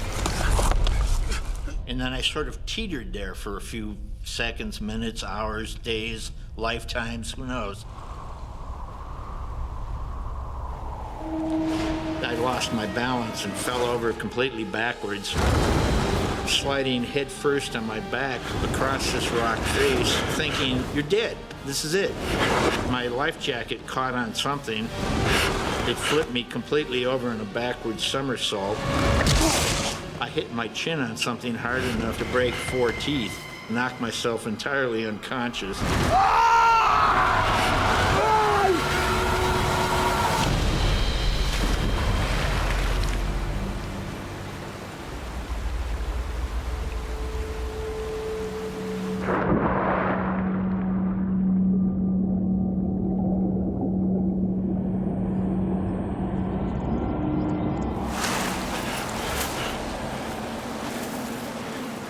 I found myself in the Colorado River coming up out of the water, spitting teeth out of my mouth.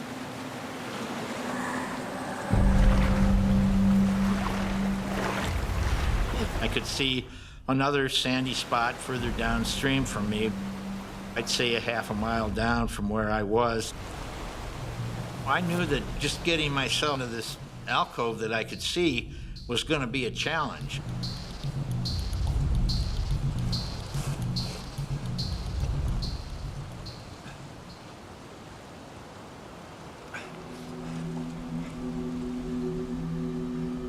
And I'm probably a good 30 feet above the river, and lo and behold, right in front of my face is a can of beer. The beer can is the first sign of life he's seen in over 20 days. But he quickly realizes it must have been washed up in floods years earlier. This beer has been there long enough that the label is just about entirely faded off of it.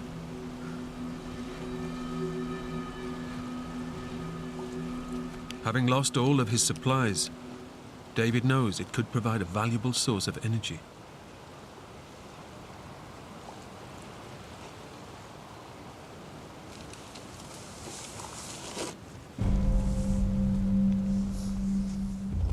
David slowly picks his way across the rocks, and 2 hours later, finally reaches the small isolated cove.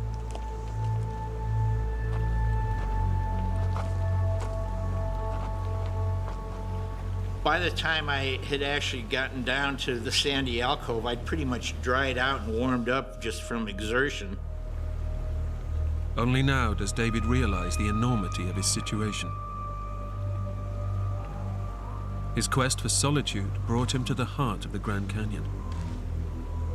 But it's now left him utterly alone, in winter, when he's unlikely to see anyone for months.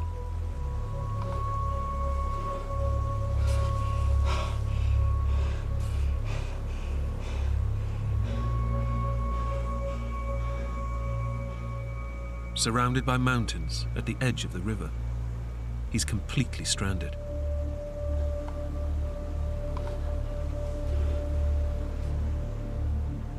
He's lost everything. He has no food, shelter, or warm clothing. And David knows he now faces a freezing night ahead. I was getting down into the 40s at night. I was aware that the most immediate threat to my health and sanity was going to be hypothermia. With no way to call for help, and all his tools and equipment lost, David knows he must rely on himself and his ingenuity if he's to stay alive.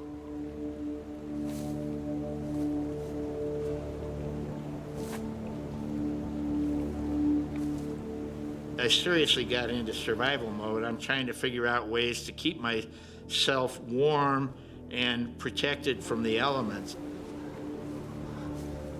I managed to dig a body-sized pit in the sand, and I found a fairly good-sized log that I could put on the upwind side of my little pit to block the wind out.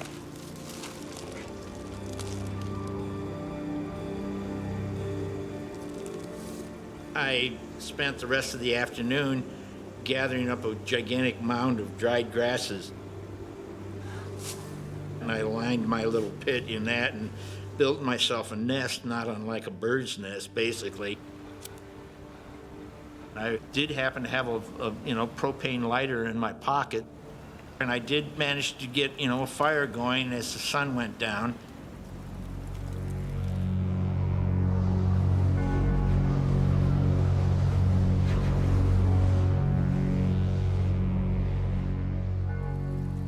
But with temperatures now dropping to well below freezing, the fire is his only way to stave off hypothermia.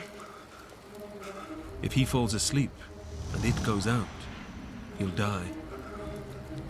And David's trip isn't due to end for another few days, the earliest that anyone will even know he's missing.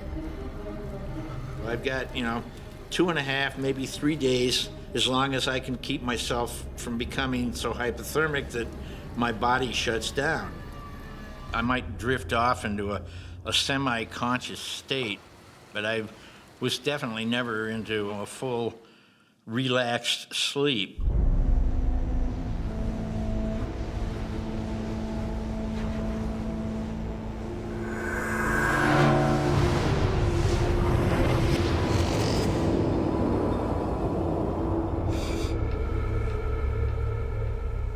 David survives the night, but by morning, he can hardly move. I was very cold, and my thinking processes had slowed down. My movement and physical activity had slowed down.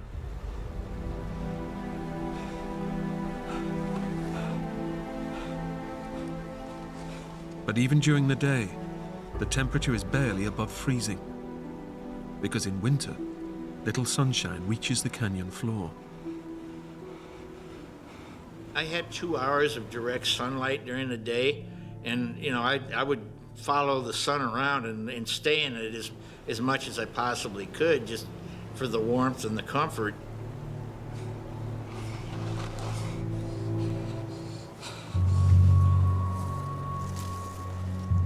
Despite his difficulty walking, David has to prepare for another freezing night ahead.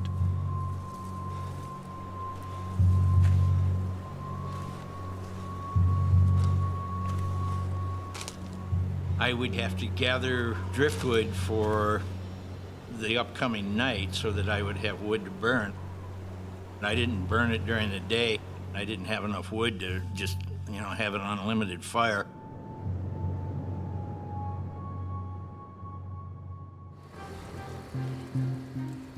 David's second night, exposed to the elements, is colder than ever, and he fears the fire alone will not keep him warm enough to survive. I couldn't think of, what else can I do to keep myself warm? And then spontaneously, it occurred to me, well, heat rocks, which would contain warmth for at least a period of time, and then bury them in the sand beneath my little pit. It would create a little thermalized nest for me to hang out in. You're doing everything you can to keep it going, and you just want to hope for the best outcome. But there's a better than normal chance that, you're not going to get out of this.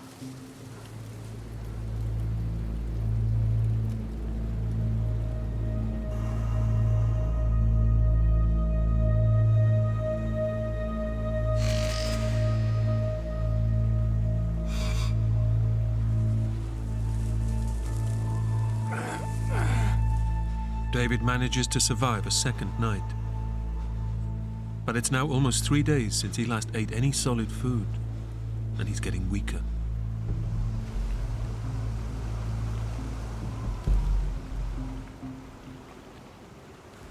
I was starting to get pretty hungry.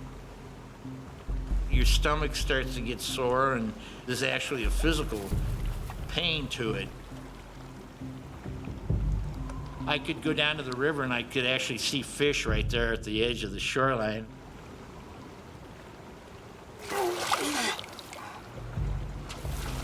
I tried to devise various different methods of, grabbing them or killing them.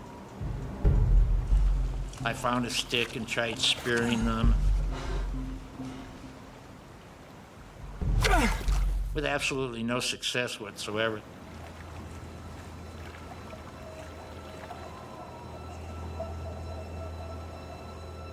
Without food, David's body has no calories to burn to generate warmth, putting him at even greater risk of hypothermia. He needs to keep moving, but fatigue finally overwhelms him.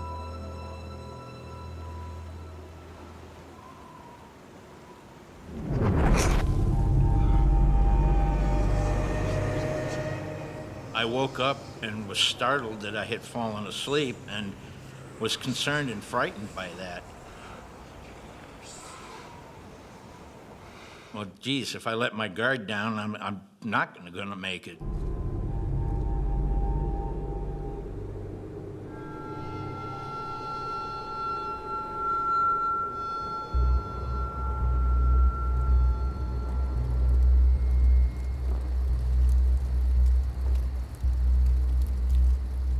As he faces his third night out in the canyon, the desire to sleep is overwhelming.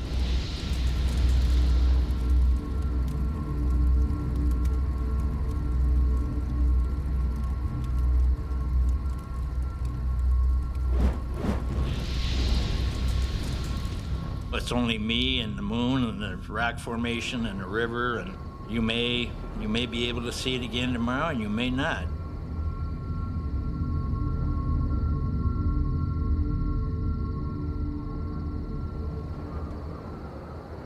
I really was feeling, really dejected and wondering why I ended up in this situation to begin with.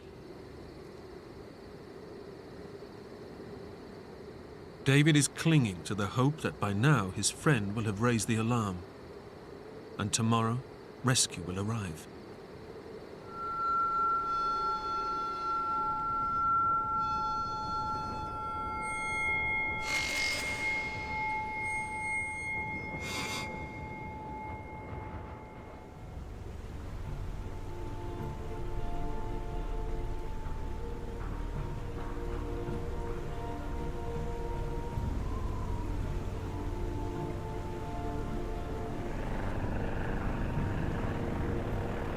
After 4 days fighting to stay alive, it seems a search party has finally come looking for him. I jumped up and down and waved my arms. Help! Hey! You're looking at this plane, and you can clearly see it. Hey!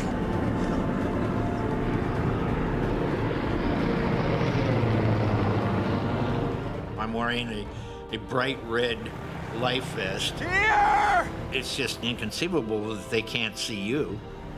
Hey! Here! But as the plane banks away, David realizes he's invisible from the air. Hey! Come back! Come back! His only hope of rescue Come back! has gone.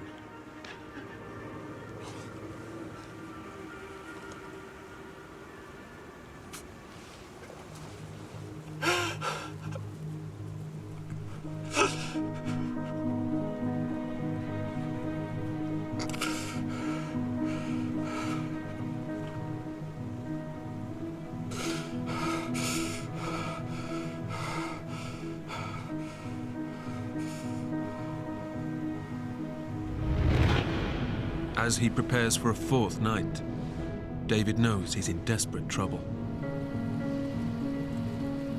I was getting to be pretty depressed.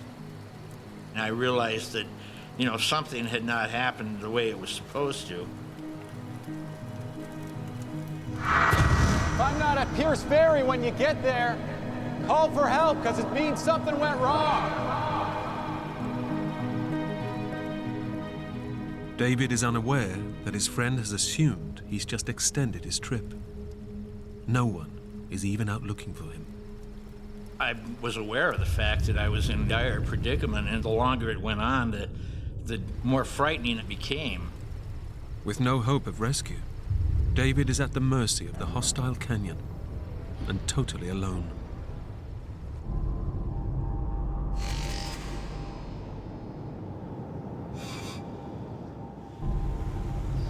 For 4 days, David has clung to the hope that his friend will raise the alarm. But he now realizes that no one is looking for him. The mental battle was probably harder than the physical battle, keeping myself from allowing myself to believe that I was really going to die right then and there. David is determined to dig deep. I'm laying there doing nothing, and you can't just sit here and do nothing. You got to try something. I wasn't going to give up and say to hell with it. But by now, his physical condition has deteriorated so far, he can barely stand. My feet by then were just totally trashed, and it was very difficult for me to walk anywhere at all.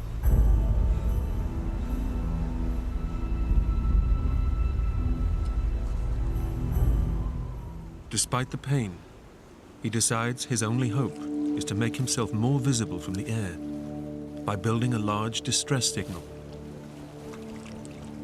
But that means shifting hundreds of rocks from the water's edge.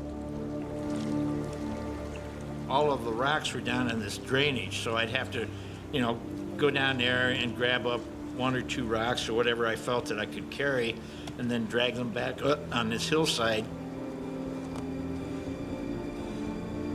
It's an agonizingly slow and painful process.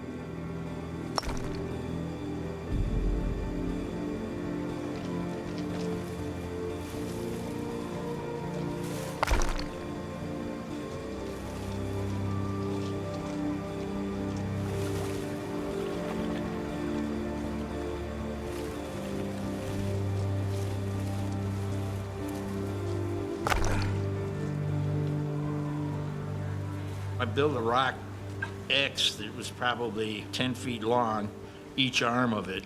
So, that's a lot of trips up and down, a lot of rocks to carry. It's late afternoon by the time he's done, and he's utterly exhausted.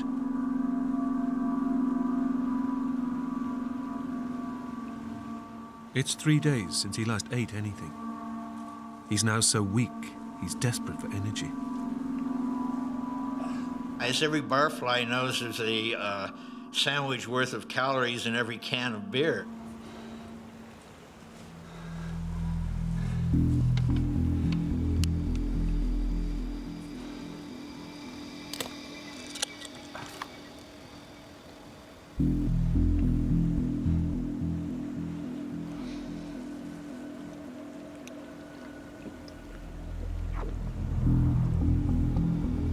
I definitely advise against drinking 8-year-old beer.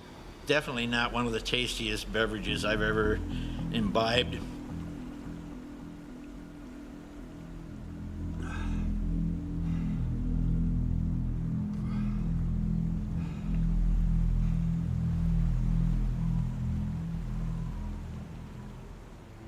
Despite his exhaustion and hunger, he can't afford to rest. The temperature is dropping fast, and he's running out of firewood. I started gathering the stuff that was closest to where I was, and then every day I'd get a little bit further away, so I'd have to spend more time gathering it up and getting it there. Obviously, you're becoming weaker and weaker all the time, and it becomes more difficult to do the things that you did the day before.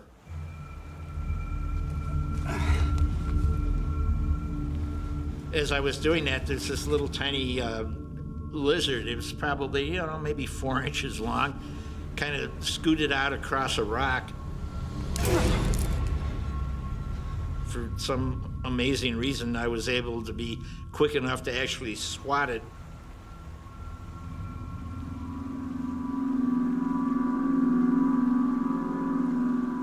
I kind of broke it in half and swallowed it down.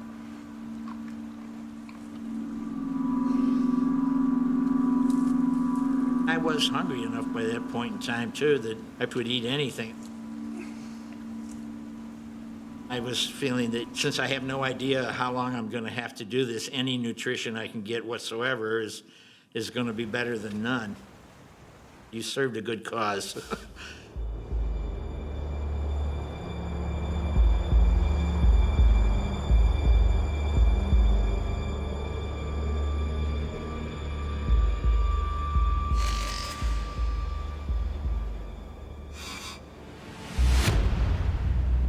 David's ingenuity and determination have helped him survive for 6 days, injured and alone in the Grand Canyon.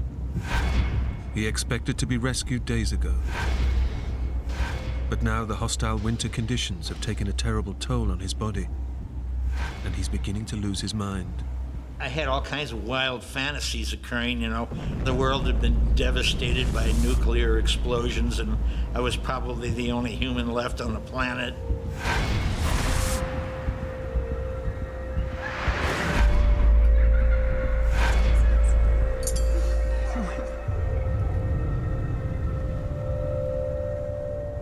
Particular incidents or scenes out of my past history would come to the surface of my consciousness.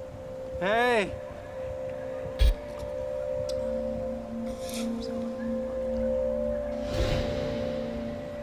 I remember pretty vividly thinking about and remembering events that I had shared with various different friends and so forth, and thinking about them and being sad that, you know, I might not see them again.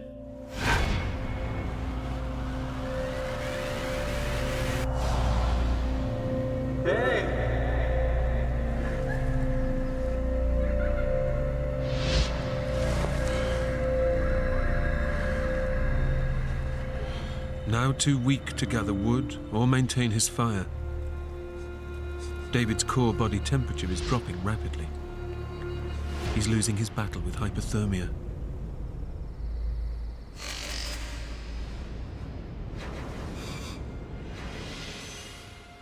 David Whittlesey came to the Grand Canyon to experience peace and solitude.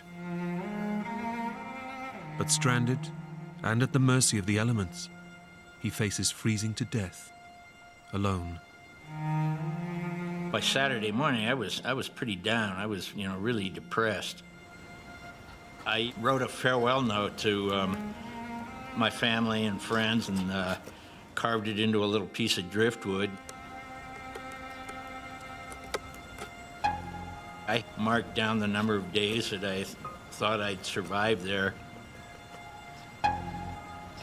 It was important to me to let my friends and family know that I was thinking of them and that my death had been accidental.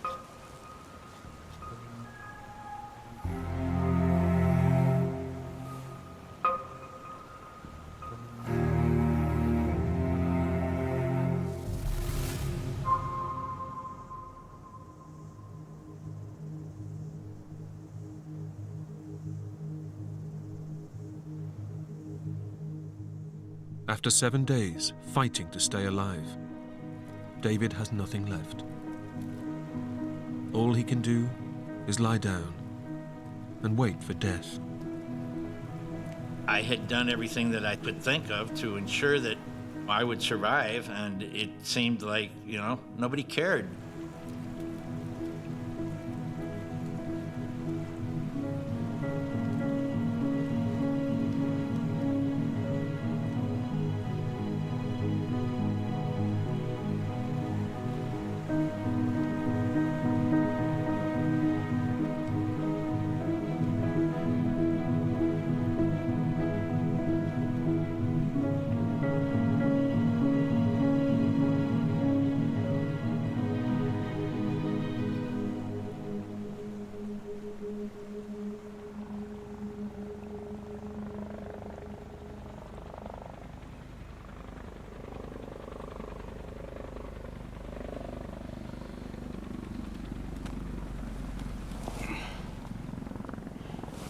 My first inkling that something was happening was the noise of the helicopter.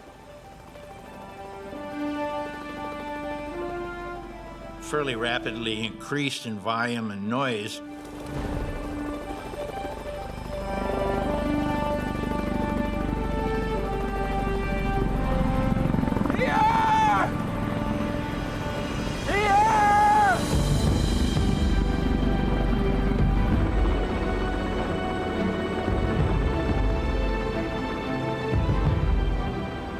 When the helicopter came around the corner, I was stood up and I was waving my arms and jumping up and down and crying and laughing. And I mean, there was a great sense of relief. And you know, I've never experienced so many emotions all at one time as I did right then. I was laughing because I was so happy to have survived the whole ordeal, and I was crying because I was so grateful for having survived the whole ordeal. It really was an upwelling of emotions that was totally beyond my normal range of experience. Having discovered David's capsized raft 20 miles downstream, the park authorities had launched a search and rescue mission. They were amazed to find me still alive. They told me that they were sure they were looking for a body. The pilot had a sandwich that his wife had made for him. It was probably one of the best sandwiches I've ever had in my life.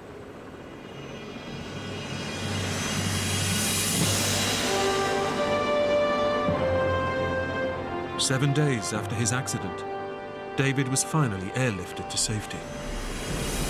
He went on to make a full recovery and is still passionate about rafting. I never did believe it was my time to die. I do believe that you can enhance your chances of surviving by believing that you are going to survive. My life has changed significantly because of this incident. In some deep spiritual sense, that I have a more positive outlook, and I also think I have a better grasp on what it means to be alive.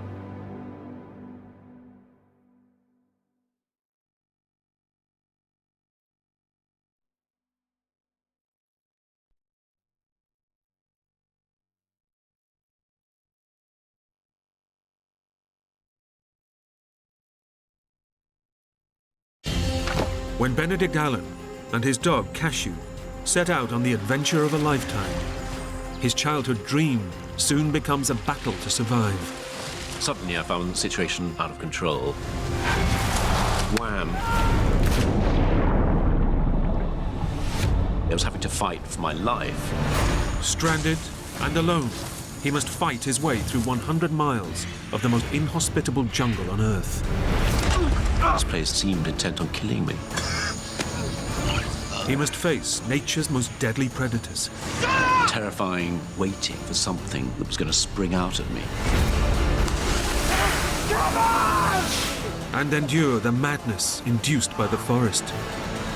This was a dream that I'd followed very selfishly, and now it was going to be the death of me. Come on, now!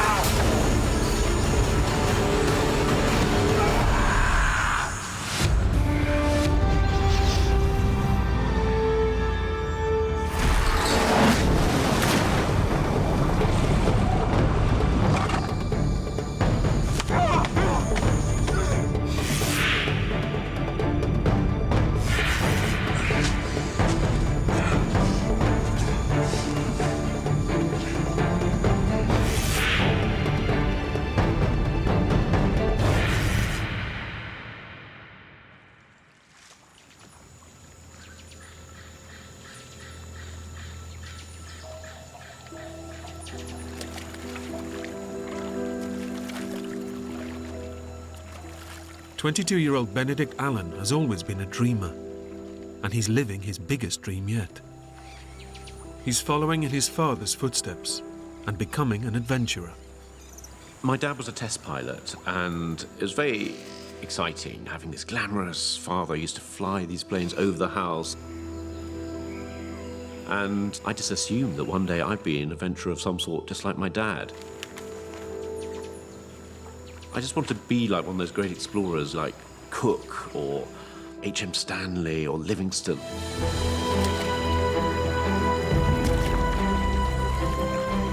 And for his first expedition, Benedict has come to the greatest wilderness on Earth, the mighty Amazon rainforest.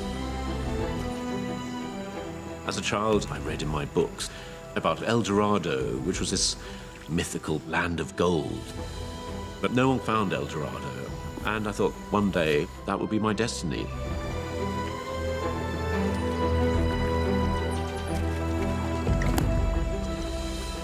His companion for this epic journey is a stray dog he's befriended along the way. I was lonely, and that dog reminded me of my dogs at home. And I called him Kashu, which was Indian for dog. So he was simply dog to me. But he began to be more than a dog, he began to be my friend. Despite his youthful enthusiasm, this is Benedict's first major adventure. He's attempting to traverse over 1,000 miles of dense, uncharted rainforest. So he's relying heavily on 2 local guides to help him survive. They taught me how to feel comfortable in the forest, which to me was a confusing place.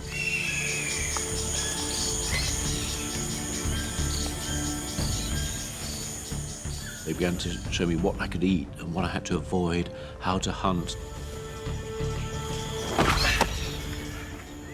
I was utterly dependent on these 2 men and their extraordinary library of knowledge, because I knew nothing, you know, absolutely nothing.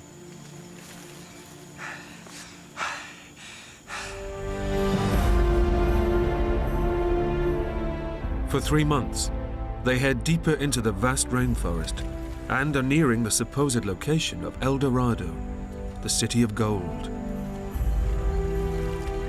But Benedict has been warned of the dangerous illegal miners that have been drawn here. And there are troubling indications that they are not alone. Signs were ominous from the beginning.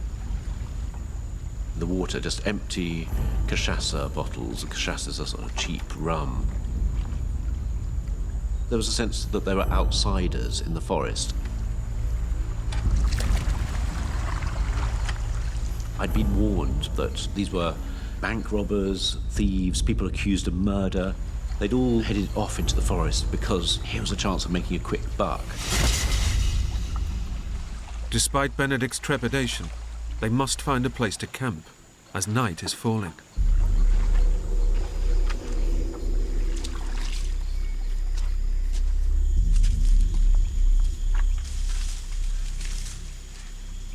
We went off through the trees, and suddenly we stumbled across this small settlement.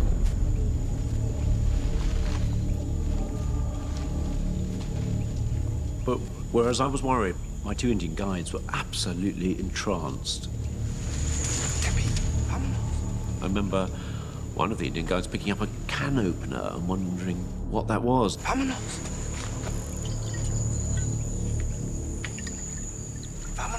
Suddenly, this character, Mendez, arrived.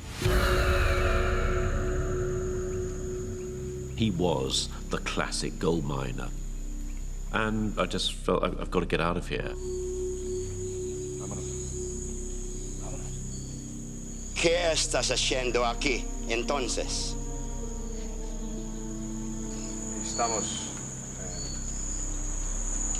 Estamos buscando El Dorado.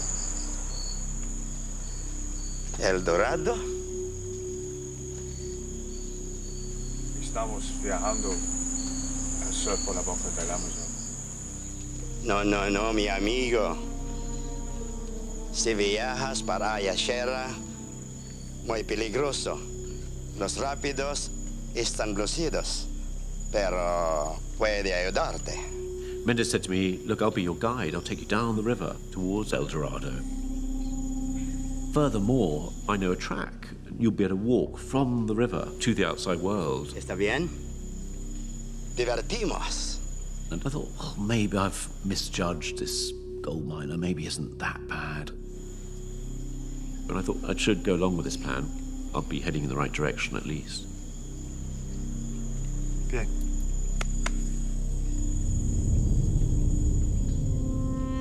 Benedict reluctantly agrees to the offer and settles down for the night.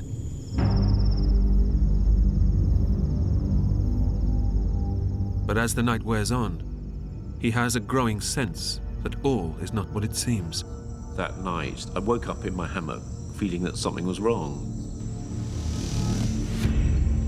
Just an uneasy feeling, and I remember thinking, I've got to check on things.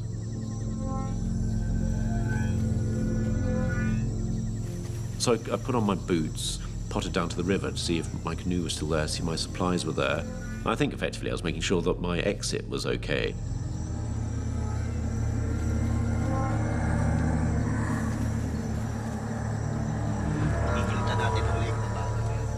heard this conversation going on between Eduardo and Mendes, and they were discussing me. They were saying, why don't we go and slit his throat right now? Porque no rajamos la garganta ahora. Los indios que tendrán problemas si lo matamos. No. A ellos le dan igual. I had a rising sense of fear, and adrenaline began thumping in my ears. Venga, lo hacemos ahora. ¿Quién va a ser? No lo haré cuando está durmiendo. And I realized I'm just going to be killed. These are my last moments alive.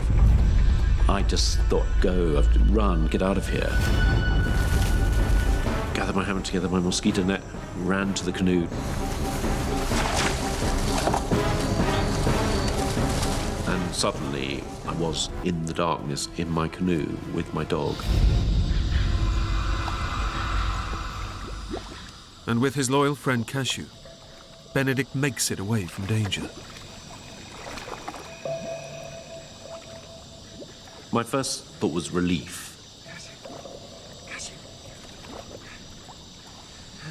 Then I had this terrible, dawning realization that I wasn't safe at all. I was surrounded by forest. It was the middle of the night, and I was very, very alone. Without his guides, Benedict is now stranded in over 2 million square miles of rainforest, with no one to show him the route out. I really was not at the end of a nightmare, but at the beginning of one. Cashew. Let's get out of here, boy.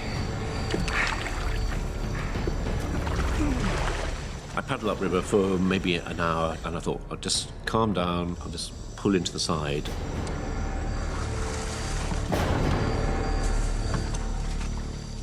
Made a little camp and thought, I've got to come to terms with this new situation. And the situation was, my childhood dreams were over. And I felt, I've got to get out of here, got to get out of here. And there was blood pounding through my head. I did not know what was out there in the forest. And I didn't know myself, really. I didn't know whether I had it in me to survive.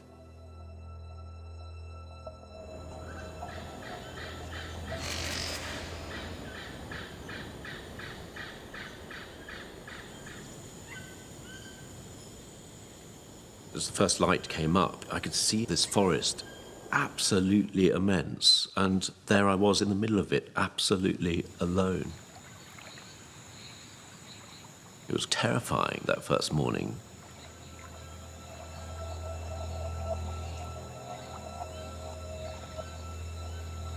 But after a little while, I thought, no, come on, pull yourself together. It's the first day.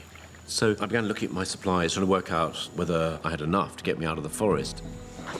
Good boy.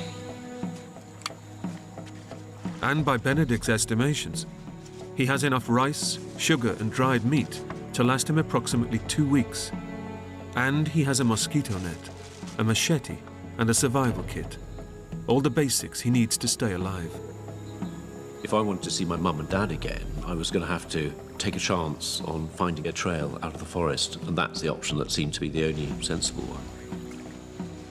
But Benedict knows that searching for a route out of the forest means heading off into completely uncharted waters.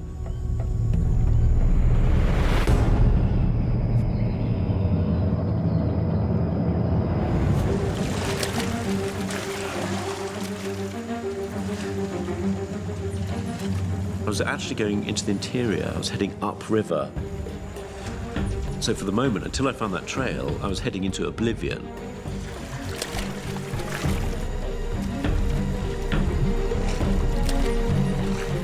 As I paddled away upstream, I was feeling more and more hopeful. Then, suddenly, there were rapids.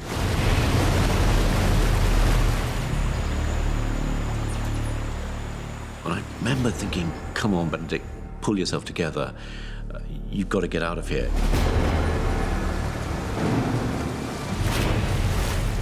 spent a lot of time dragging the canoe through the rapids.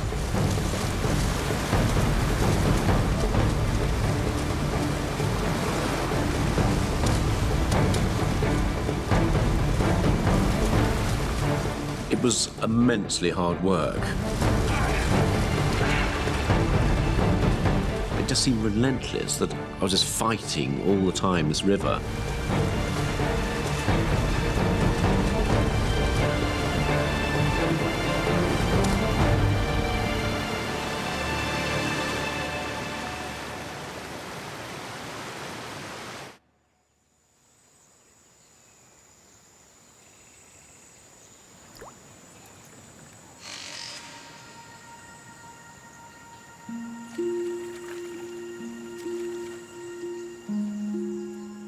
After 3 days on the river, fighting countless sets of rapids, the harsh reality is sinking in for Benedict. He's heading deeper and deeper into the forest, and there is still no sign of the trail.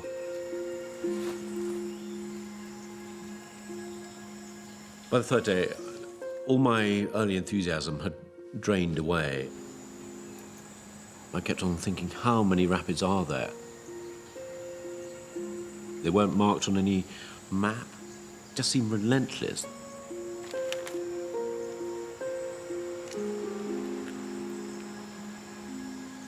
Physically, I felt a wreck. My hands were in ribbons and blisters all over the place, burns from this rope.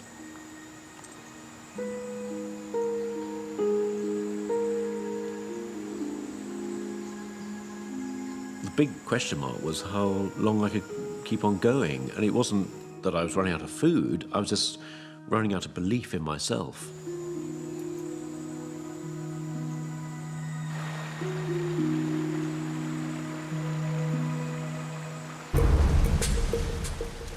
By mid-afternoon, it seems Benedict and Cashew have cleared the worst of the rapids. They can now continue to search for a way out of the forest. I remember starting to paddle my way into the clear water, but I hadn't quite got far enough. Suddenly I found the situation out of control. I started going backwards. It became absolutely terrifying. I realized that I was fighting for my survival. I had to keep this canoe upright. But then, wham! The canoe shattered with the impact. Everything now ended up in the water. The dog, the supplies, and me. It was a moment of absolute terror as I realized not only was I losing my possessions, but actually I was having to fight for my life. I was gagging on the water, trying to get my breath.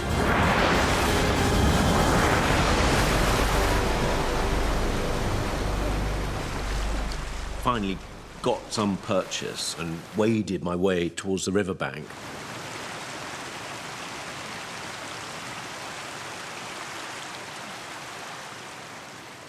I remember just trying to take in the situation, and the situation was that I'd lost virtually everything I needed in order to survive, and lost my companionship, Cashew, the dog.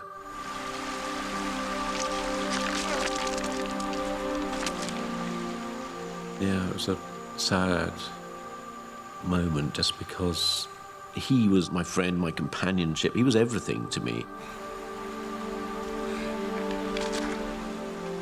And as Benedict sits on the riverbank, he realizes that along with Cashew, his hopes of survival are slowly drifting away. First thing that struck me was I didn't have any food. Then I realized I didn't have a hammock, didn't have my mosquito net. There were so many worries going through my head. Would I end up starving to death? Would I die slowly of malaria? It was difficult to imagine how I was going to end up, but whatever way, it didn't look likely that I'd ever see my family again. Benedict knows that no one will be looking for him, because his expedition is not due to finish for at least 3 months. And with no food or medical supplies, he'll be lucky to survive a week. The situation was beautifully clear in a way. If I stayed where I was, I thought I would just die. I thought I've just got to get out of this place. I thought, what have I got to get me out of the forest? There was an old rucksack. There was a water bottle, a machete, but above all, my survival kit. Fishing hooks, fishing line, distress flares, spare compass. So key, simple things. I got out my little notebook and I made a little map. Anything I can remember, I put onto this map. Benedict realizes that the river is no longer a viable route, and the only possible way out is to walk directly into the jungle and attempt to hike out on foot. So I drew a little dotted line, and that would be my route out of the forest.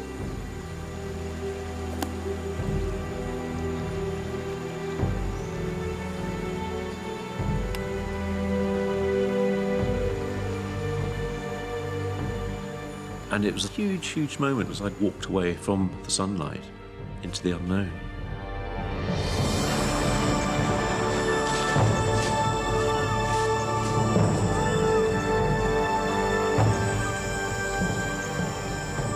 And Benedict heads into one of the most inhospitable places on Earth, the Amazon rainforest.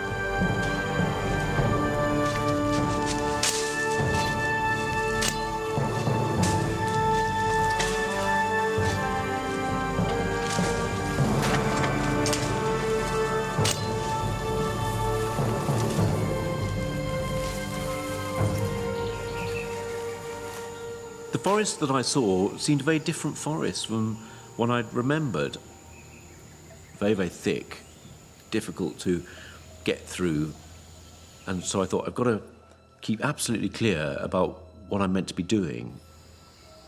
Benedict realizes that traversing this jungle will be a monumental task, so he'll have to use every last scrap of experience he has, if he is to make it through here alive.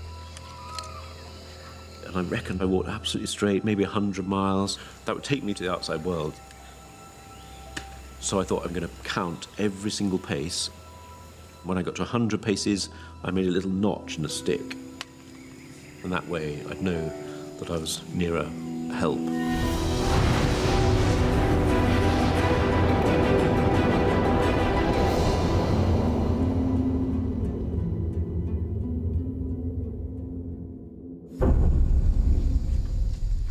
For hours, Benedict fights his way through the jungle. But as night falls, he can go no further. And when the sun goes down, the searing temperatures plummet. So he makes a shelter, using a technique he learned from his guides.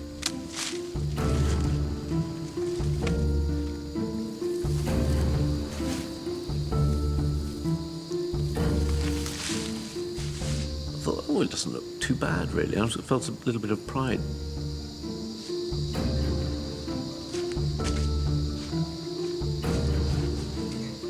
And then lay down and realised that I was wet. There's more dampness coming up from the ground. I lay there, sweating away, and then felt incredibly cold. The brutal reality is that Benedict isn't prepared for this at all.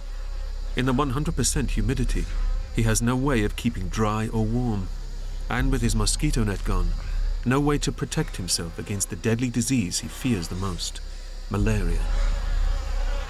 Then the insects started moving in, and a long night began.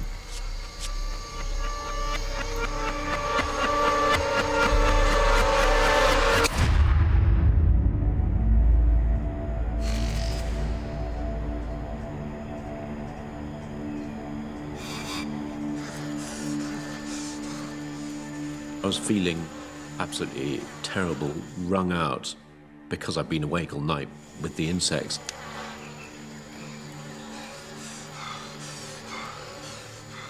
and I had to light a fire and dry out my clothes just to fend off this clawing wetness which wore you down.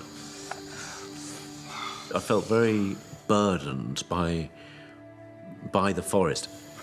I just thought, I've got to get out. I've got to get out of this place. Benedict resumes his hike towards the outside world, but so far has only managed 4 of the 100 miles he has to traverse. It's been 4 days since he last ate, and he's beginning to weaken. I was starting to feel hunger pains.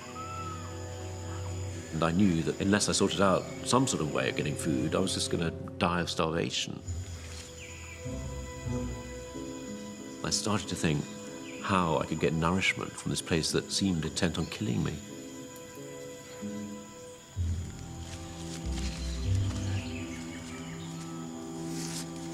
So I thought, okay, I've got to settle myself down and build a few traps.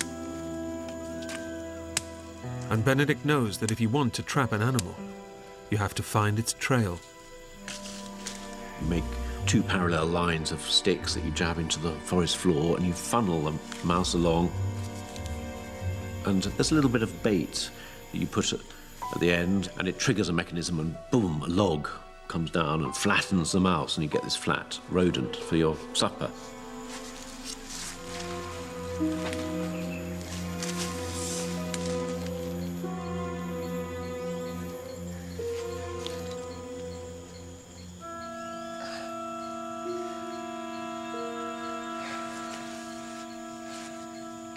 It's so time-consuming to even fashion these things, but waiting for an animal to come along, I found absolutely exasperating.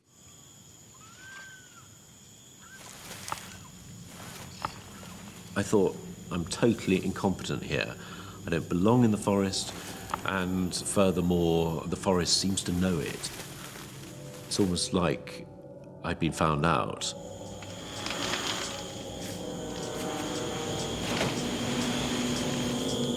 Every species here has learned to survive, and those that aren't good enough die. And I'm going to be next, because I don't know how to cope here. I can't even make a simple trap.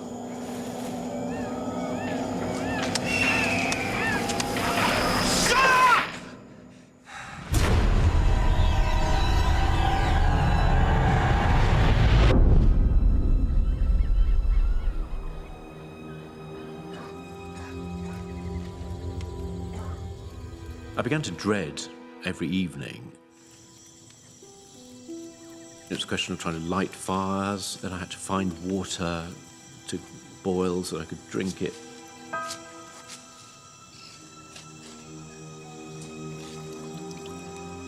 And all of this was taking time when I was already exhausted from trying to make progress through the forest.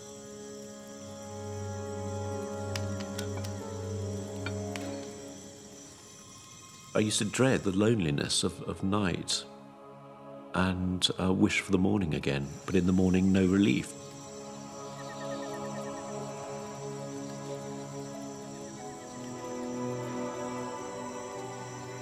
I felt like a hamster on a treadmill heading to nowhere.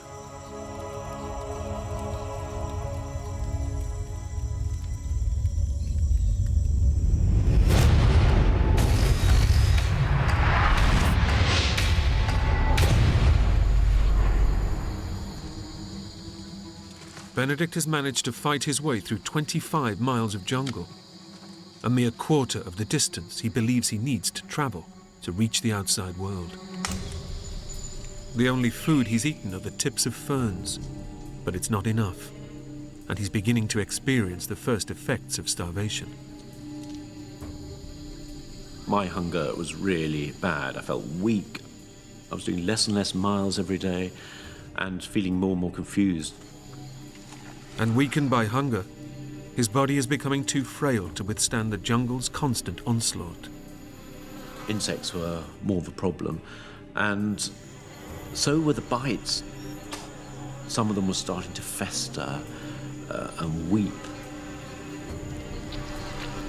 All of this was sort of visible evidence that I was being attacked.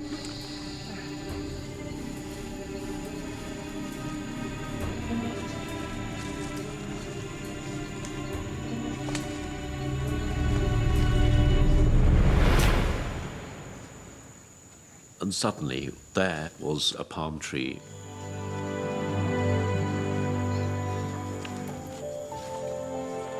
It was a Marija palm.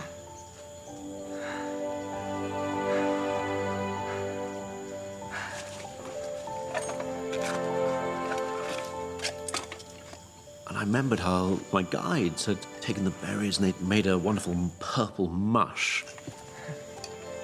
Suddenly I had all the energy in the world because I saw hope now.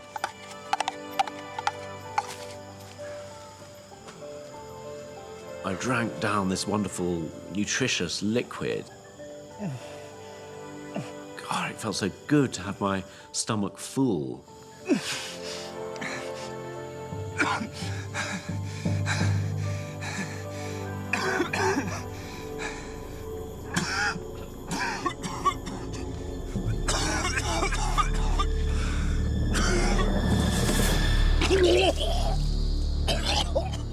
Benedict is so weak that his stomach is unable to digest this rich berry pulp. And as starvation takes a stranglehold, his body is beginning to break down. It was a terrible situation because on the one hand, I could eat, but if I did eat, I'd feel more sick. It didn't seem to be solving any problem, and it was a sort of hellish situation.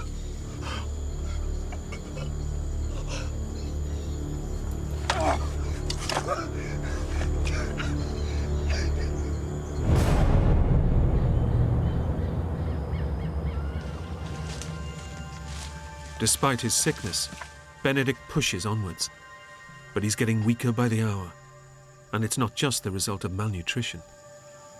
Gradually, I realized I was succumbing to something.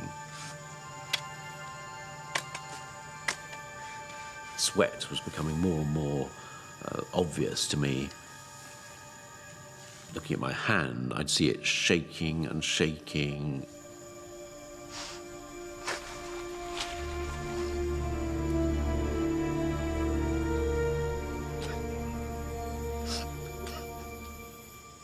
I was sinking into a delusional state because I wasn't able to control my thoughts. After almost 2 weeks of relentless attack, Benedict has finally succumbed to his biggest fear. I thought, this is the taste of malaria that I'd always been warned about. And now it's my turn to experience it myself as someone who was exhausted and starting to starve to death. The malarial parasites are destroying Benedict's red blood cells, starving his body and brain of oxygen.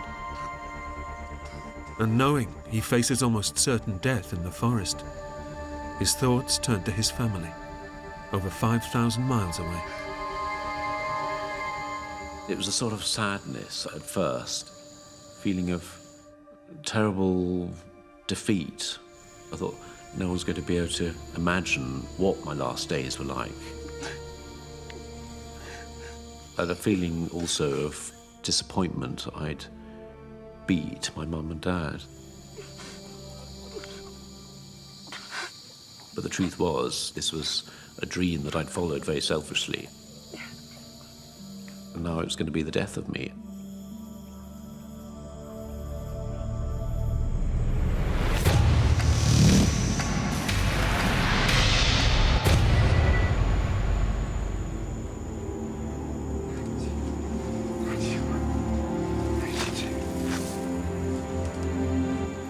As the fever began to kick in, my progress became even slower, and it was becoming a fight just to put one foot in front of the other.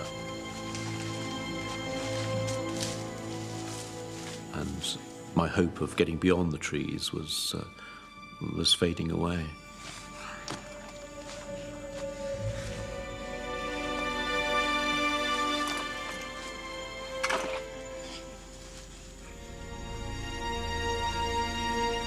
Suddenly, I had this feeling that there was something out there, as if something was stalking me. And I thought, come on, Benedict, keep control, you're losing it, you're losing it. Suddenly, I heard this rustle, and My worst fear was that it was a jaguar. And it was terrifying waiting for something that was going to spring out at me. Come on! Yeah!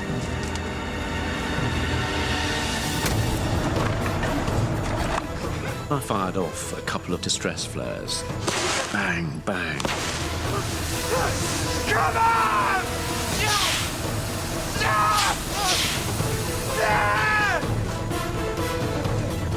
And nothing.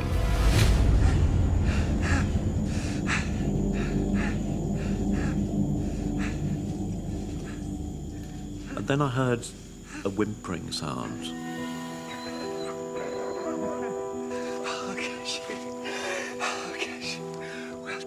Incredibly, after vanishing in the rapids 2 weeks before, Cashew has tracked his old friend through 40 miles of rainforest. And all at once, the horrors of his situation seem to drift away.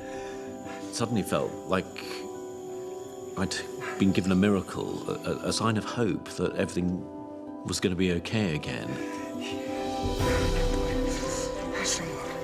I had someone who could understand what I was going through. That restored a lot of myself somehow that I'd lost, that had been taken away by the brutality of the forest. Cashew's reappearance has lifted Benedict's spirits and reinvigorated his determination to get home. But he's desperately malnourished, fighting a killer disease, and rapidly running out of time.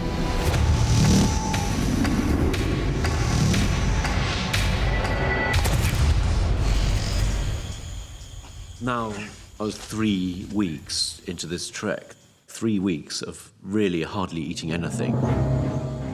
After walking for 70 miles, Benedict is now in the advanced stages of starvation, and the malarial parasites are rapidly colonizing and destroying his body. He knows that his condition is reaching critical. And I was so aware that I was running out of time. Cashew seemed to be lagging more and more behind. And I thought, I can't have you as a passenger. Cashew! Cashew! Cashew! Shoot!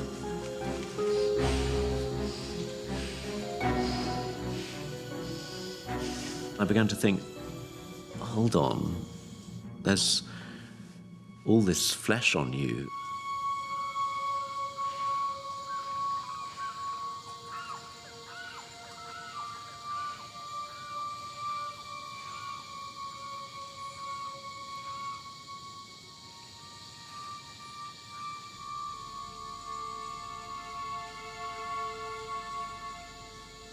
But it was inconceivable that he could ever be my food. Cashew!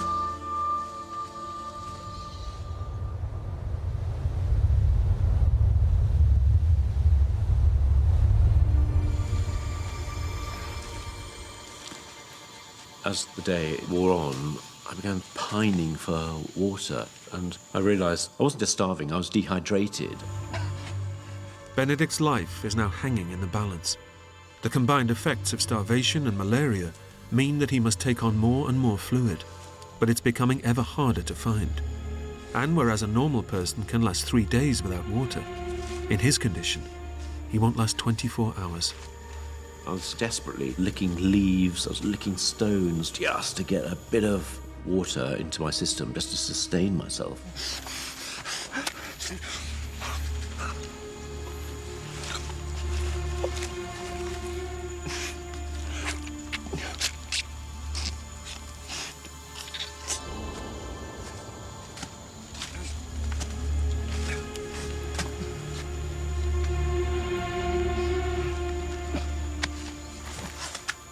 I found myself side by side with the dog, actually lapping water like a dog. I thought the animal in me is coming out in order to persevere.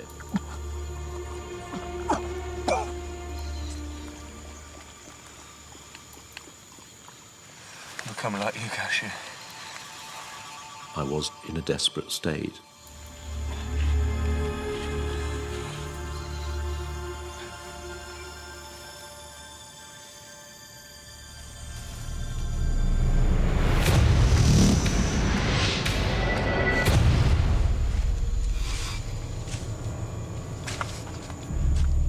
By now, it was almost impossible just to keep on walking. It was a real crisis point. Mentally, I had less of a grip on what was going on. Where I was, whether it was day or night, what was happening, what was in my imagination. It was very, very clear that I had less and less sense of who I was. By now, Benedict is so emaciated, and the malaria is so advanced, his brain is beginning to shut down. And as his clarity and sense of self dissolves, he knows that his death is creeping ever closer. I was in blind terror, really, that these were my last sane hours. I write repeatedly, no need to die, no need to die, no need to die. And Benedict realizes that unless he eats immediately, this could very well be his last day alive. One way or another, the moment came when I just thought, this is it, this is the day. The day when I can actually gather myself together, pick up my machete and kill the dog. Without the nutrition that cashew will provide, Benedict is a dead man. He now has no choice but to kill his only friend. It felt like I was an executioner at this stage, but I remember this terrible cowardness of walking up behind it, knowing I couldn't actually face killing the dog in front.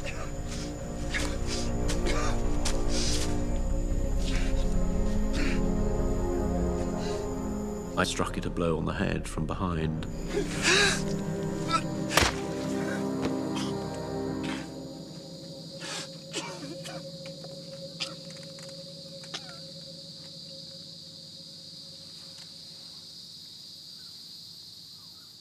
Suddenly, there was a way out of this hell.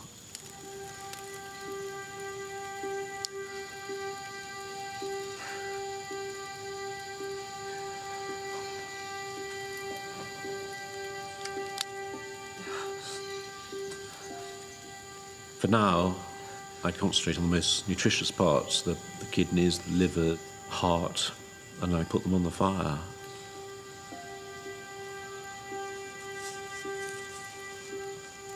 I just sort of quietly ate them, and rather sorrowfully, actually.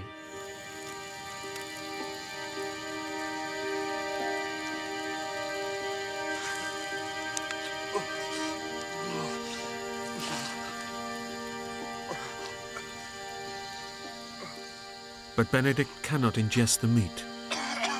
The malaria is making his stomach reject anything he forces into it. And the realization dawns. He's just used his last chance.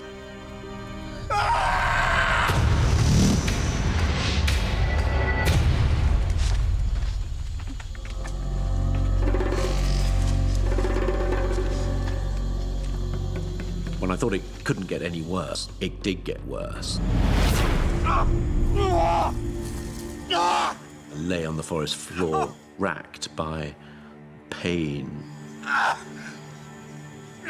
My liver, my kidneys were being attacked. I was fighting just to keep myself sane.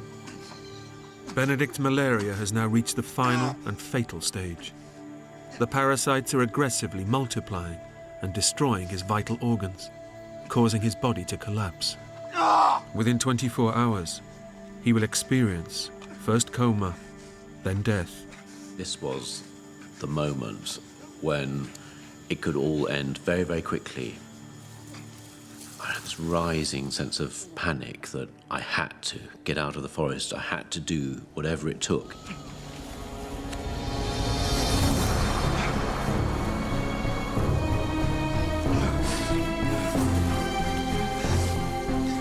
Whatever happened, I had to keep moving. Keep on putting one foot in front of the other. I kept on going, making pitiful progress, and sometimes no progress at all. Couldn't even think straight. I couldn't even see my compass. At that moment, I suddenly thought, well, I'm just never going to get out of here. It was just too big to fight, and I was losing that fight.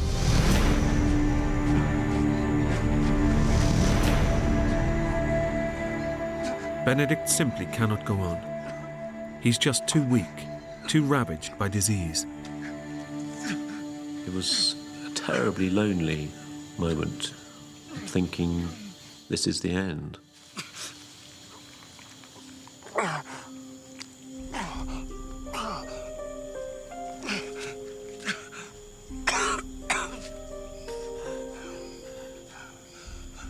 And suddenly, amongst all this despair, this confusion, this feeling of being trapped in this prison, a sight that will always stay with me.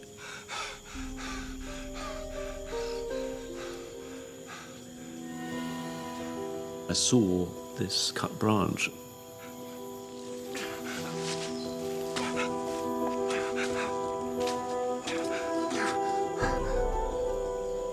The cut itself was blackened, so it had been cut some time ago, but had been cut by a human. And I realised there was actually quite a few of these branches. This was actually the edge of the outside world. I started investigating, and there was a trail.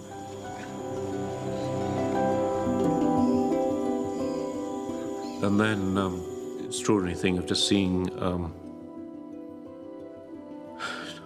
daylight, and it's still emotional to me, just this reconnection with the outside world.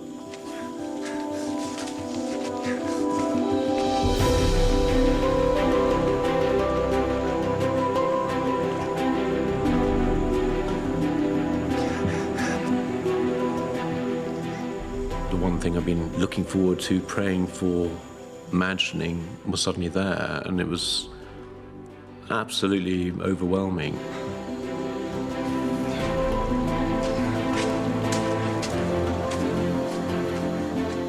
And I found myself in the back of a garden.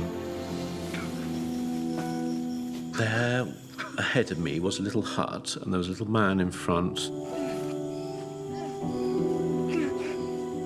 And he was just standing there with a look, not of welcome, but of horror.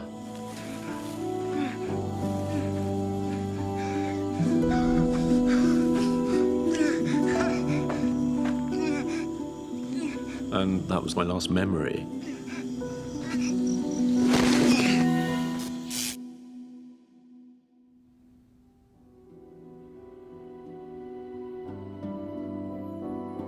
Having recognized the symptoms of malaria, the farmer nursed Benedict for 3 days before he was driven to a hospital in Macapá, where he made a full recovery.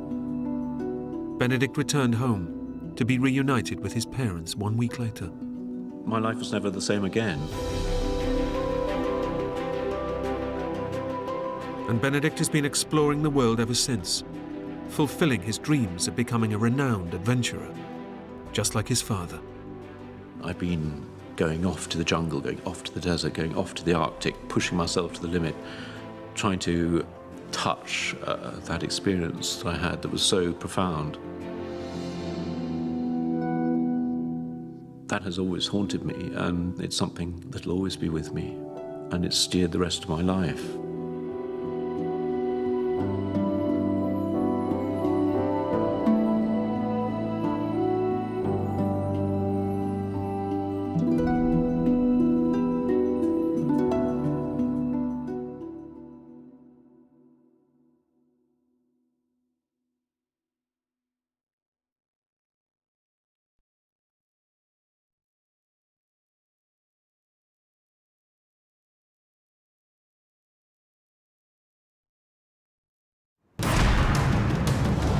One man on a mission to prove he can survive alone in the wild. Woo! Caught in a vicious snowstorm, a fateful slip sends him plunging off a cliff. I don't know how far I fell. It had to be 30, 40 feet. You have no control. You just hope you land and survive. Trapped on a ledge with sheer cliffs above and below. I'm here! No one even knows he's missing. I thought, I can't stay here. I'll just dwindle and die. I didn't think I was gonna make it.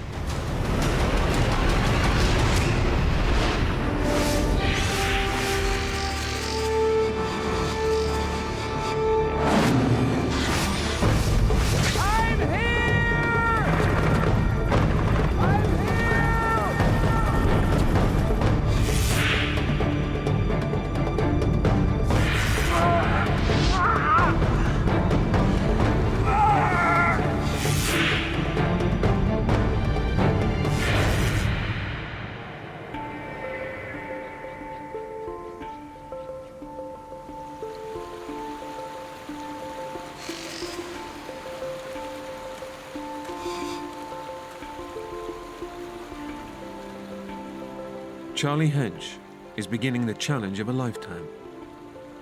A solo hike in the Sierra Nevada mountains. With his 50th birthday approaching, he's out to prove he's still got what it takes to survive alone in the wilderness. I love the solitude. I love nature. I love the outdoors. It's something I always wanted to do. Considered myself being somewhat self-sufficient.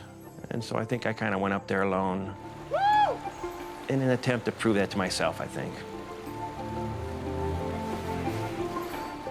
Charlie has hiked in the mountains many times before, but always with friends. He knows that going alone will be his toughest challenge yet. I'm not getting any younger, and I'm not as in good a shape as I used to be, and I just wanted to get lost for a week. Walk away my worries. Charlie's long-term girlfriend of 7 years, Julie, knows what this solo trip means to him. Charlie has spent a lot of time, I think, on his own and alone. He likes to go and do things by himself. He got this wild hair, this idea that he really wanted to go and do this. And I knew that there was no stopping him. I remember we hugged and kissed. She wished me luck, told me to be careful, told me she loved me, and I told her the same. He's a big kid. Charlie's a big kid.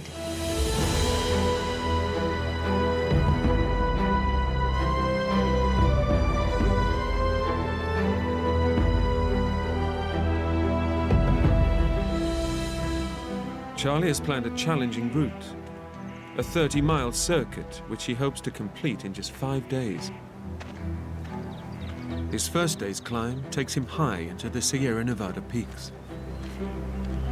Here, 20 miles from civilization, he can enjoy the beauty and solitude. It's just him and nature.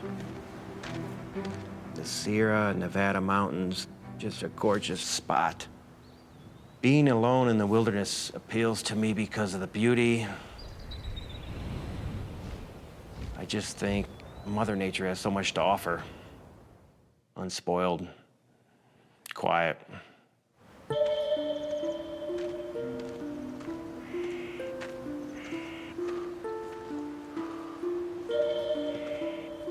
As far as me going solo, Julie certainly had her concerns. I was concerned that maybe he wasn't in shape for this. He hadn't done a hike this length in a very long time. But Charlie makes good progress up the mountain. And after a grueling hike, he can reap the rewards of being self-sufficient. Part of the allure of going up there is fishing. You get high enough in the mountains and there's golden trout. Catching some fish and eating them that night. Nothing beats fresh fish. I felt real good that first day.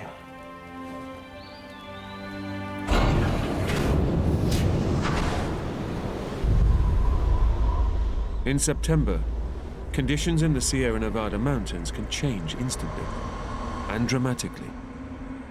But in his enthusiasm to get going, Charlie ignored weather warnings.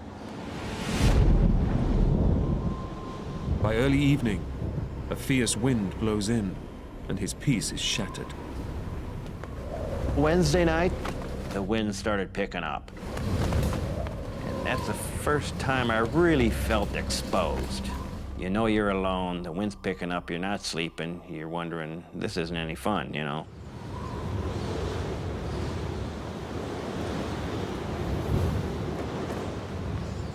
I really became concerned for the first time Thursday when it really started to snow and the wind was just howling. The wind becomes a vicious snowstorm, and Charlie hunkers down for the night, hoping it will pass.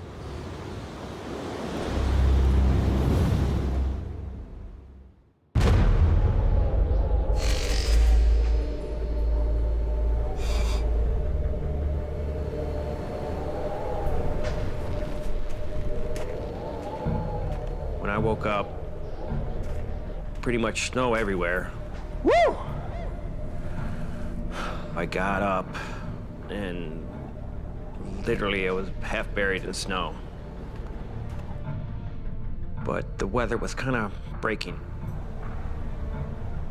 Although the skies are clearing, the new snow has transformed the landscape. Navigating the route ahead will be a formidable task. At that point, there's really no trail. And if there was, it was buried in snow. I've been up there before years ago, and it just did not look familiar. For Charlie, this trip was to be the test of his ability to survive in the wild. But he now faces a difficult dilemma: to cut his trip short and head back down the mountain, or forge ahead with his original plan. I made the decision to continue. Get up and over the pass and get down the east side. The weather should be better down there, certainly. So I dug the snow out, packed everything up, headed up to the pass.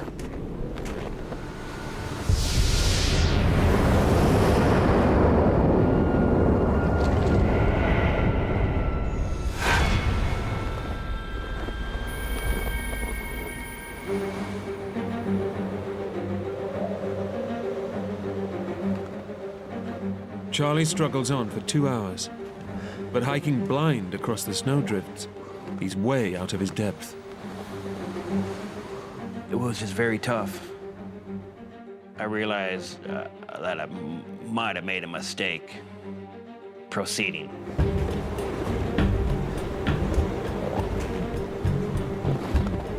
But my rationality tried to overtake me, and I told myself, you'll be okay.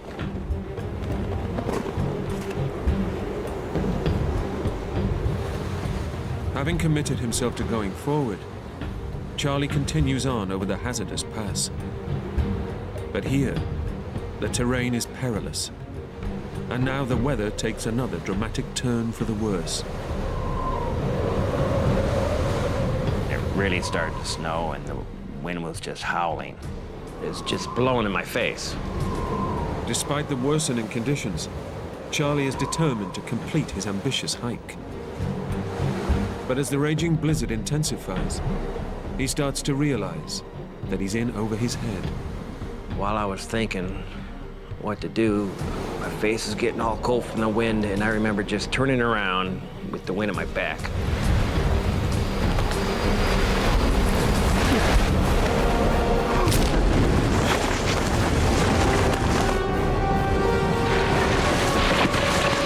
I don't remember tripping. I don't remember flying through the air. I just remember I hit my head.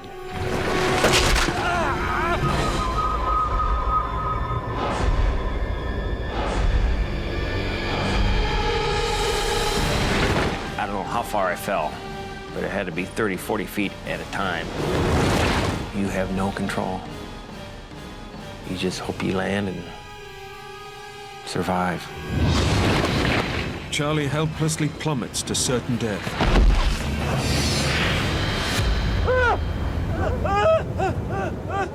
But a rock ledge, jutting out of the cliff face, breaks his fall and saves his life.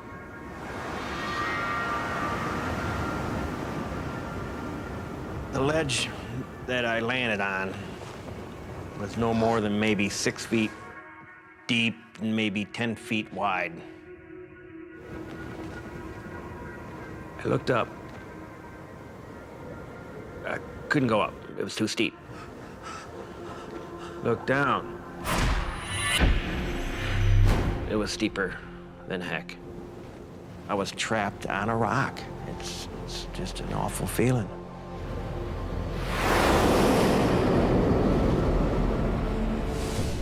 Teetering on the edge of a 500-foot drop, Charlie must literally cling on for his life. But the fall has shattered his right wrist and badly damaged his spine, and the blow to his head has left him with severe concussion. Blasted by the freezing wind, his survival instincts kick in. Soon after, I was just overcome with the pain of my injuries. My whole right arm was just numb from pain. It immediately swelled up. And the right side of my head hurt like mad. I knew that the only way I had a chance to survive is to get warm. So I wanted to get that tent up and get inside my bag and try and warm myself.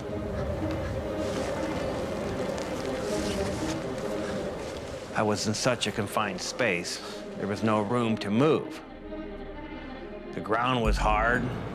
I couldn't stake it into place and pull it tight like you would normally do.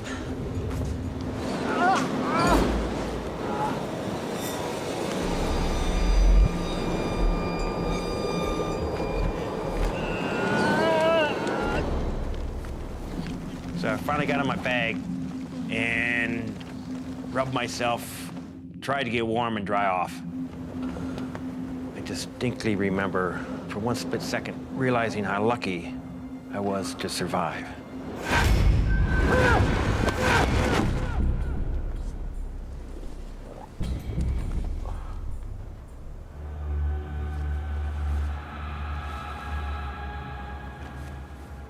I kind of got warm. I kind of gained my senses a little bit. And I thought, well, I got a cell phone, I could try that.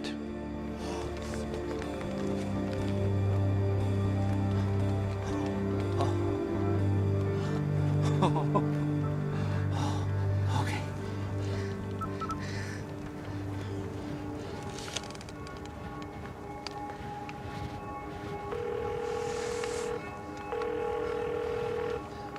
Hello. We're sorry. Your call cannot be completed. Please call your operator to help you. And of course, it didn't work. Beep, beep, beep. Because of the lack of the signal. No! Oh, no! I became very despondent because I knew at that point there's no way I'm gonna ever reach anybody from the outside world. Isolated and trapped on the ledge, Charlie is in urgent need of medical attention. Worse still, he isn't due to finish his hike until Saturday, in a day's time. Until then, no one will even suspect he's in trouble. All I could do at that point is wait. So I surmised that if anybody's gonna come looking for me, they're gonna wait 2 days. So my job at that point was to try and survive and bide my time until Monday.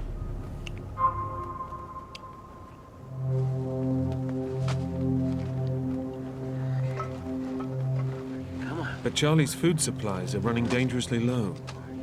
He only has a handful of snacks left.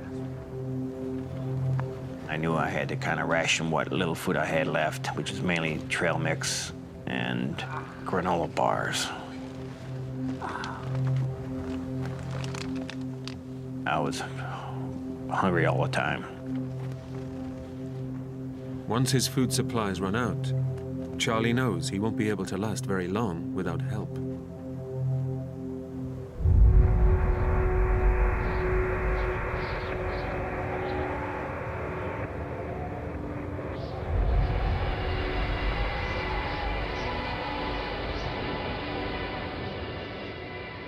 As night falls, the temperature on the mountain plummets to below freezing.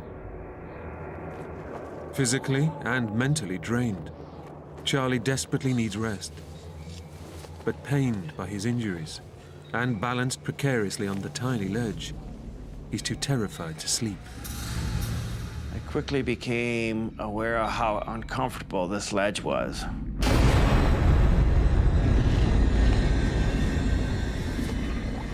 If I fell off the front, I would have tumbled several hundred feet.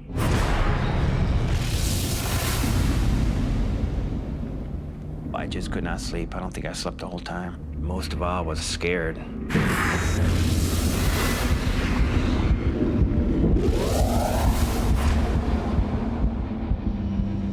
This solitude that I was so much craving turned into feeling alone. There's a big difference between those two. So I became very frustrated, very kind of angry at myself. And most of all, I was kind of scared about where I was and how in the heck am I ever gonna get out of here.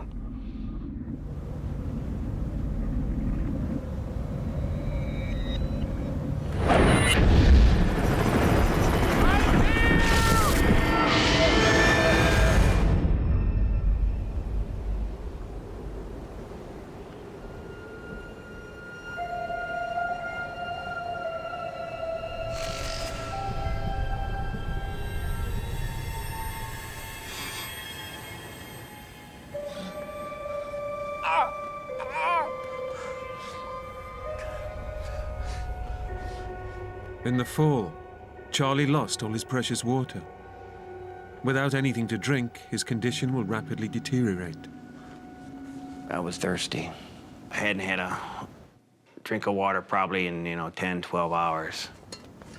And so it occurred to me, well, I could melt some snow.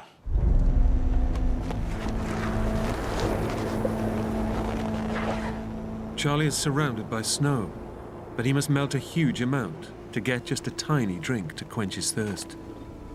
And it means he has to venture out onto the icy ledge and risk plunging to his death on the rocks 500 feet below. Getting out of the tent was precarious because of a lack of room. The edge of the ledge, it was kind of rounded off to nothing, and it'd be easy to slip. So I had to be real careful. I had to fill up my pot of snow first, then bring it in, and then start boiling. It's a lifeline for Charlie, but he has only a limited supply of fuel. It's essential he makes every drop count.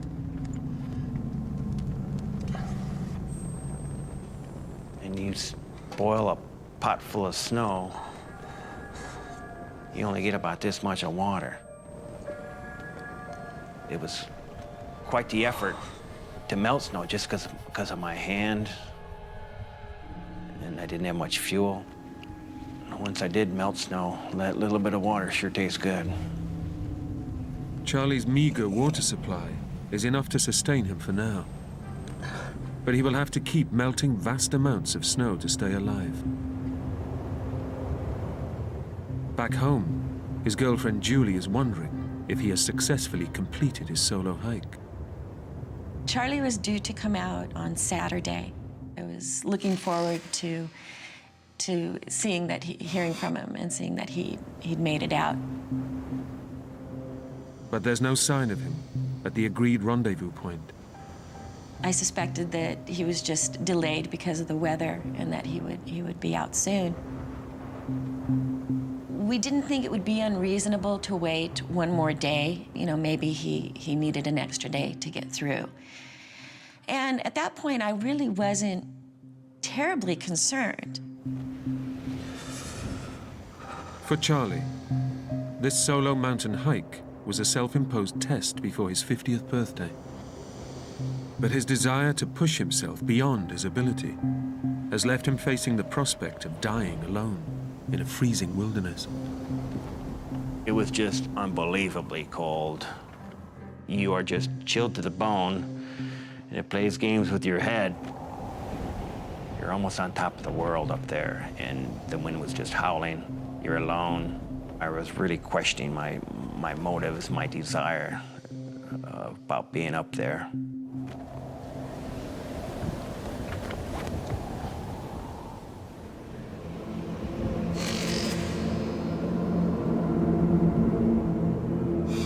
Charlie survives a second torturous night without sleep. But after 48 hours trapped and critically injured, he's desperately weak and is starting to suffer the effects of dehydration. You stop urinating, your mouth becomes dry. I knew I had to melt snow in the morning and melt snow in the evening, but I only could do it at those times because I only had limited fuel. In the freezing cold, lighting the stove is already an awkward process. But with Charlie's shattered wrist and suffering a concussion from the blow to his head, it's become a potentially lethal mission. In trying to light the stove, I spilled a little bit of gas, and so I mopped it up with my bandana.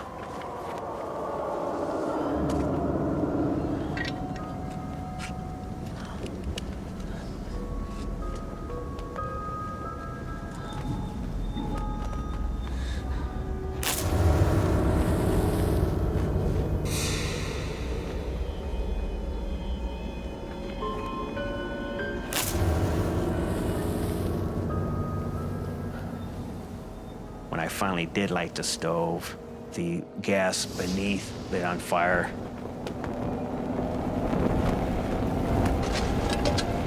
So I grabbed my bandana, which was already wet with gas, in an attempt to put it out.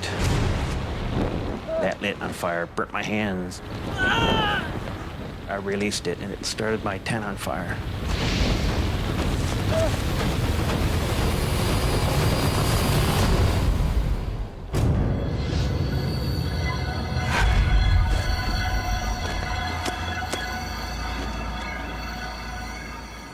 The fire has burnt the last of his fuel.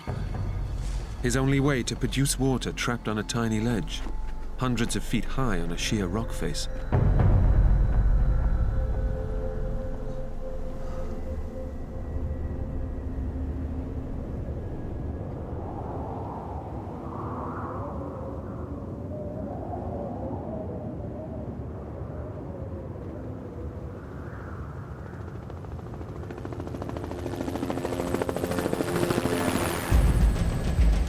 After waiting an extra day to see if Charlie would show, Julie knows something has gone badly wrong. She alerts the police, and a search has begun. There was a group of over 20 people geared up and ready to go. 3 helicopters, a dog team.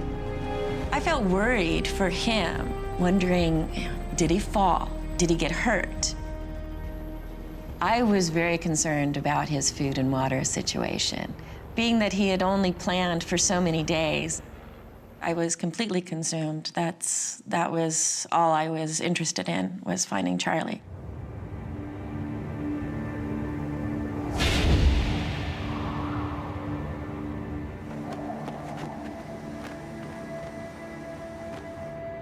After 48 hours, stranded in sub-zero temperatures, with a broken wrist, damaged spine, and severe concussion, Charlie finally hears a sign that his ordeal could be over.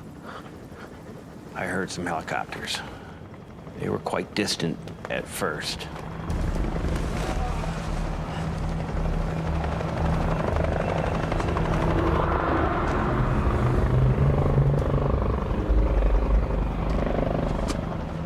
But then they became louder and louder.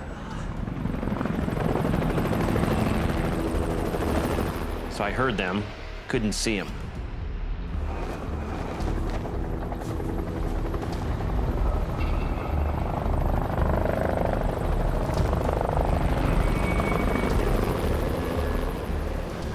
And they became louder and louder. I had a sack on the end of my fishing pole, just in case I did see somebody in the air, I could wave to them.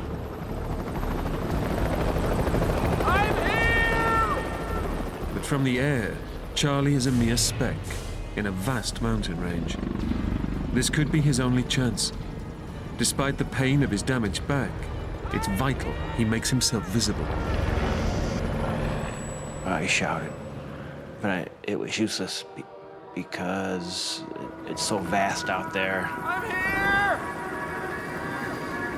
I'm here! The whole time I just sat outside, hoping to spot them or they would spot me, but I did not see any helicopters. I'm here! The sound of rotor blades is tantalizingly close. But hours pass, and Charlie catches no sight of an aerial rescue. It just felt awful. I was on the face of this one steep mountain. They were on the backside. I know I'm not gonna see anybody, so I was really concerned and scared. It's a bitter disappointment. Alone and helpless, Charlie can do no more than hope he survives a third freezing night, trapped on the ledge.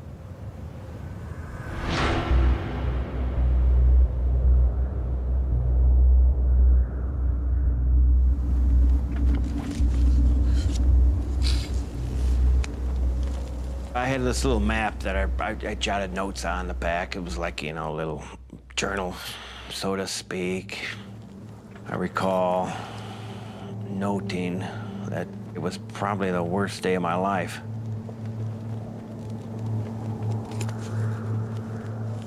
I started thinking about being home, being with Julie.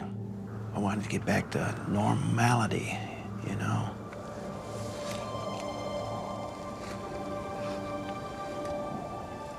My focus was wondering what he was going through and how he was feeling. I was safe. My main concern was always Charlie and what he was going through, what he could be potentially experiencing. I was really down at that point because I knew I might not make it out unless somebody comes find me. I knew I was lost. I knew I couldn't go anywhere.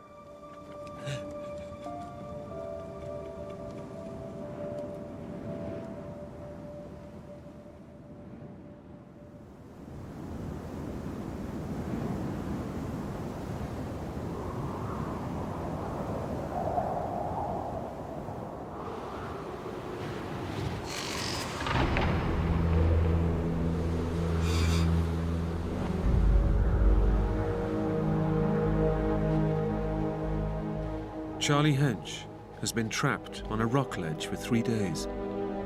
With severe concussion, an injured spine and shattered wrist, he's in urgent need of medical attention. But search helicopters have failed to spot him. Dehydration is seriously weakening him, and his food supply has all but run out. I was very hungry. I lost all my food Tuesday morning. I didn't know what I was gonna do for food. There was no nuts, no leaves. There was nothing around. There's rock and snow.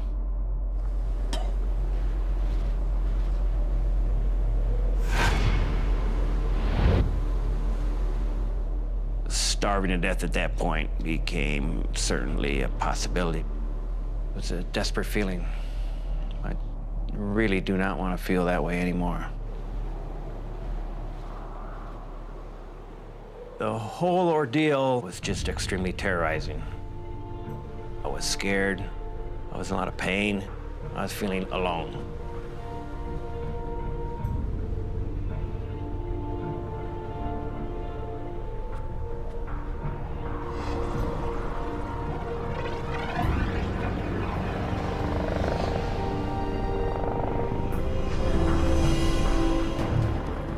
But the silence on the ledge is broken once more.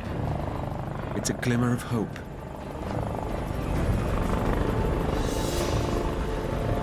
Oh, we're here! I heard the helicopters come back. It was so loud, I knew they were so close. I knew they were just up over the ridge.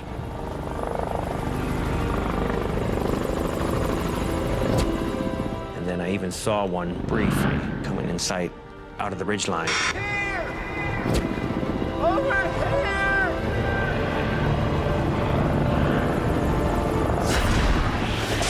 And disappeared real quick.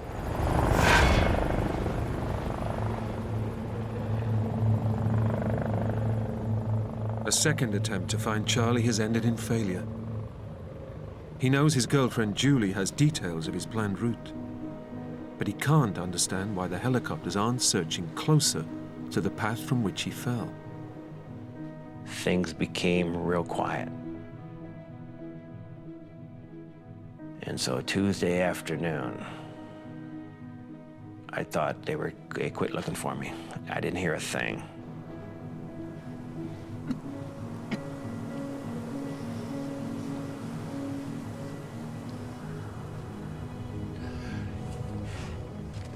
The helicopters fly on without spotting Charlie. He turns again to writing his journal on the back of his map.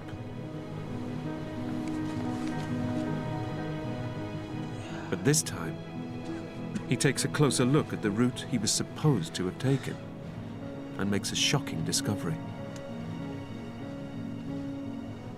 I finally realized, looking at the geological features out in front of me, I realized that I went over the wrong pass.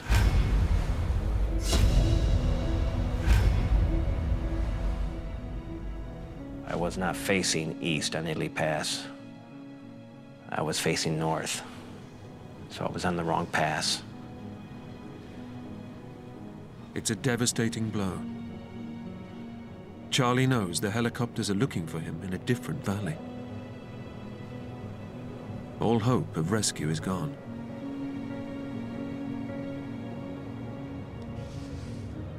Realizing that, thinking that they quit looking for me, I thought I had to, I can't stay here. I'll dwindle and die. Charlie faces his fourth night on the mountain. Without food or water, he knows he can't survive another day, and there's little chance of rescue. It's life or death, but can he save himself? I was certain that they stopped looking for me. And so what am I gonna do now? I thought I'm gonna have to try and get out by myself.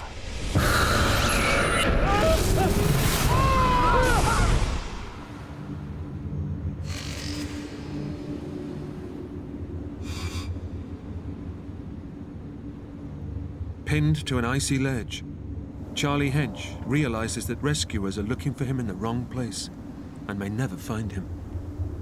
He must take action or surely die. His only choice is to attempt to scale the sheer rock face, despite his injuries. I went into panic mode, thinking, if I'm gonna survive this, I gotta try and get out. I knew I couldn't go down. It was out of the question. And I kind of surveyed the landscape above me. And I said, I'll try this way, up and to the left, as I face the mountain. But with a badly damaged spine and broken wrist, every inch Charlie climbs is agony. My hand is broken, so it's most difficult. You're kind of hugging these rocks one-handed. It was just very tough.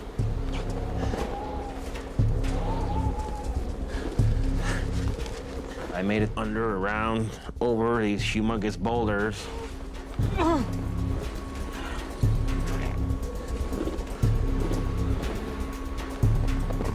I scrambled over, 3 or 4 rocks.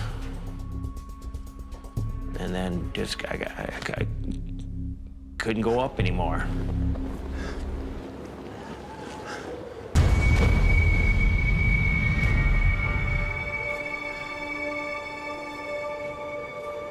Didn't know what to do, so I just sat on the rock right where I was kind of like trapped.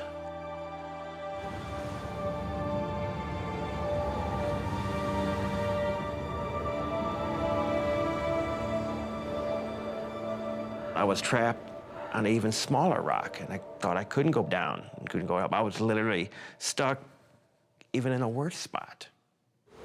And it was early evening, and so I didn't know what to do. And so I made the decision, well, I'm just gonna stay here. What else can I do? Charlie's shattered wrist and weakness from dehydration make scaling the near vertical cliff face impossible. Away from the shelter of his tent, he is now totally exposed to the icy wind, and the temperature plummets. It was just so uncomfortable. Not only could you not sleep, but you're just uncomfortable in the position you were. And I thought it was, I didn't think I was gonna make it. A, I was so uncomfortable. B, they stopped looking for me. So I just laid awake all night, looked at the moon.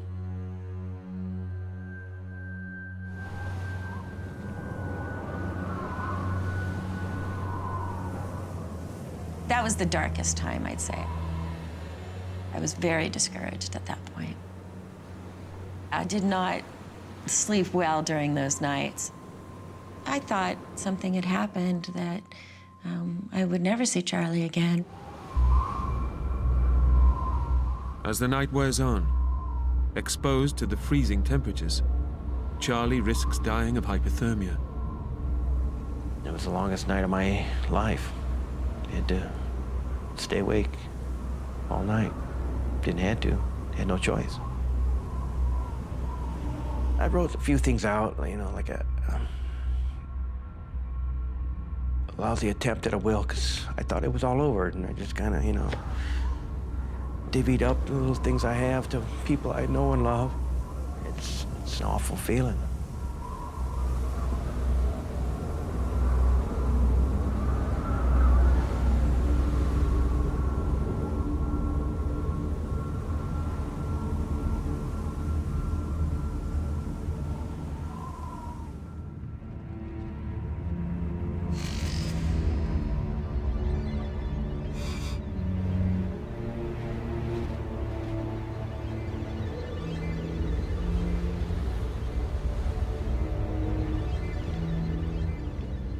Against the odds, Charlie survives the bitter night.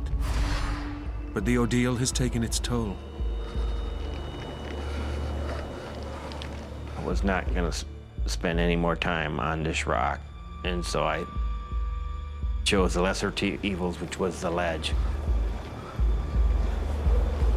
And I'm looking forward to climbing back in my bag, and I was gonna write some last words. So I scrambled my way back down. It took me 20 or 30 minutes with one arm and 2 feet and hoping for the best.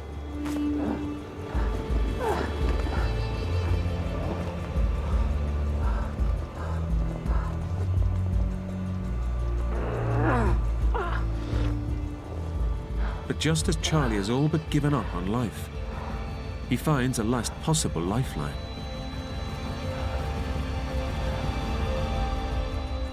I'm thinking maybe I could start a fire. It never occurred to me to start a friggin' fire.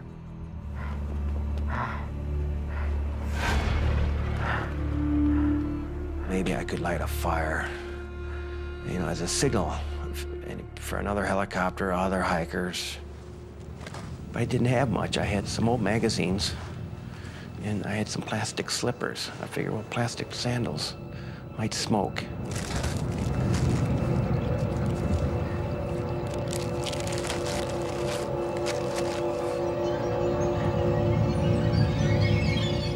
But I had like 3, 4 matches left.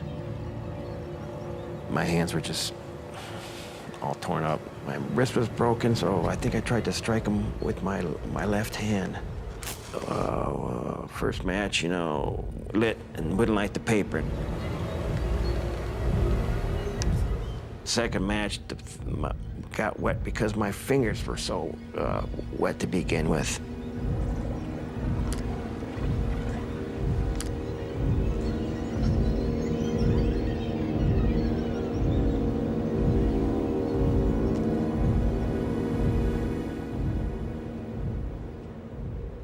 I forget what happened to the third match.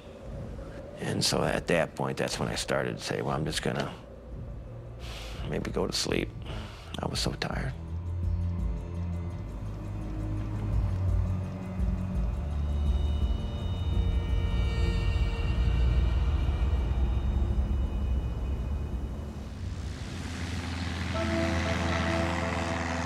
Back home, Charlie's friend, Dave Gra, is growing more concerned about the failure to find his buddy. As a trained pilot, he decides he needs to get involved in the search and try to save his friend. Tuesday night, I think I woke up several times during the night and couldn't help but think of Charlie and thought that, well, I need to do something. 35 years earlier, Dave's brother got lost in a storm hiking the same trail that Charlie has been following. He has a hunch that the helicopters have been looking in the wrong valley. I was thinking about my brother's accident. If it's snowing or windy or something like that, it can be downright dangerous. It can be fairly easy to get lost. So I had to climb very, very hard and still had to probably circle around a bit to get up over the mountains. Look down and try to scour the rocks for someone that might be stuck there. But this aerial search also ends in failure. I couldn't help but be disappointed that he wasn't there. I wasn't going to find him, and that probably was not good given the weather and the time that had gone by.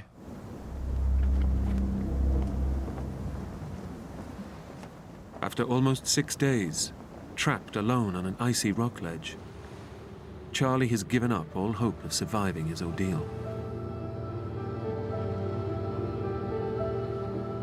Death itself now seems a welcome escape. At that point, I'm so depressed and tired and hungry and dehydrated, thinking no one was looking for me anymore. So I was really in despair. I was just totally numb. It was probably my lowest point. Charlie knows that rescue teams are looking for him in the wrong place, and that no one will find him. It's only a matter of time before he dies. I was a beaten horse, I had a buck knife, and I thought it'd be easier if I ended.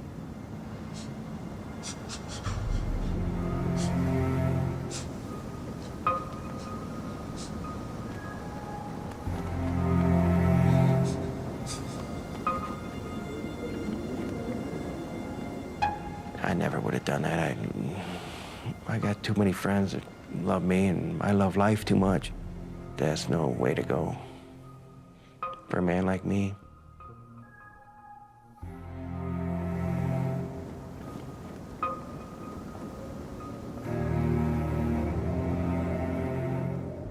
Just weeks away from his 50th birthday, this trip was supposed to rejuvenate his life. Now, Charlie waits for a slow, agonizing death.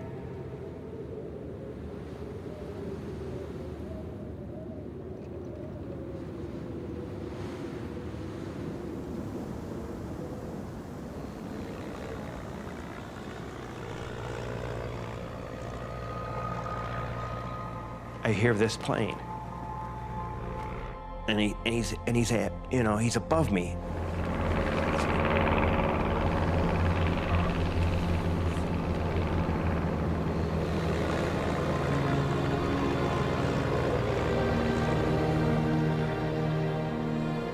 This guy is, almost at my sight. And so I got my fishing pole with my stuff sack on, and I'm waving it. I'm here. And then he goes by, and I wasn't sure he saw me.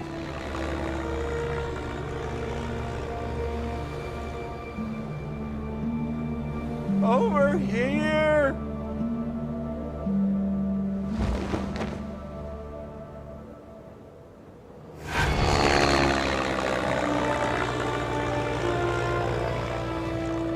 So then he turns around, he comes right toward me again.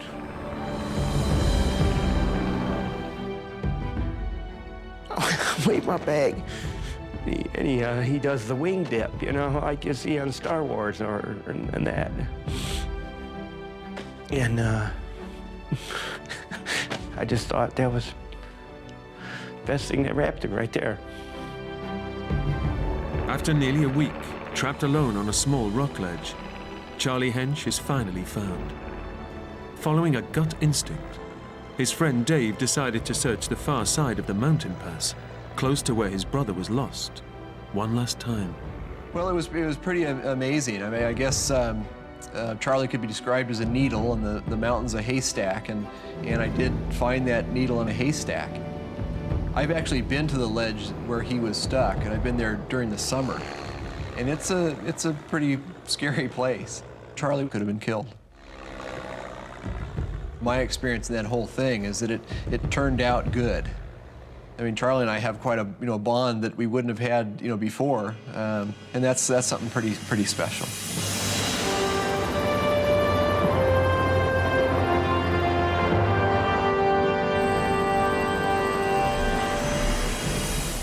When we got the call that they found Charlie, I mean, it was pure just elation. We both just fell apart, and you could just hear it in his voice that it was pretty traumatic. So I was just very thankful. He's a survivor. That's just, he's a tough guy. Charlie received emergency treatment for his broken wrist, lower spine, and head injuries. And when he returned home, was welcomed like a hero. I finally got back to town and saw Julie. I was just thrilled. She's a big part of my life.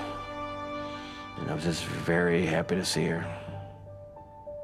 It was just the little things that kept me alive that I wanted to return to, that I love so much.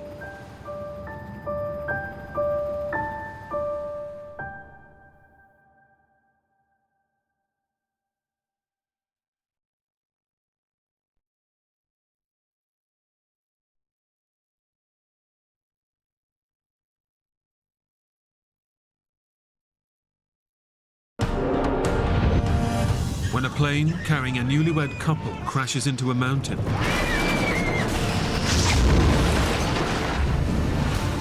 the survivors are left stranded in remote rainforest. We didn't belong there. It's horrifying.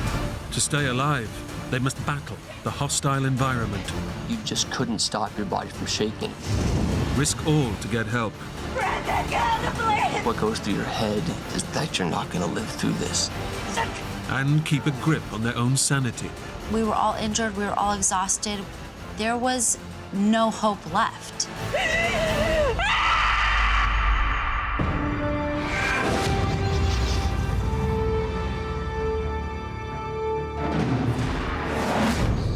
Where's Michael? Michael!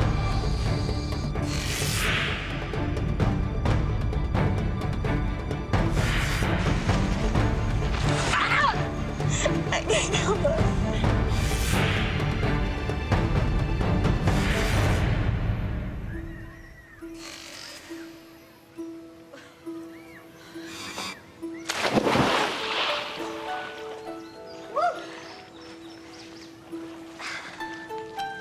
You're not gonna come in?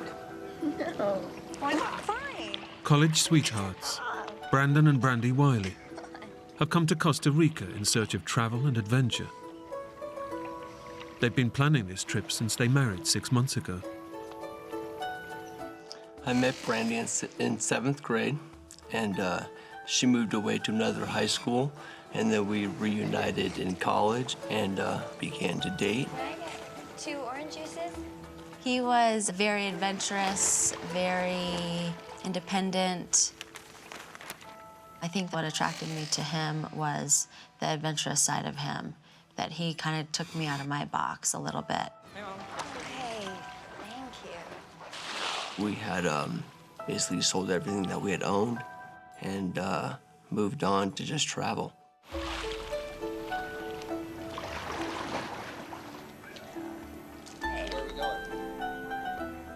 I think what was attractive most to us was the fact of the unknown. The fact that we could just pack our bare essentials and X amount of money and see what happens.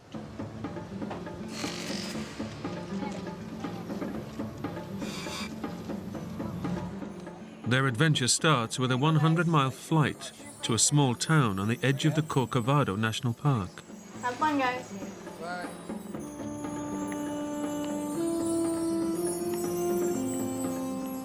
But getting there means a 30-minute journey on a small aircraft. Something Brandy is dreading. See, it's not so bad, is it? I guess not. Flying was something that I did not like to do. I remember it being a little scary because it was just a little puddle jumper.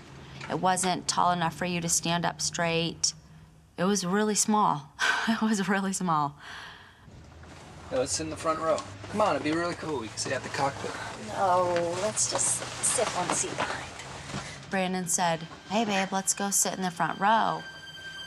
I think because of my fear, I said, no, let's just sit one seat behind. So we sat in the second row. There are 6 passengers on today's flight. Last to board is American expat Michael Packard, who lives in Costa Rica and regularly takes this trip. How you doing? Hey, I'm Michael. Brandon. Brandon? Nice to meet you. Brandy? I've done the flight so many times that I was just looking forward to reading my book and getting back to town.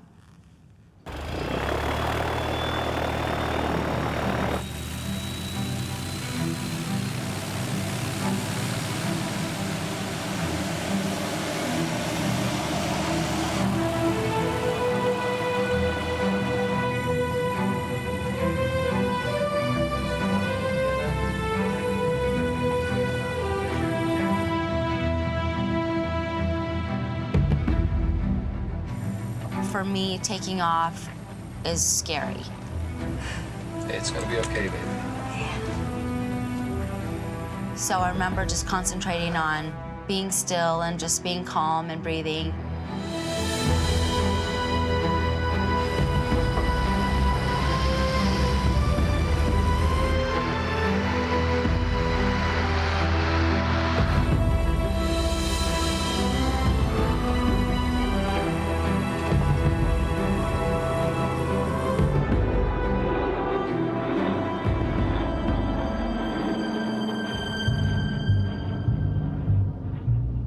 Costa Rica is a small country that is both densely forested and very mountainous. If visibility is poor, low-level flying can be extremely dangerous. And clouds are gathering.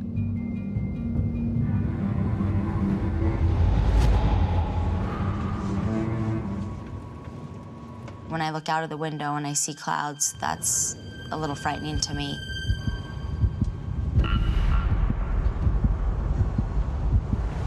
Fine, okay?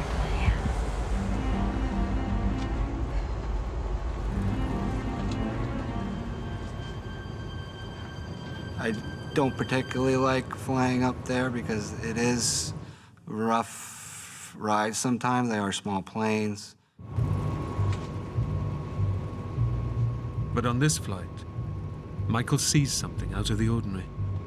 I noticed the 2 pilots conferring with each other, looking a little concerned, and I realized what they were doing was looking at coordinates in these books, trying to pinpoint their position because they weren't sure where they were.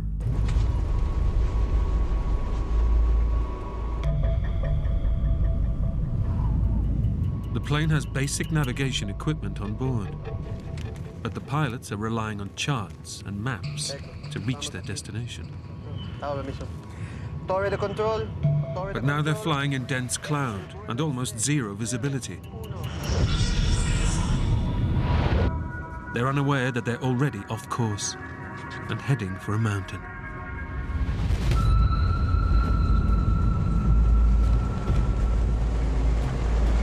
These clouds are getting very dark. It's fine. Brandy said, look how thick these clouds are. And so I looked outside of our window, and it got darker and darker.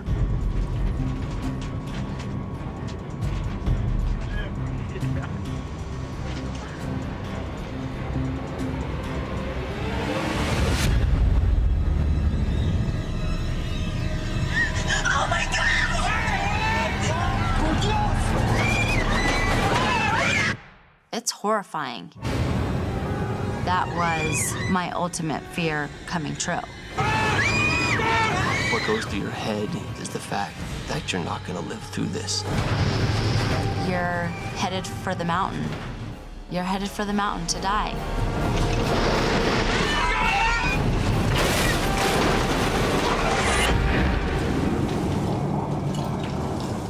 I remember thinking, we're not flying anymore. We're going through the trees. Is this even happening? My stomach dropped. My mind just went blank. To hear things break apart, just the sound that it makes is unbelievable. My first thought was, you're not getting out of this.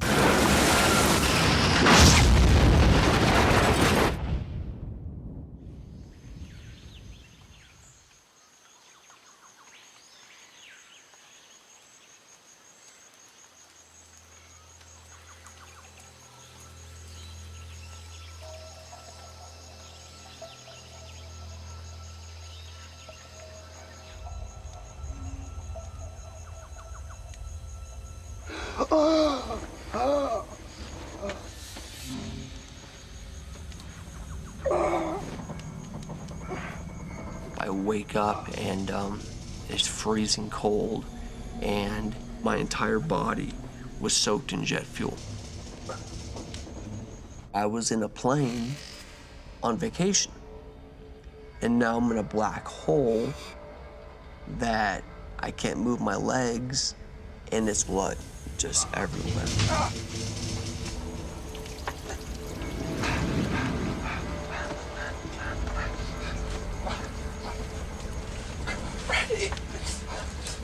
Brandy was head to toe blood. And I remember thinking, oh my God. Brandy! Brandy! Brandy! Wake up! Can you hear me? Brandy! Wake up, Brandy! Brandy, can you hear me? Can you hear me? My first memory was Brandon talking to me. Brandy, listen to me. You gotta get out of here.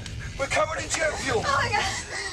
Get your belt. Let's go. I remember feeling completely panicked and completely in disarray. Hurry, go! Get away from the plane!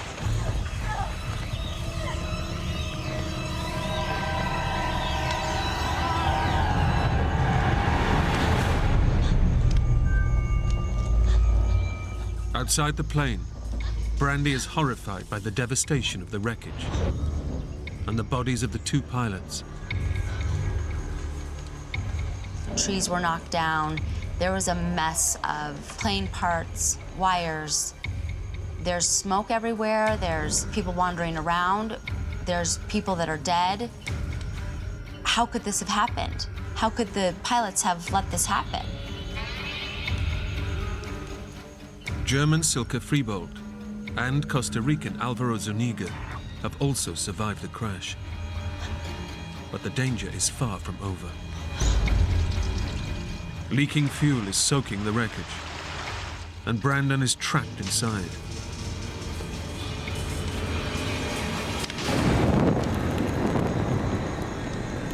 Brandon! Get out of the plane! It's on fire! I just remember having something on my legs. Brandon is pinned under the body of a dead passenger, Costa Rican Adolfo Strasburger. Hurry up, Brandon! Go! Get away from the plane! Get away from the plane! Quick!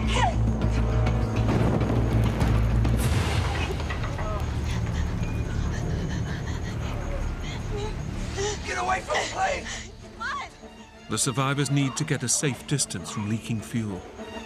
But in severe pain from extensive burns, Alvaro is unable to move. Come on, we gotta get away from the plane!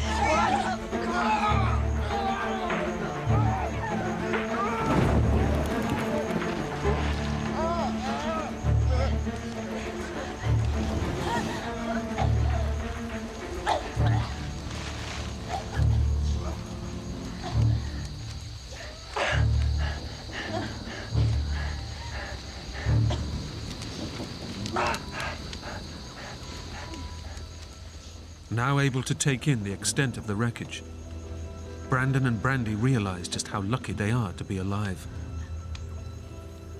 The wings were ripped off, and the fuselage was turned upside down, and from the seat in front of us, the plane was completely dismantled. Hey, let's sit in the front. Oh, let's just sit one seat behind. By total chance, Brandy's request that they sit in the second row has saved their lives. I just remember thinking, there's no reason and no way that we should be alive right now. If anyone were to be sitting in that front row, they would have been killed. We should have died. No rhyme or reason about it. It wasn't our time. Baby. Brandon is bloodied and battered. As a trained nurse, Brandy instinctively takes action. My wife went to school to be a nurse. It was just intuitive that she had known what to do. He had broken all the bones around his eye, and his face was swollen. He also has deep cuts on his arms that are bleeding heavily. Okay, it's okay, sorry. Silke is relatively unhurt, but appears traumatized by the death of her friend Adolfo. It's okay, sweetie. I'm a nurse, all right? What's your name? Silke. Silke was not in a good place. She was psychologically pretty messed up. I mean, she had been conscious the whole plane crash. I saw the whole thing.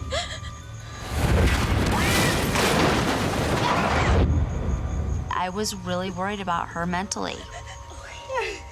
Suddenly, Brandon remembers there had been 6 passengers on the flight. 1 is dead in the plane, and 4 have survived. So someone is missing. I'm Michael. Brandon. Where's Michael?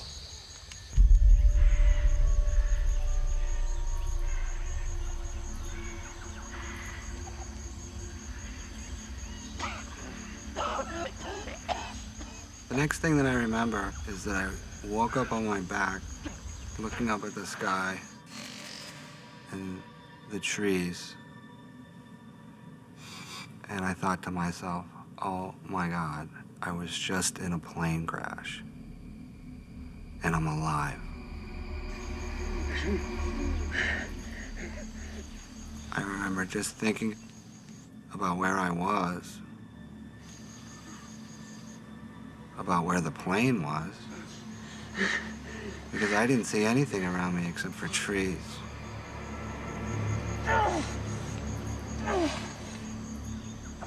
The sheer violence of the crash has thrown Michael Packard's body some 200 feet from the plane.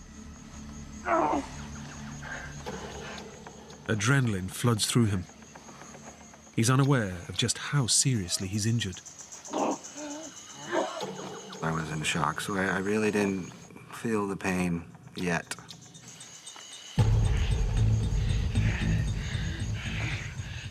Michael has a severed Achilles tendon and a crushed eye socket. He has 4 cracked ribs and a punctured lung.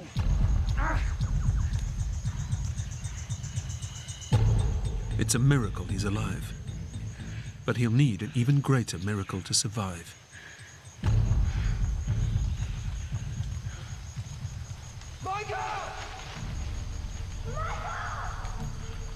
All of a sudden, I heard voices. And I started to make my way towards the voices the best that I could.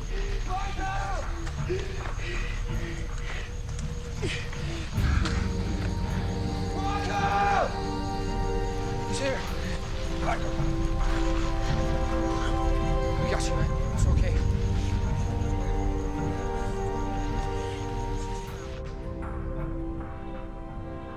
I'm just happy there was somebody else to go through that with. Because I knew it was going to be tough.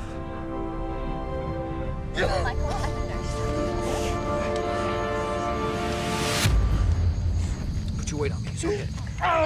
All right, Michael, look at me. Okay, I'm a nurse. I'm just gonna check you. Brandy instantly recognizes that Michael is in serious trouble.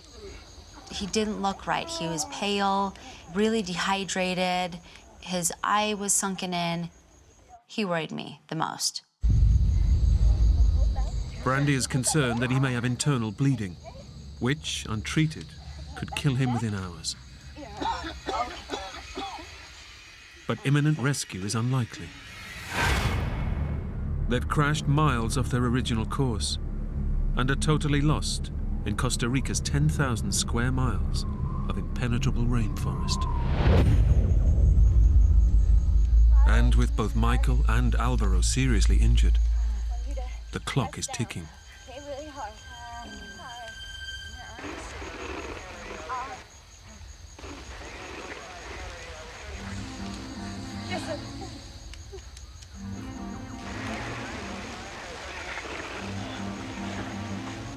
I could hear radios. I'm not even sure if it was Spanish that I was hearing or what it was, but it was definitely a transmission. It's the plane's radio. Their only link to the outside world, and the only way to get the message out that they've survived. But returning to the fuel-soaked wreckage is a massive gamble. So I'm thinking, what are you gonna do? Flip a switch and have the whole thing blow up? We're stuck in the middle of nowhere. We've got to find something. Stay here, I'll be back. Rick, I don't know if you should go.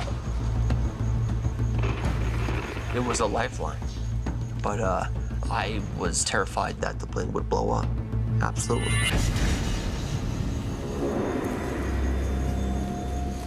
Brandon! Be quick, okay?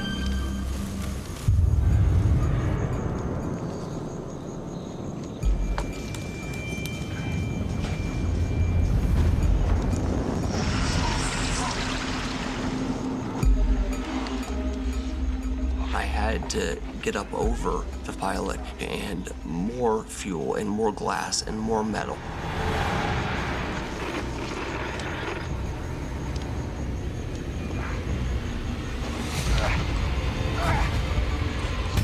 Hello. Hello, hello. Is it working? It's dead. What?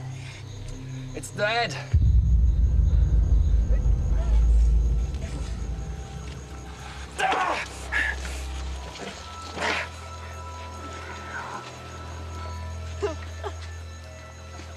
It was devastating. There's nothing we can do. We're in dense jungle. The only people that could give us any type of guidance were the pilots, and they were dead.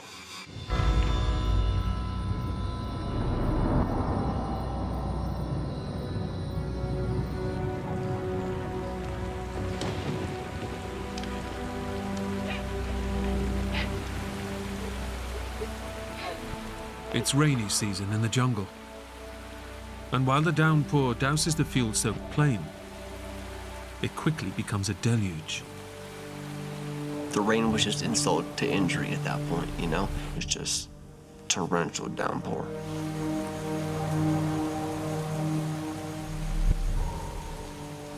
We were thankful that the rain was finally going to put out the fire and drench all the fuel and drench everything, drench the wires, get everything just wet so that there wasn't that fear of an explosion or more fire.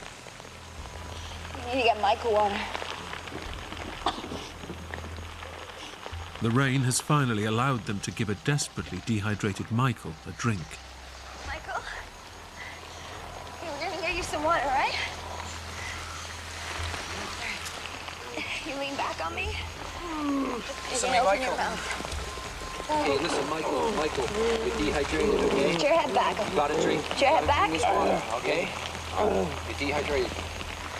Okay, Michael, listen.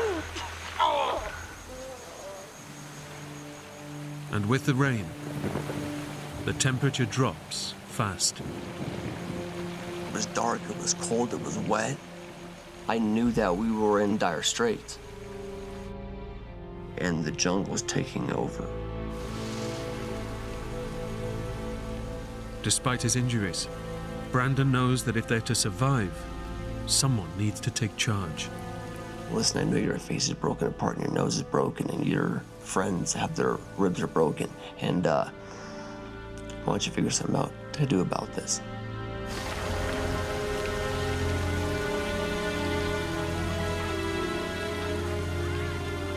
The only available shelter is in the wreckage of the plane. Brandon decides to move Alvaro and Michael in first, as they are the most injured and at serious risk of hypothermia. For Alvaro, the pain from the severe burns he suffered in the crash makes any movement agony. Once they were laid down in there, there was basically no more room for anyone else. I remember after they put me in there looking out at them and how miserable they looked and how cold and shivering they were. I did feel a sense of guilt, but I also knew that they put me in there for a reason. I could see my condition was deteriorating. It was a deep, deep feeling of depression. We were still cold and we were still scared and we still had no idea what to do.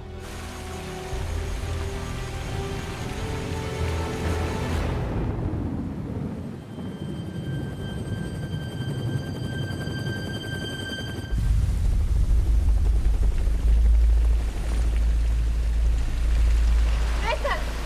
Guys, listen! Where is it? A rescue helicopter has been sent to search for the missing plane.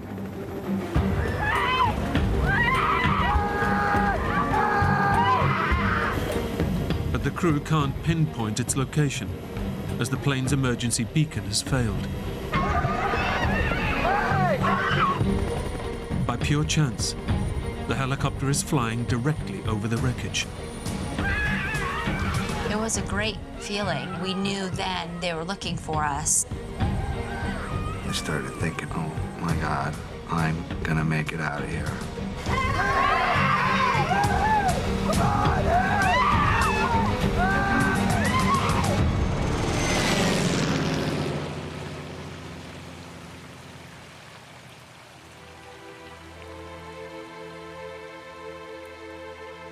But in the thick rainforest canopy and dense cloud, the wreckage is invisible. The smashed plane and the survivors have been entirely swallowed by the jungle. They were right above us and they can't see us. That was my lowest point.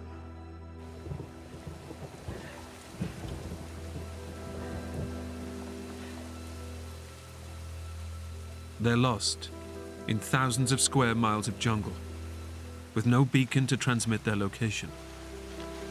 If they can't be seen from the air, they may never be found at all.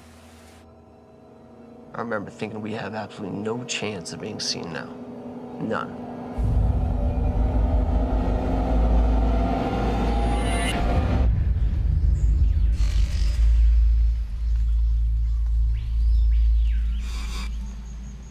The light is fading, and with it comes a whole new set of dangers. Far from their comfortable urban lifestyles, the 5 survivors are completely out of their depth. I live in the city. I go to an office, you know? I'm not a crocodile hunter. So, yeah, I was a fish out of water from the time I got there. But Brandon is determined to do what little he can to look after his new wife and the rest of the survivors. Brandy, we're gonna have to find a place to stay tonight. Try to get warm. Brandon was for sure taking care of me. He was probably the most selfless one there, trying to take care of everybody else except himself. Selka. Hey, Selka. Come on, I need your help.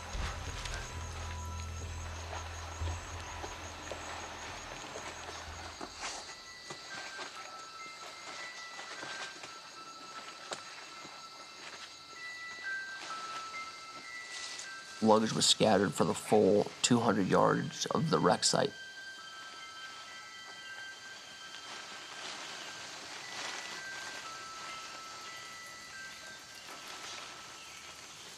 So how are you holding up? I'm doing okay. Just wish I hadn't seen everything, you know?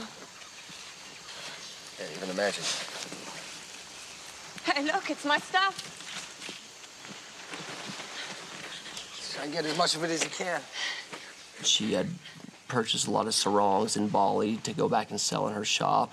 So we got all those to tie off other people's wounds, to keep some people somewhat warm, gathered all the clothes that we possibly could. Yeah, that's it. Yeah. Okay. You okay? Yeah. You got it? Yeah. Let's go. Come on.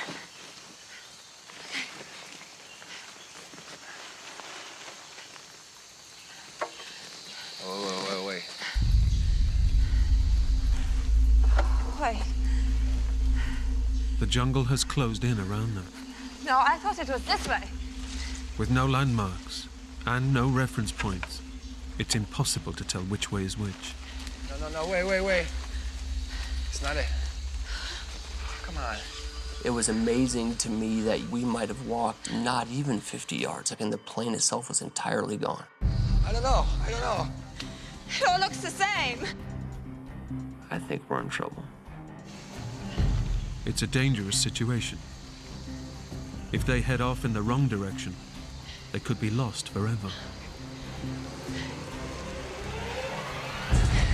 Hey! Brandy! Hey! Brandy! Brandy! Brandon! Where are you? Brandon! Brandy! I'm here! There. Over here. Brandy! You keep shouting. Brandy! Where are you? It's a close call. Had they been separated from the group, Brandon and Silke would have had an even slimmer chance of survival. It was extremely scary to see how fast the jungle could swallow up an entire plane, 5 people, all the wreckage.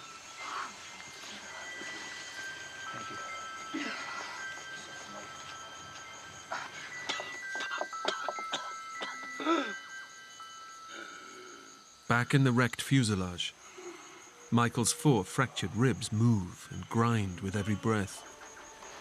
Alvaro can see he's struggling and does his best to keep his spirits up. Alvaro had kept saying to me, "It's okay, Michael." We will be rescued tomorrow. You'll be okay. And I was amazed by him trying to console me, even through all his pain. To make matters worse, Michael is now breathing on only one lung. The other has collapsed. My chest was just in so much pain I couldn't breathe.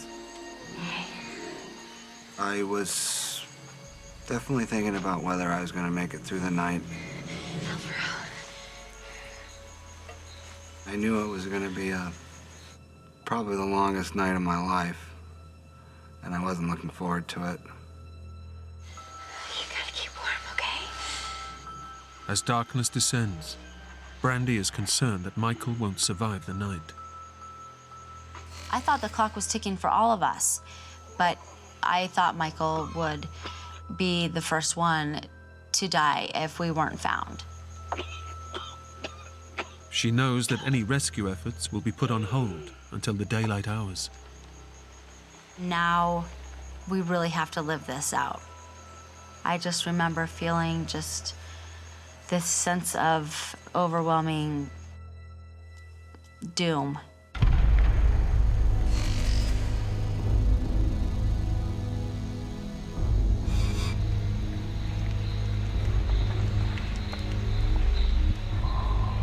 With night comes the cold. High on a jungle-covered mountain, there's no way of drying off, and any warmth is quickly drained from their bodies. Silke, Luca, come over here with us. She's in shock. She just wants to be alone. I've never been in cold like that. There was nothing that could stop your whole body from shaking. It was a brutal night. It was freezing. We were scared. In the dark of night, it's dangerous predators that prey on their minds.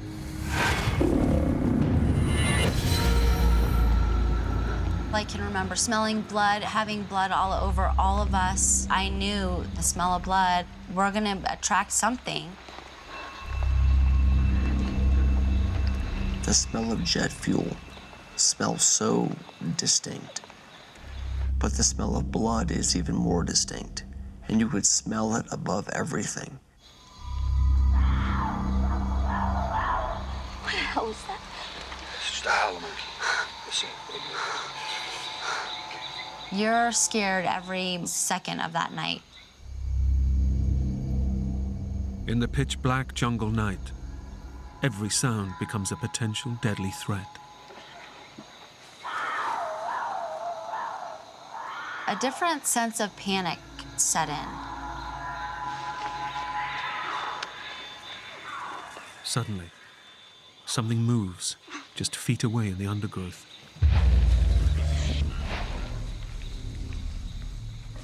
I remember hearing the rattling of leaves, and it seemed to be getting closer and closer. Brandon! What? We realize that it is something walking around. They've no idea what it is, but their imagination tells them what it could be.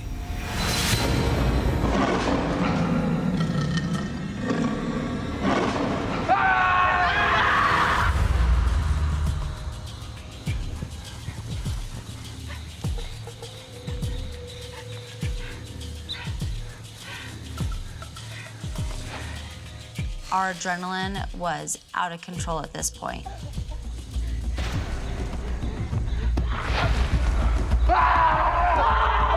When it came near, we would yell something out, it would stop.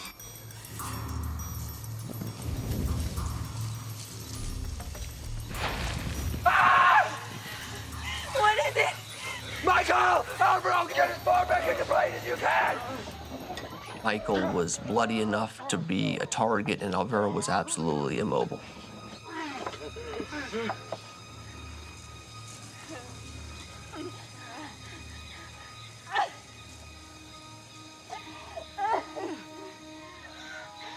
Whatever the animal was, it moves on.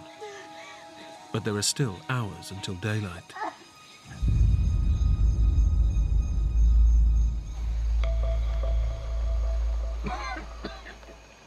Michael is increasingly weak, and Brandon is desperate to stop him falling unconscious. A clear sign that Michael's brain is shutting down, and his injuries are pushing him closer to death. He was just in really bad shape, and I would yell out to him. Michael! Michael? Are you awake? Michael! Yes! He's awake. Okay, just checking in, buddy. I think I definitely aggravated him as the night went on, but it's better than losing his consciousness. Michael! They wouldn't let me sleep and kept yelling to me. Michael, are you there? You awake? Michael, Michael, all night long. Michael! I knew it was right, but I wasn't wanting to listen. And I was getting almost mad. Just leave me alone. Just let me sleep.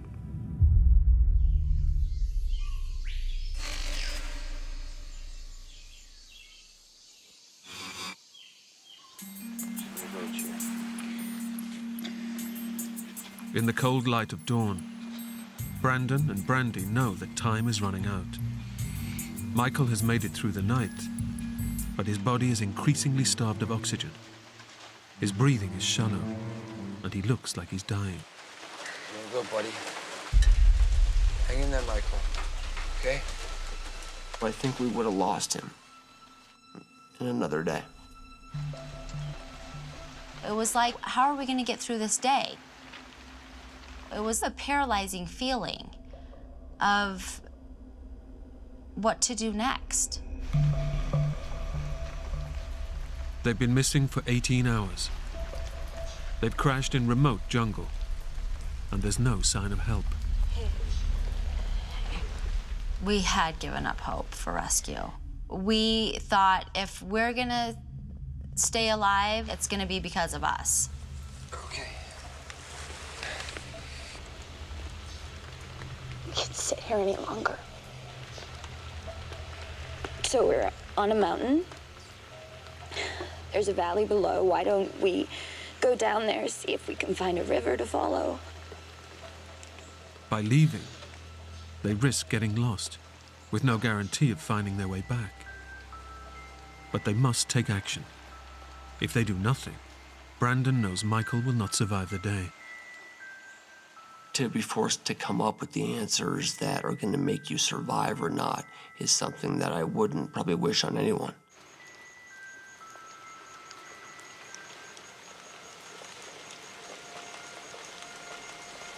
I think we should go. We all need help pretty bad. I can just stay here and watch us die.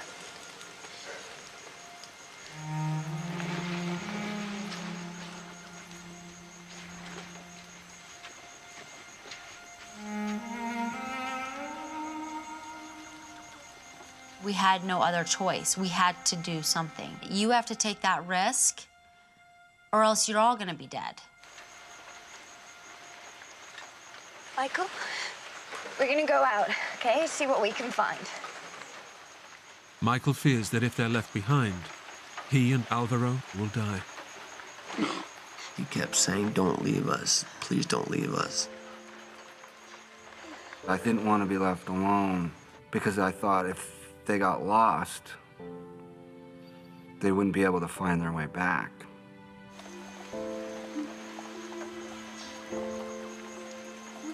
I felt bad leaving them, but I also knew there was nothing more we could do for Michael or Alvaro. And there was no good in us just sitting there looking at each other and not doing anything. It could have worked out. It could have been completely catastrophic.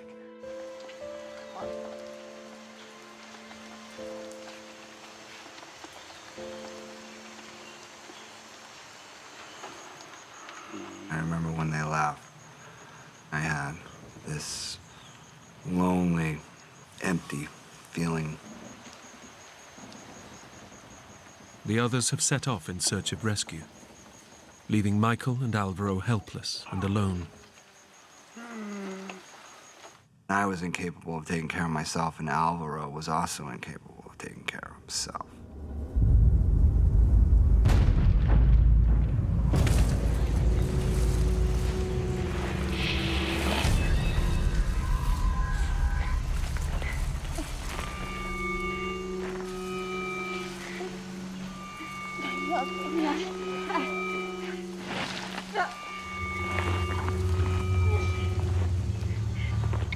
Within minutes of leaving the crash site, the three realize the difficulty of the task ahead of them. Injured, dehydrated and hungry, they're wandering directionless in one of the toughest environments on the planet. You're getting hot, you're getting sweaty, you're getting aggravated because you haven't slept all night and you're hurt and you can't walk.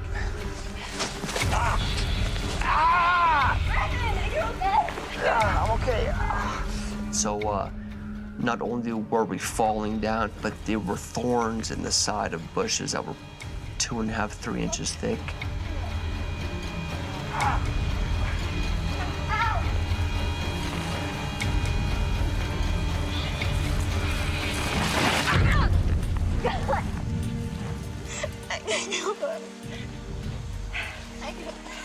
After an hour of forcing their way through the impossibly thick jungle, the group can go no further. It's becoming clear that they have made a terrible mistake. It's a pretty devastating feeling when you know you've made the wrong decision and there's nothing you can do about it. They've become totally lost. They can't go forward, and they don't know their way back. I knew that we were in dire straits. This is gonna end up how it ends up. Period.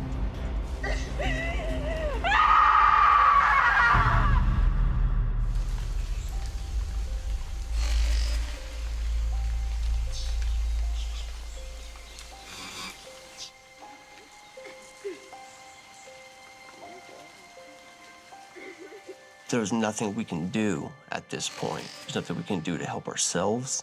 There's nothing we can do to help anyone else involved here. I was terrified that we were done. The survivors lived through a terrible plane crash. But lost, alone and defenseless, it's the unforgiving jungle that will kill them. I had lost all hope. We were all injured, we were all exhausted, we didn't know where we were going. There was no hope left. At the crash site, Alvaro, immobilized by his burns, can only look on as Michael barely clings to life. His collapsed lung makes it agonizing to breathe. His blood pressure has plunged, and this could trigger a fatal cardiac arrest. It was miserable. I was definitely on a downward spiral. If I didn't get rescued soon, I could only last so long in this condition. Michael has lost all hope of rescue and resigns himself to death in the jungle.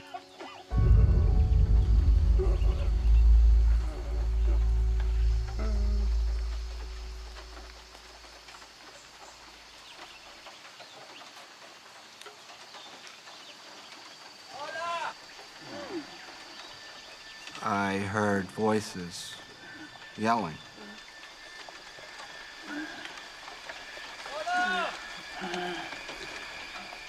And all of a sudden, this man appears out of the jungle.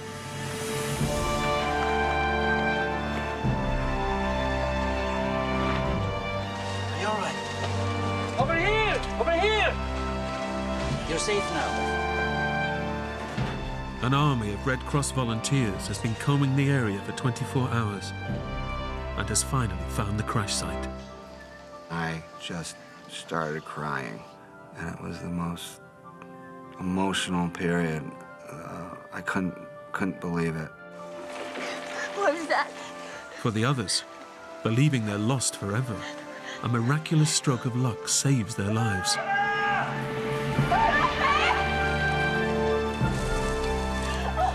Just like in Indiana Jones, the guy comes through the fields and he has a machete and a backpack. Against all odds, a local farmer and member of the search team literally stumbles upon them. It was the most incredible feeling I've ever had. It was just pure joy. Oye, este es Marvin. It was complete elation. I remember sitting down and thinking, this is unbelievable. Rescued from the Costa Rican jungle, Silke, Alvaro, and Michael made a full recovery. I think it was just luck that I survived. I have a beautiful family. I have 2 beautiful sons. When things get tough, hey, you're just lucky you're here. Brandon and Brandy's injuries healed, and they returned to America. They're still happily married and have 2 young children. You can't go through something like that and not be closer.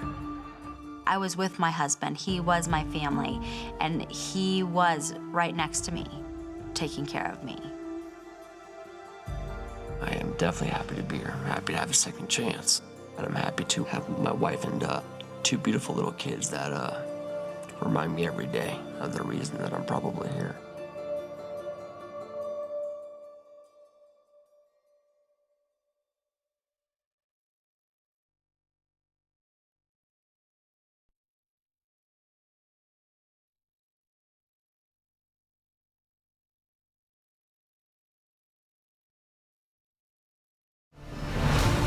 when 25-year-old Linda Scavana gets lost in the Grand Canyon.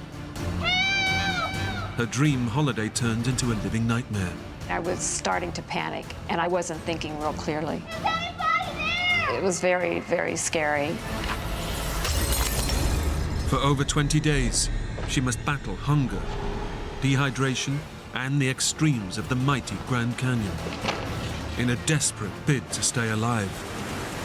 I remember thinking, if I could maybe just die in my sleep, that would be the most peaceful way to go.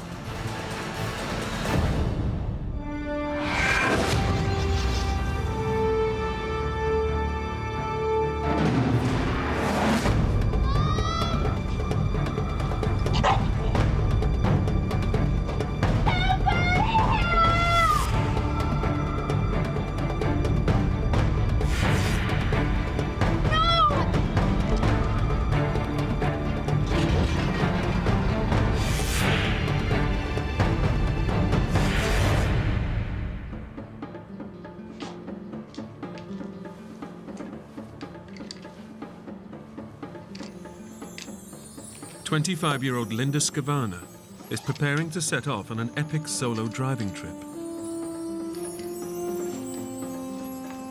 I had 3 weeks vacation from work.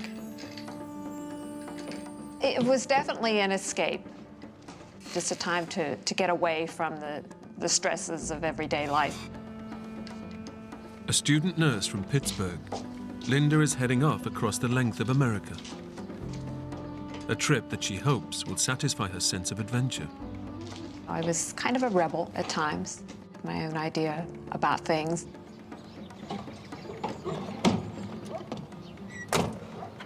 You know, when you're young and 25, the world doesn't seem so dangerous.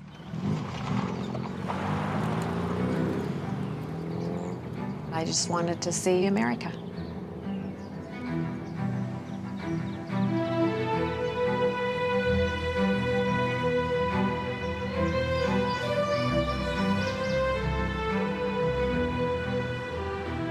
My plan was to drive 6 to 8 hours a day and then find a campground, pitch a tent, and sleep, and then set out early the next morning. And to keep her company on the trip, she's brought her best friend, pet dog Coco Jin. It was the first pet that I had ever had as a puppy. We were very, very attached. Definitely my child, my baby.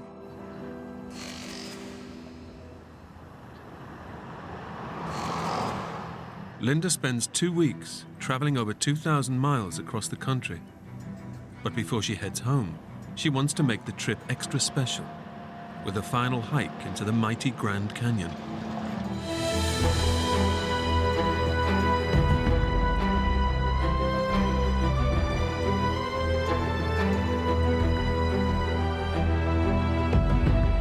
It was one of the places that I wanted to visit because it's one of the natural wonders of the world. The Grand Canyon is known as an epic tourist destination, but it's also a popular place for hiking.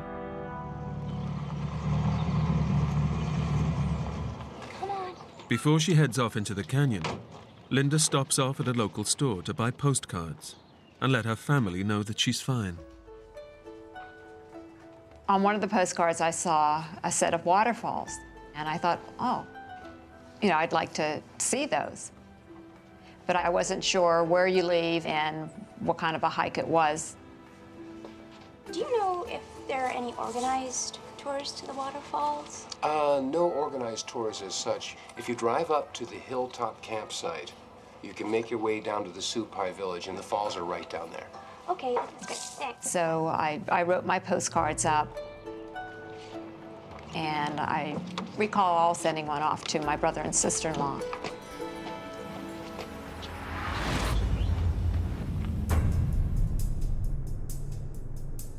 To get to the waterfalls, Linda and Coco Jin must first drive to a staging post at the beginning of the hike. I didn't know that it would take me as long as it did because it was, I think, maybe about 35 miles. but it was all dirt road, so it took me a couple of hours to get through that and to finally get to the hilltop. By the time they get there, it's already lunchtime. It's late in the day to be setting off on a hike. But undeterred, Linda heads off into the valley.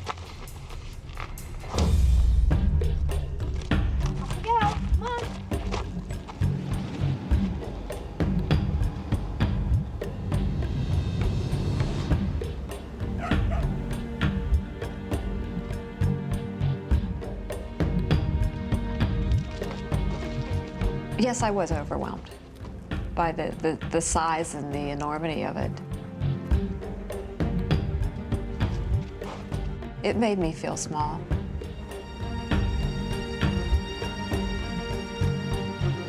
It's 8 miles to the waterfalls near the Supai Indian village, where Linda plans to spend the night, then head back to her car in the morning.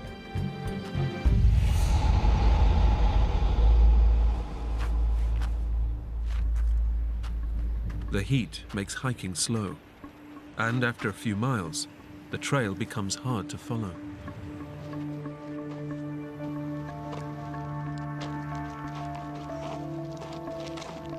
By mid-afternoon, Linda is still miles from the Supai village.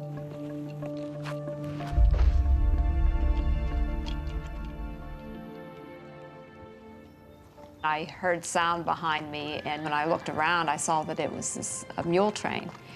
And I think I had read something to the effect that that's how all the food and how their mail is transported down into this Indian reservation. The dog started barking, and I was concerned because I knew that, this was the Indians' territory, and I didn't want to cause any problems, so we held up, and I let them ride on by.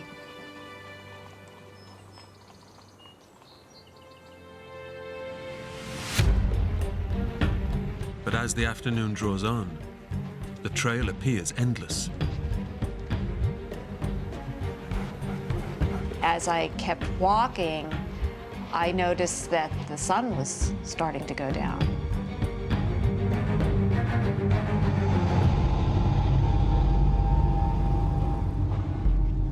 With the light beginning to fade, Linda knows she has to get to the Indian village before nightfall. And as she reaches the end of the trail, there was a sign. You can make your way down to the Supai village, and the falls are right down there. But the sign was not well marked. I didn't know whether or not to make a right or a left. one way leads towards the waterfalls and the safety of the Indian village. The other out into the vast wilderness of the Grand Canyon.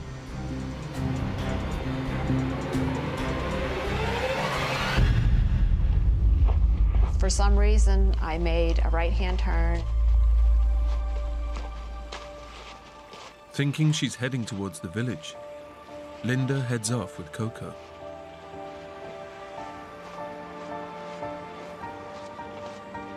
But after yet another hour of walking, there's still no sign of life. At that point, I was beginning to feel that I should probably be close by. Coco! With night approaching, Linda knows that it's too late to go back to the junction and try the left-hand turn.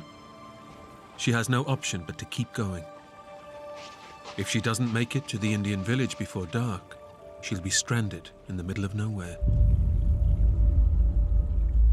In the canyon, nighttime comes very quickly because of the walls. It would be pitch black down there, and I wouldn't be able to see.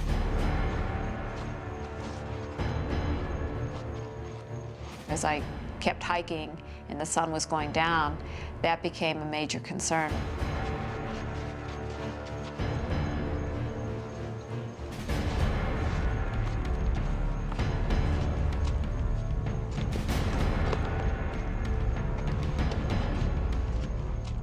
Linda's backpack weighs over 20 pounds and is slowing her down. I knew I could make better time without it because it was beginning to feel very heavy on my back. Ditching the backpack will mean leaving behind her sleeping bag, food, and only supply of water. I would have nothing except, the clothes that I had on my back and a few items that I had in my purse. With no experience of being out in the wild, Linda makes a terrible decision. I thought I could always come back for it the following morning. Coco!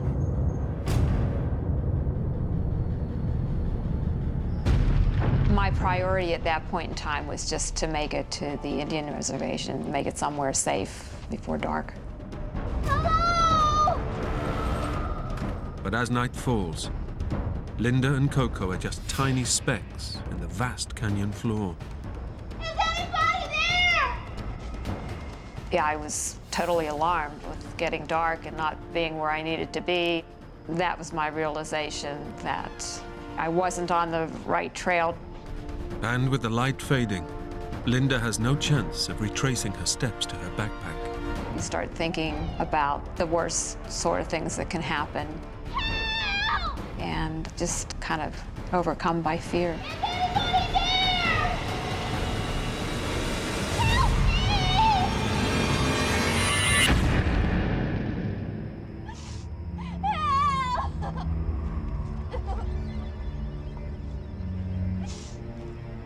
The first night was devastating. It was very, very scary. You just can't see, other than the stars that are out. There's no artificial lighting of any kind. As the temperature on the canyon floor plummets, Linda is totally unprotected against the cold. In my backpack, I had my sleeping bag, and I had all my food supply and my water. In the pitch black night, it's impossible for Linda to find her backpack. So without that, I really had nothing to protect me from the elements and nothing to sustain me. Her only source of comfort is her best friend, her pet dog, Coco Jin. Coco Jin just stayed by me. I was thankful to have him because we could cuddle up with one another and, he would offer some warmth. I cried off and on, I think, the entire night, just out of fear and not knowing what was going to happen to me.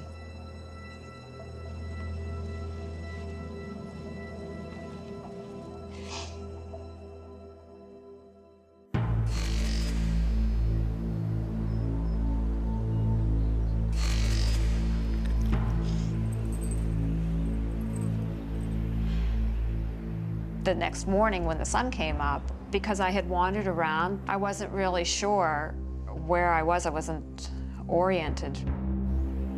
During the night, Linda wandered off the trail and has now lost her bearings in the maze of the Grand Canyon Valley. She's completely stranded in 2,000 square miles of barren wilderness.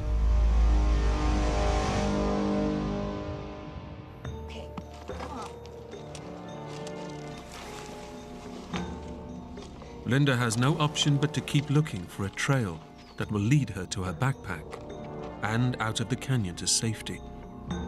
But nothing looks familiar.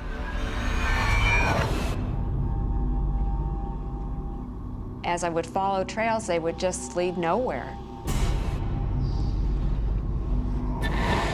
It's very difficult to see any kind of distance because there's all these little side canyons and walls, and you're like a rat in a maze.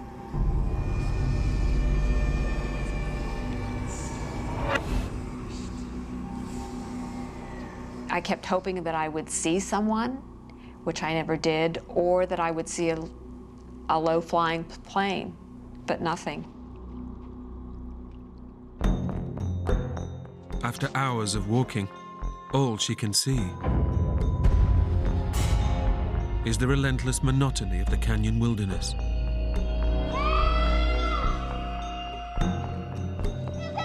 I did a lot of hollering and screaming, just hoping that someone would hear especially, you know, in those canyons, because noise can carry.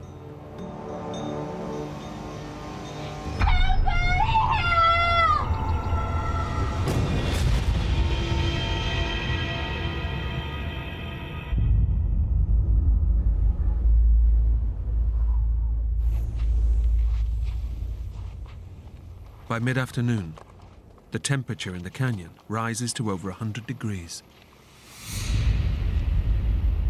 And neither Linda nor Coco Gin have had a drop to drink in nearly 24 hours. I remember it getting very, very hot. I was thirsty and I had nothing to eat or drink. My mouth was just terribly, terribly dry. In these conditions, human beings need around 2 gallons of water a day.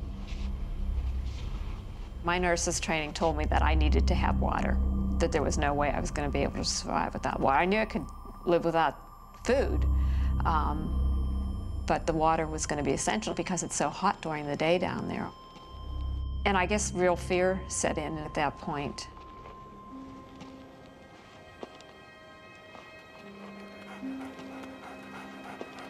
Coco. Come on. If I had been completely alone without the dog, I think I would have fallen apart. Tired? Pretty tired right now. I would talk to him. I'm sorry I got you into this, Coco. But we'll find our way out, you know, trying to keep positive. But by early evening, Linda realizes she and Coco Gin are still completely lost within the vast wilderness. I knew I was going to be down there another night.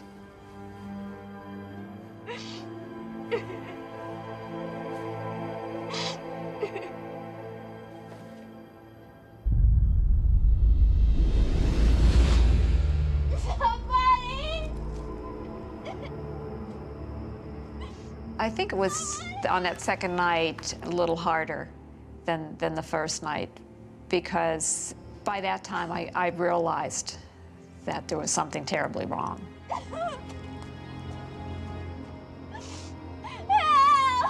I don't think that I was as hopeful in regards to finding my way out. I think I was leaning more towards the fact that maybe someone was going to have to find me.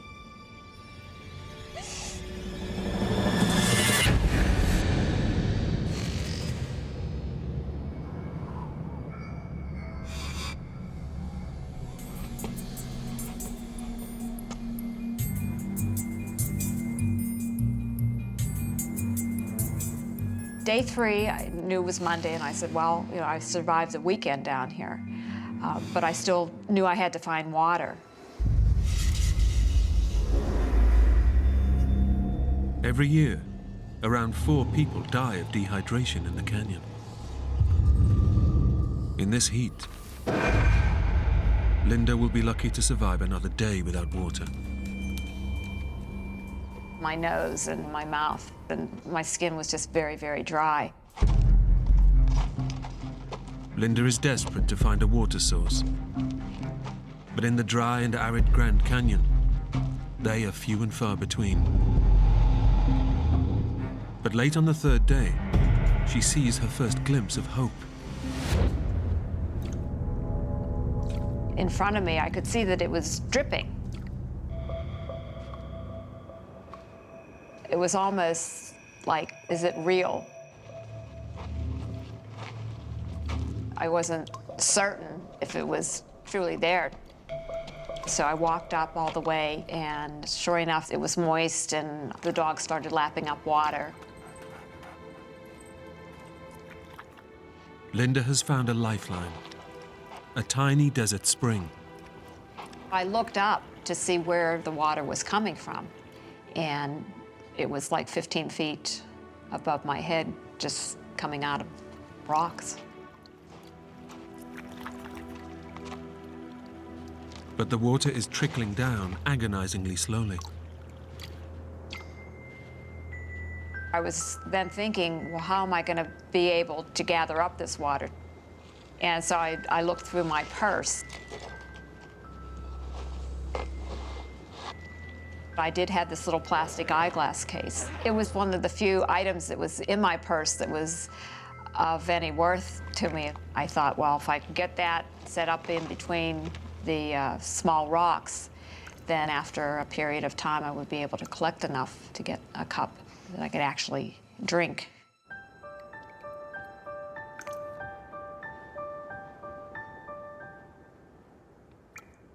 It probably took an hour or so to maybe get like a cup of water.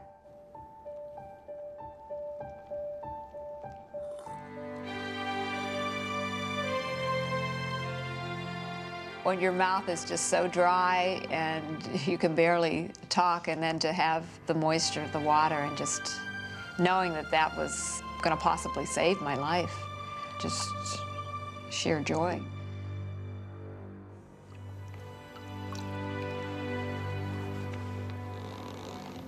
The drips supplied just enough water to allow Linda to regain her strength.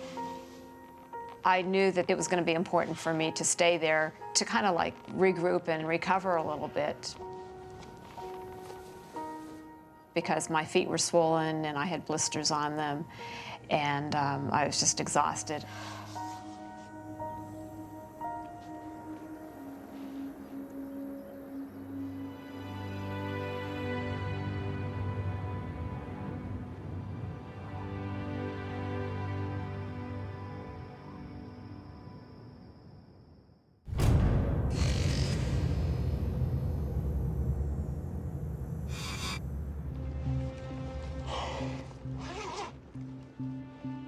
Finding the tiny water supply has given Linda hope.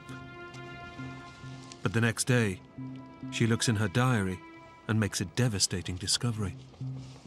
I was due back on the 13th of August, so I knew I had at least another 10 days, a week and a half, before anyone would actually realize that I was missing.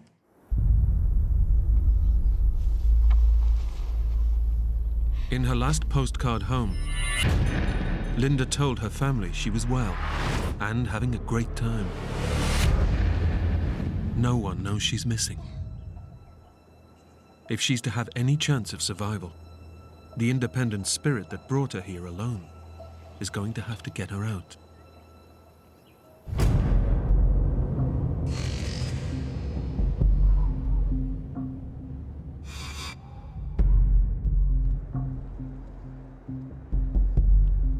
Now able to collect a few mouthfuls of water, Linda decides to hike away from the spring in search of a trail out of the canyon.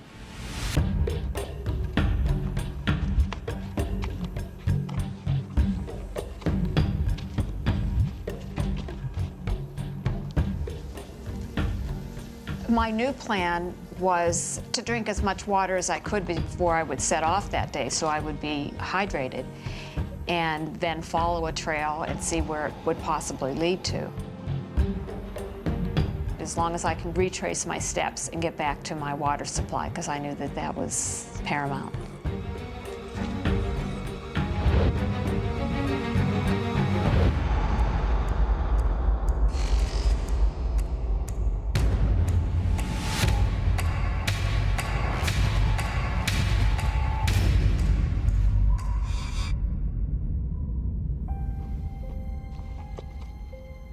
For 5 days, Linda searches north, south, east, and west of her base.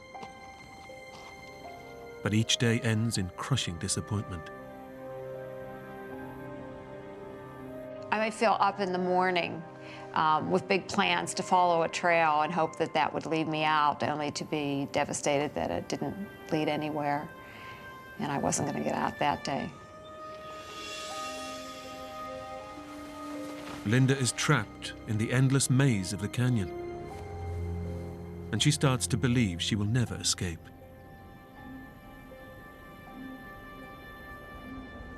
I was just totally depressed.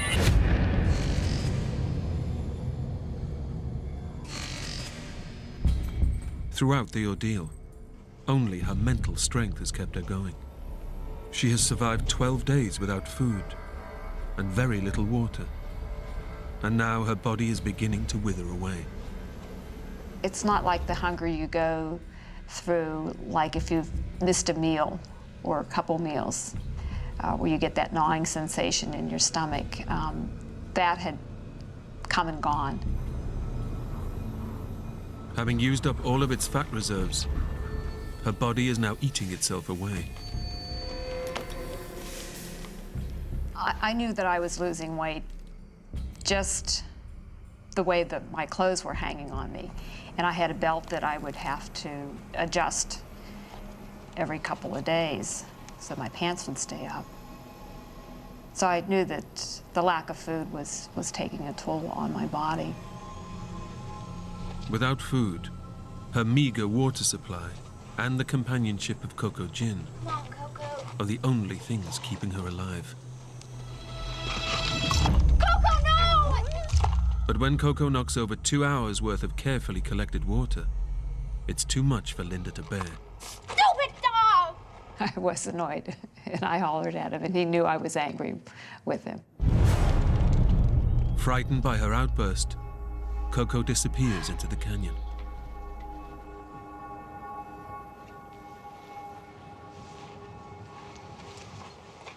I kind of felt guilty. Coco!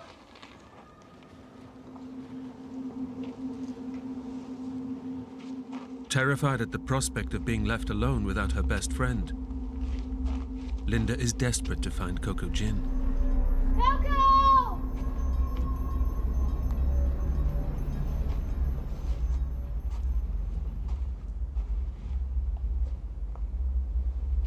But Coco Gin is nowhere to be seen. Coco!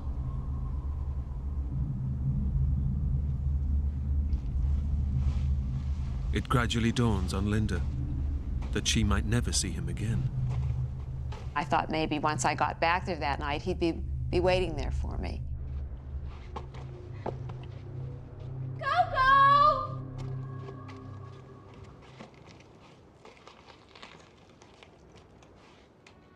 And almost as if I had driven him away. Coco! And by mid-afternoon, it's clear he's gone for good. I was devastated. My one only companion that I had down there. I was completely alone. After 11 freezing nights out in the wilderness, a violent storm blows into the canyon.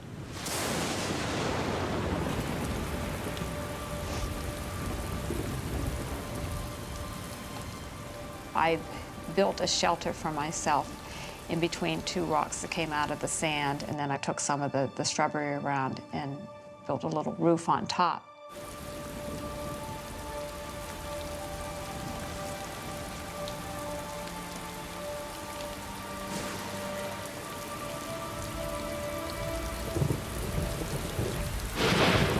But the makeshift shelter does little to keep off the torrential rain and provides no defense against the predators lurking in the undergrowth. As I was trying to fall asleep, I heard some rustling. I became alert and threw a handful of sand in the direction that I thought I heard the sound. And then I heard a hissing sound.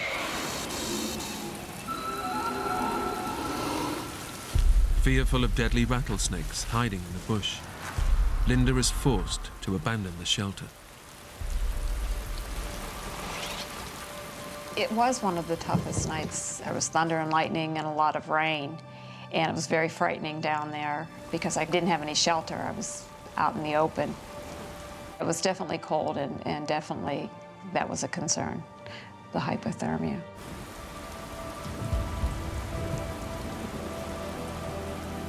Alone, miles from civilization, Linda knows she must find the mental strength to survive. I started to think of ways to occupy my mind, and I said a rosary, and then I started to sing songs, just something to keep me occupied, to get me through that night. secret.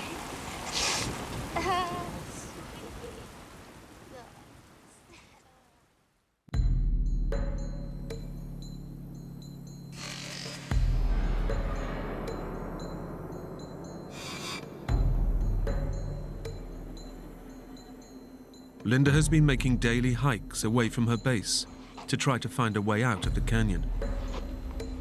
But she can only venture an hour from her water supply before thirst drives her back.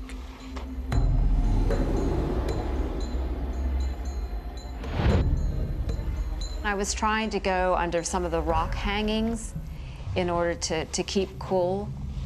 It was underneath one of those rock hangings that I noticed the bottle.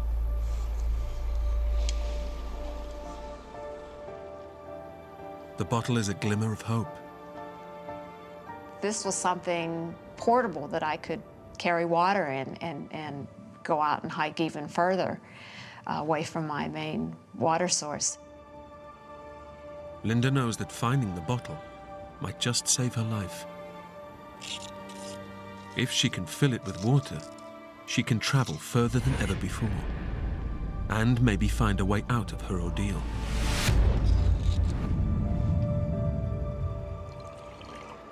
It was a process of hours to, get the plastic eyeglass case filled with water and transfer it into the vodka bottle.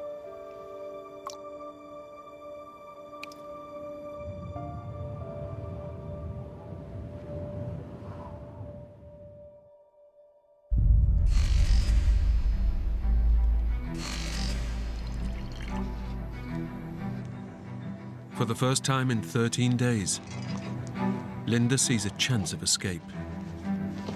With the bottle full of water, Linda leaves the camp with no intention of returning. This time, she plans to just keep on going as far as she can.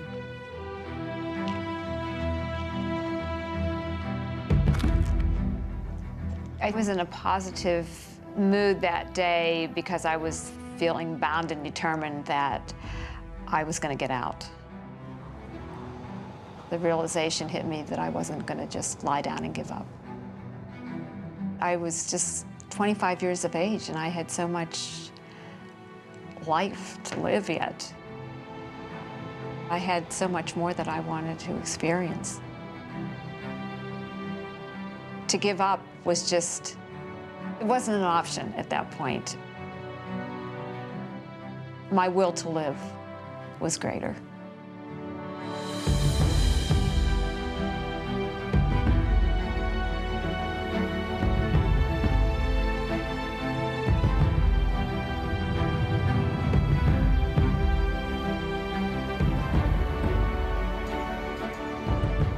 But after 2 whole days of wandering, she's still trapped on the floor of the valley, unable to see above the sheer rock faces. I thought that if I could climb up higher on some rocks that I could get a better view and perhaps see where I needed to go. Climbing the rocks is dangerous, but it's her only chance of being able to see a possible way out.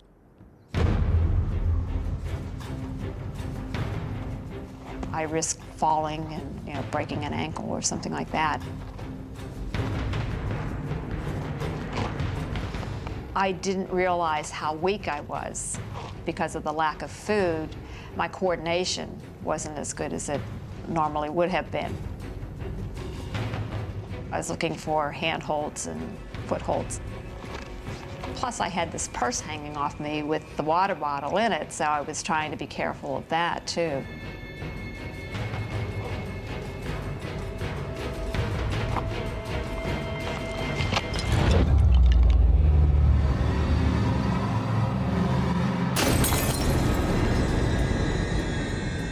In an instant, Linda's vital water supply is gone.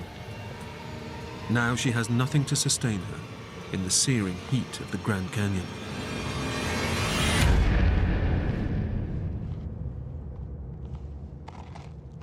I was quite upset with myself, and then thinking that, well, now what do you have? You're away from your water source, and now you've dropped the only bottle of water that you had, and kind of back to square one again. Even though I had lost the bottle of water, I was still determined to get up to the top of this rock so that I could get a better view. But when Linda finally reaches the top of the plateau,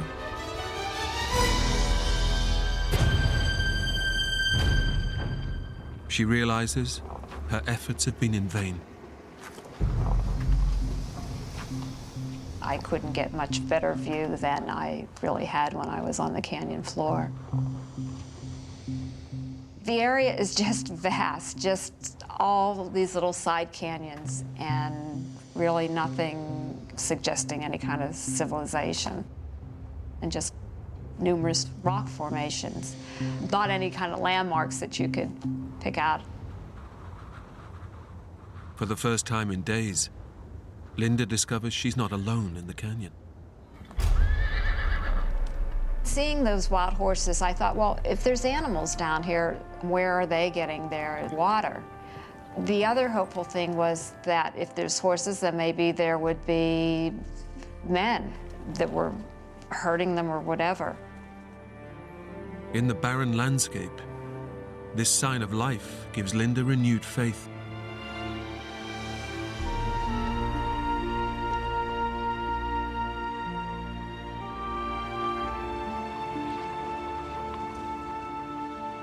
I mean, you start thinking strangely, perhaps I could even get a hold of one and ride it on out of the canyon. But I realized that was probably very unrealistic because you could only get so close to them and then they would run off. So I couldn't get probably within maybe 50 feet of them, if even that.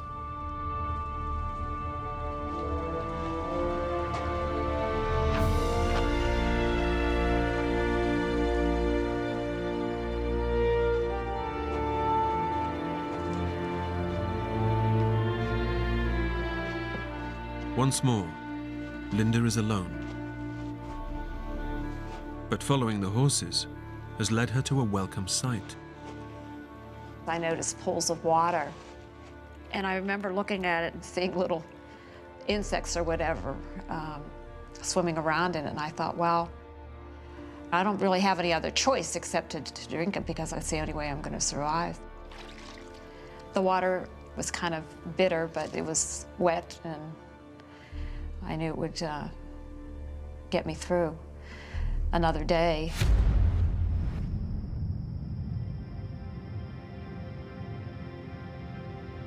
As night falls, Linda drifts in and out of consciousness and is haunted by nightmares and fear. I had started having dreams of animals coming and eating out my eyes.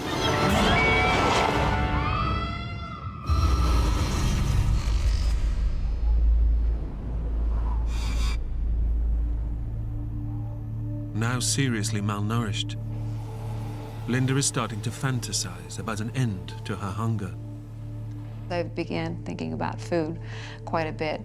And so I would kind of just sit there on a rock, you know, and think about dinner menus, writing those out in my journal.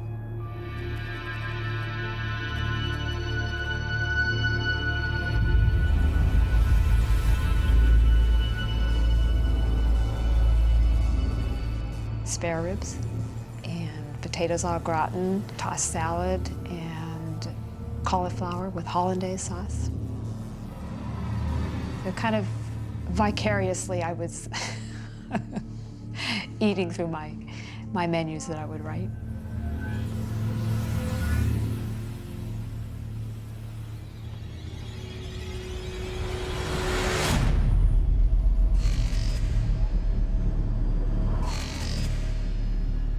I was sitting there resting, and I decided that I was gonna brush my hair. For what purpose, I wasn't sure.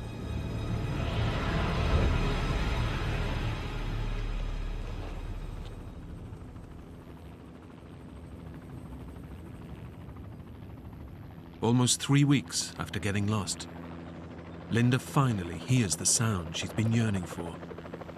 I can hear the wings going around, and I knew it was close. Back in Pittsburgh, when Linda fails to arrive at work, her family finally realizes she's missing, and prompted by the postcard she sent them, they've triggered an aerial search of the canyon. It seems her ordeal is finally over.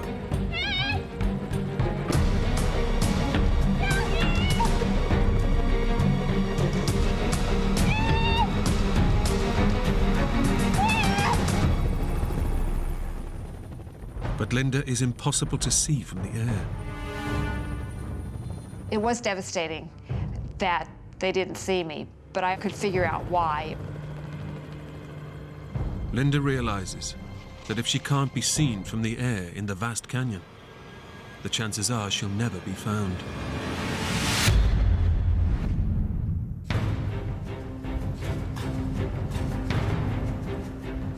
Linda's brother and sister-in-law have now joined the search. But when they arrive at the campsite that Linda began her hike from, they're greeted with a sight that fills them with foreboding. That's her car, right? Yeah. Linda's car has been broken into, but is still exactly where she left it almost 3 weeks ago. We were told that there was virtually no chance that Linda would be alive if she were lost in the canyons. There wasn't much chance we could even find her body.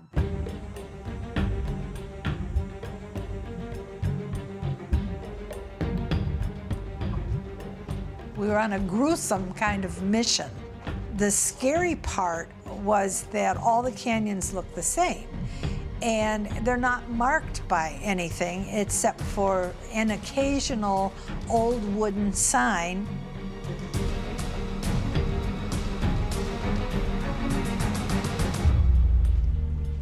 They arrive at the same sign where Linda mistakenly turned right and out into the wilderness. Which way do you think? I don't know. Will Canyon? This way.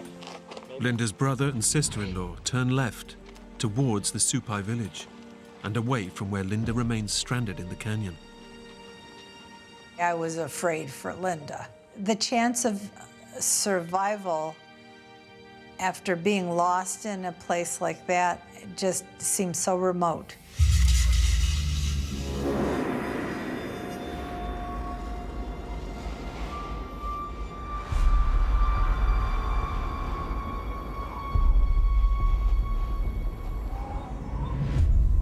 Mentally and physically exhausted and dangerously dehydrated, Linda finally gives up all hope of ever getting out alive.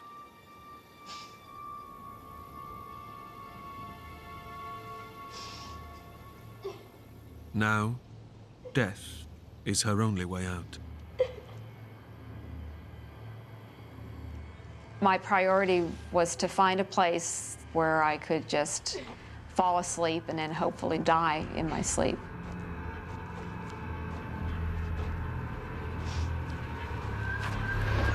I thought, this is probably going to be it.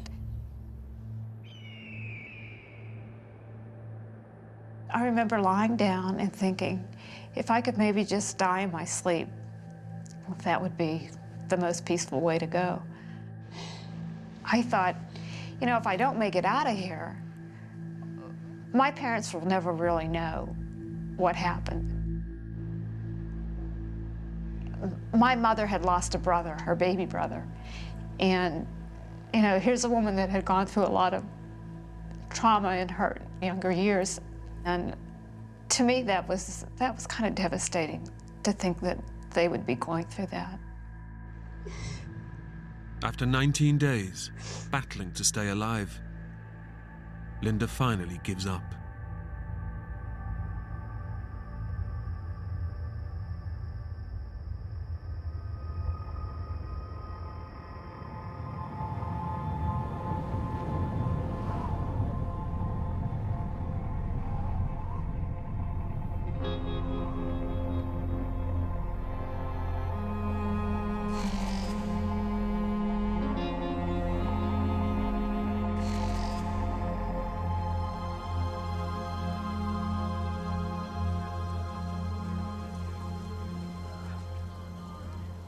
I heard voices. And it was almost like, is it a figment of my imagination or is it for real?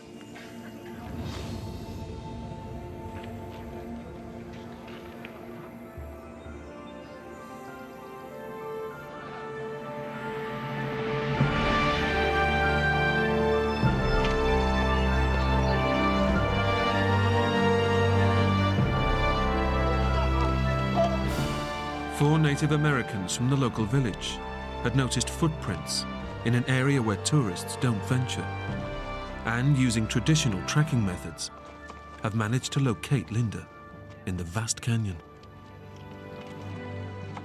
You could tell by the looks on their faces that they were kind of amazed to find me alive. It was just joyous. And waiting for her in the nearby Indian village are her brother and sister-in-law. She looked wonderful and she looked horrible. She was skeletal looking and she was the color of bricks from the canyon soil. It was just very emotional. It was the best feeling in the world. The three of us just grabbed each other and put our heads together and just howled, really. You know, the tears just flowed. But then, for Linda, the best surprise of all. The locals have also found Coco Gin, wandering lost amidst the canyon. That was a happy reunion, too. Yeah, I was very happy. There was a lot of things that I didn't do correctly, a lot of things, and I, to this day, can't figure out why. With all the big mistakes that I made, you know, how I was able to survive. Despite her ordeal, Linda made a full recovery and went on to get married and raise a family. I just didn't think it was my time to go. And that stayed with me, and the persistence and the will, the strong will to survive.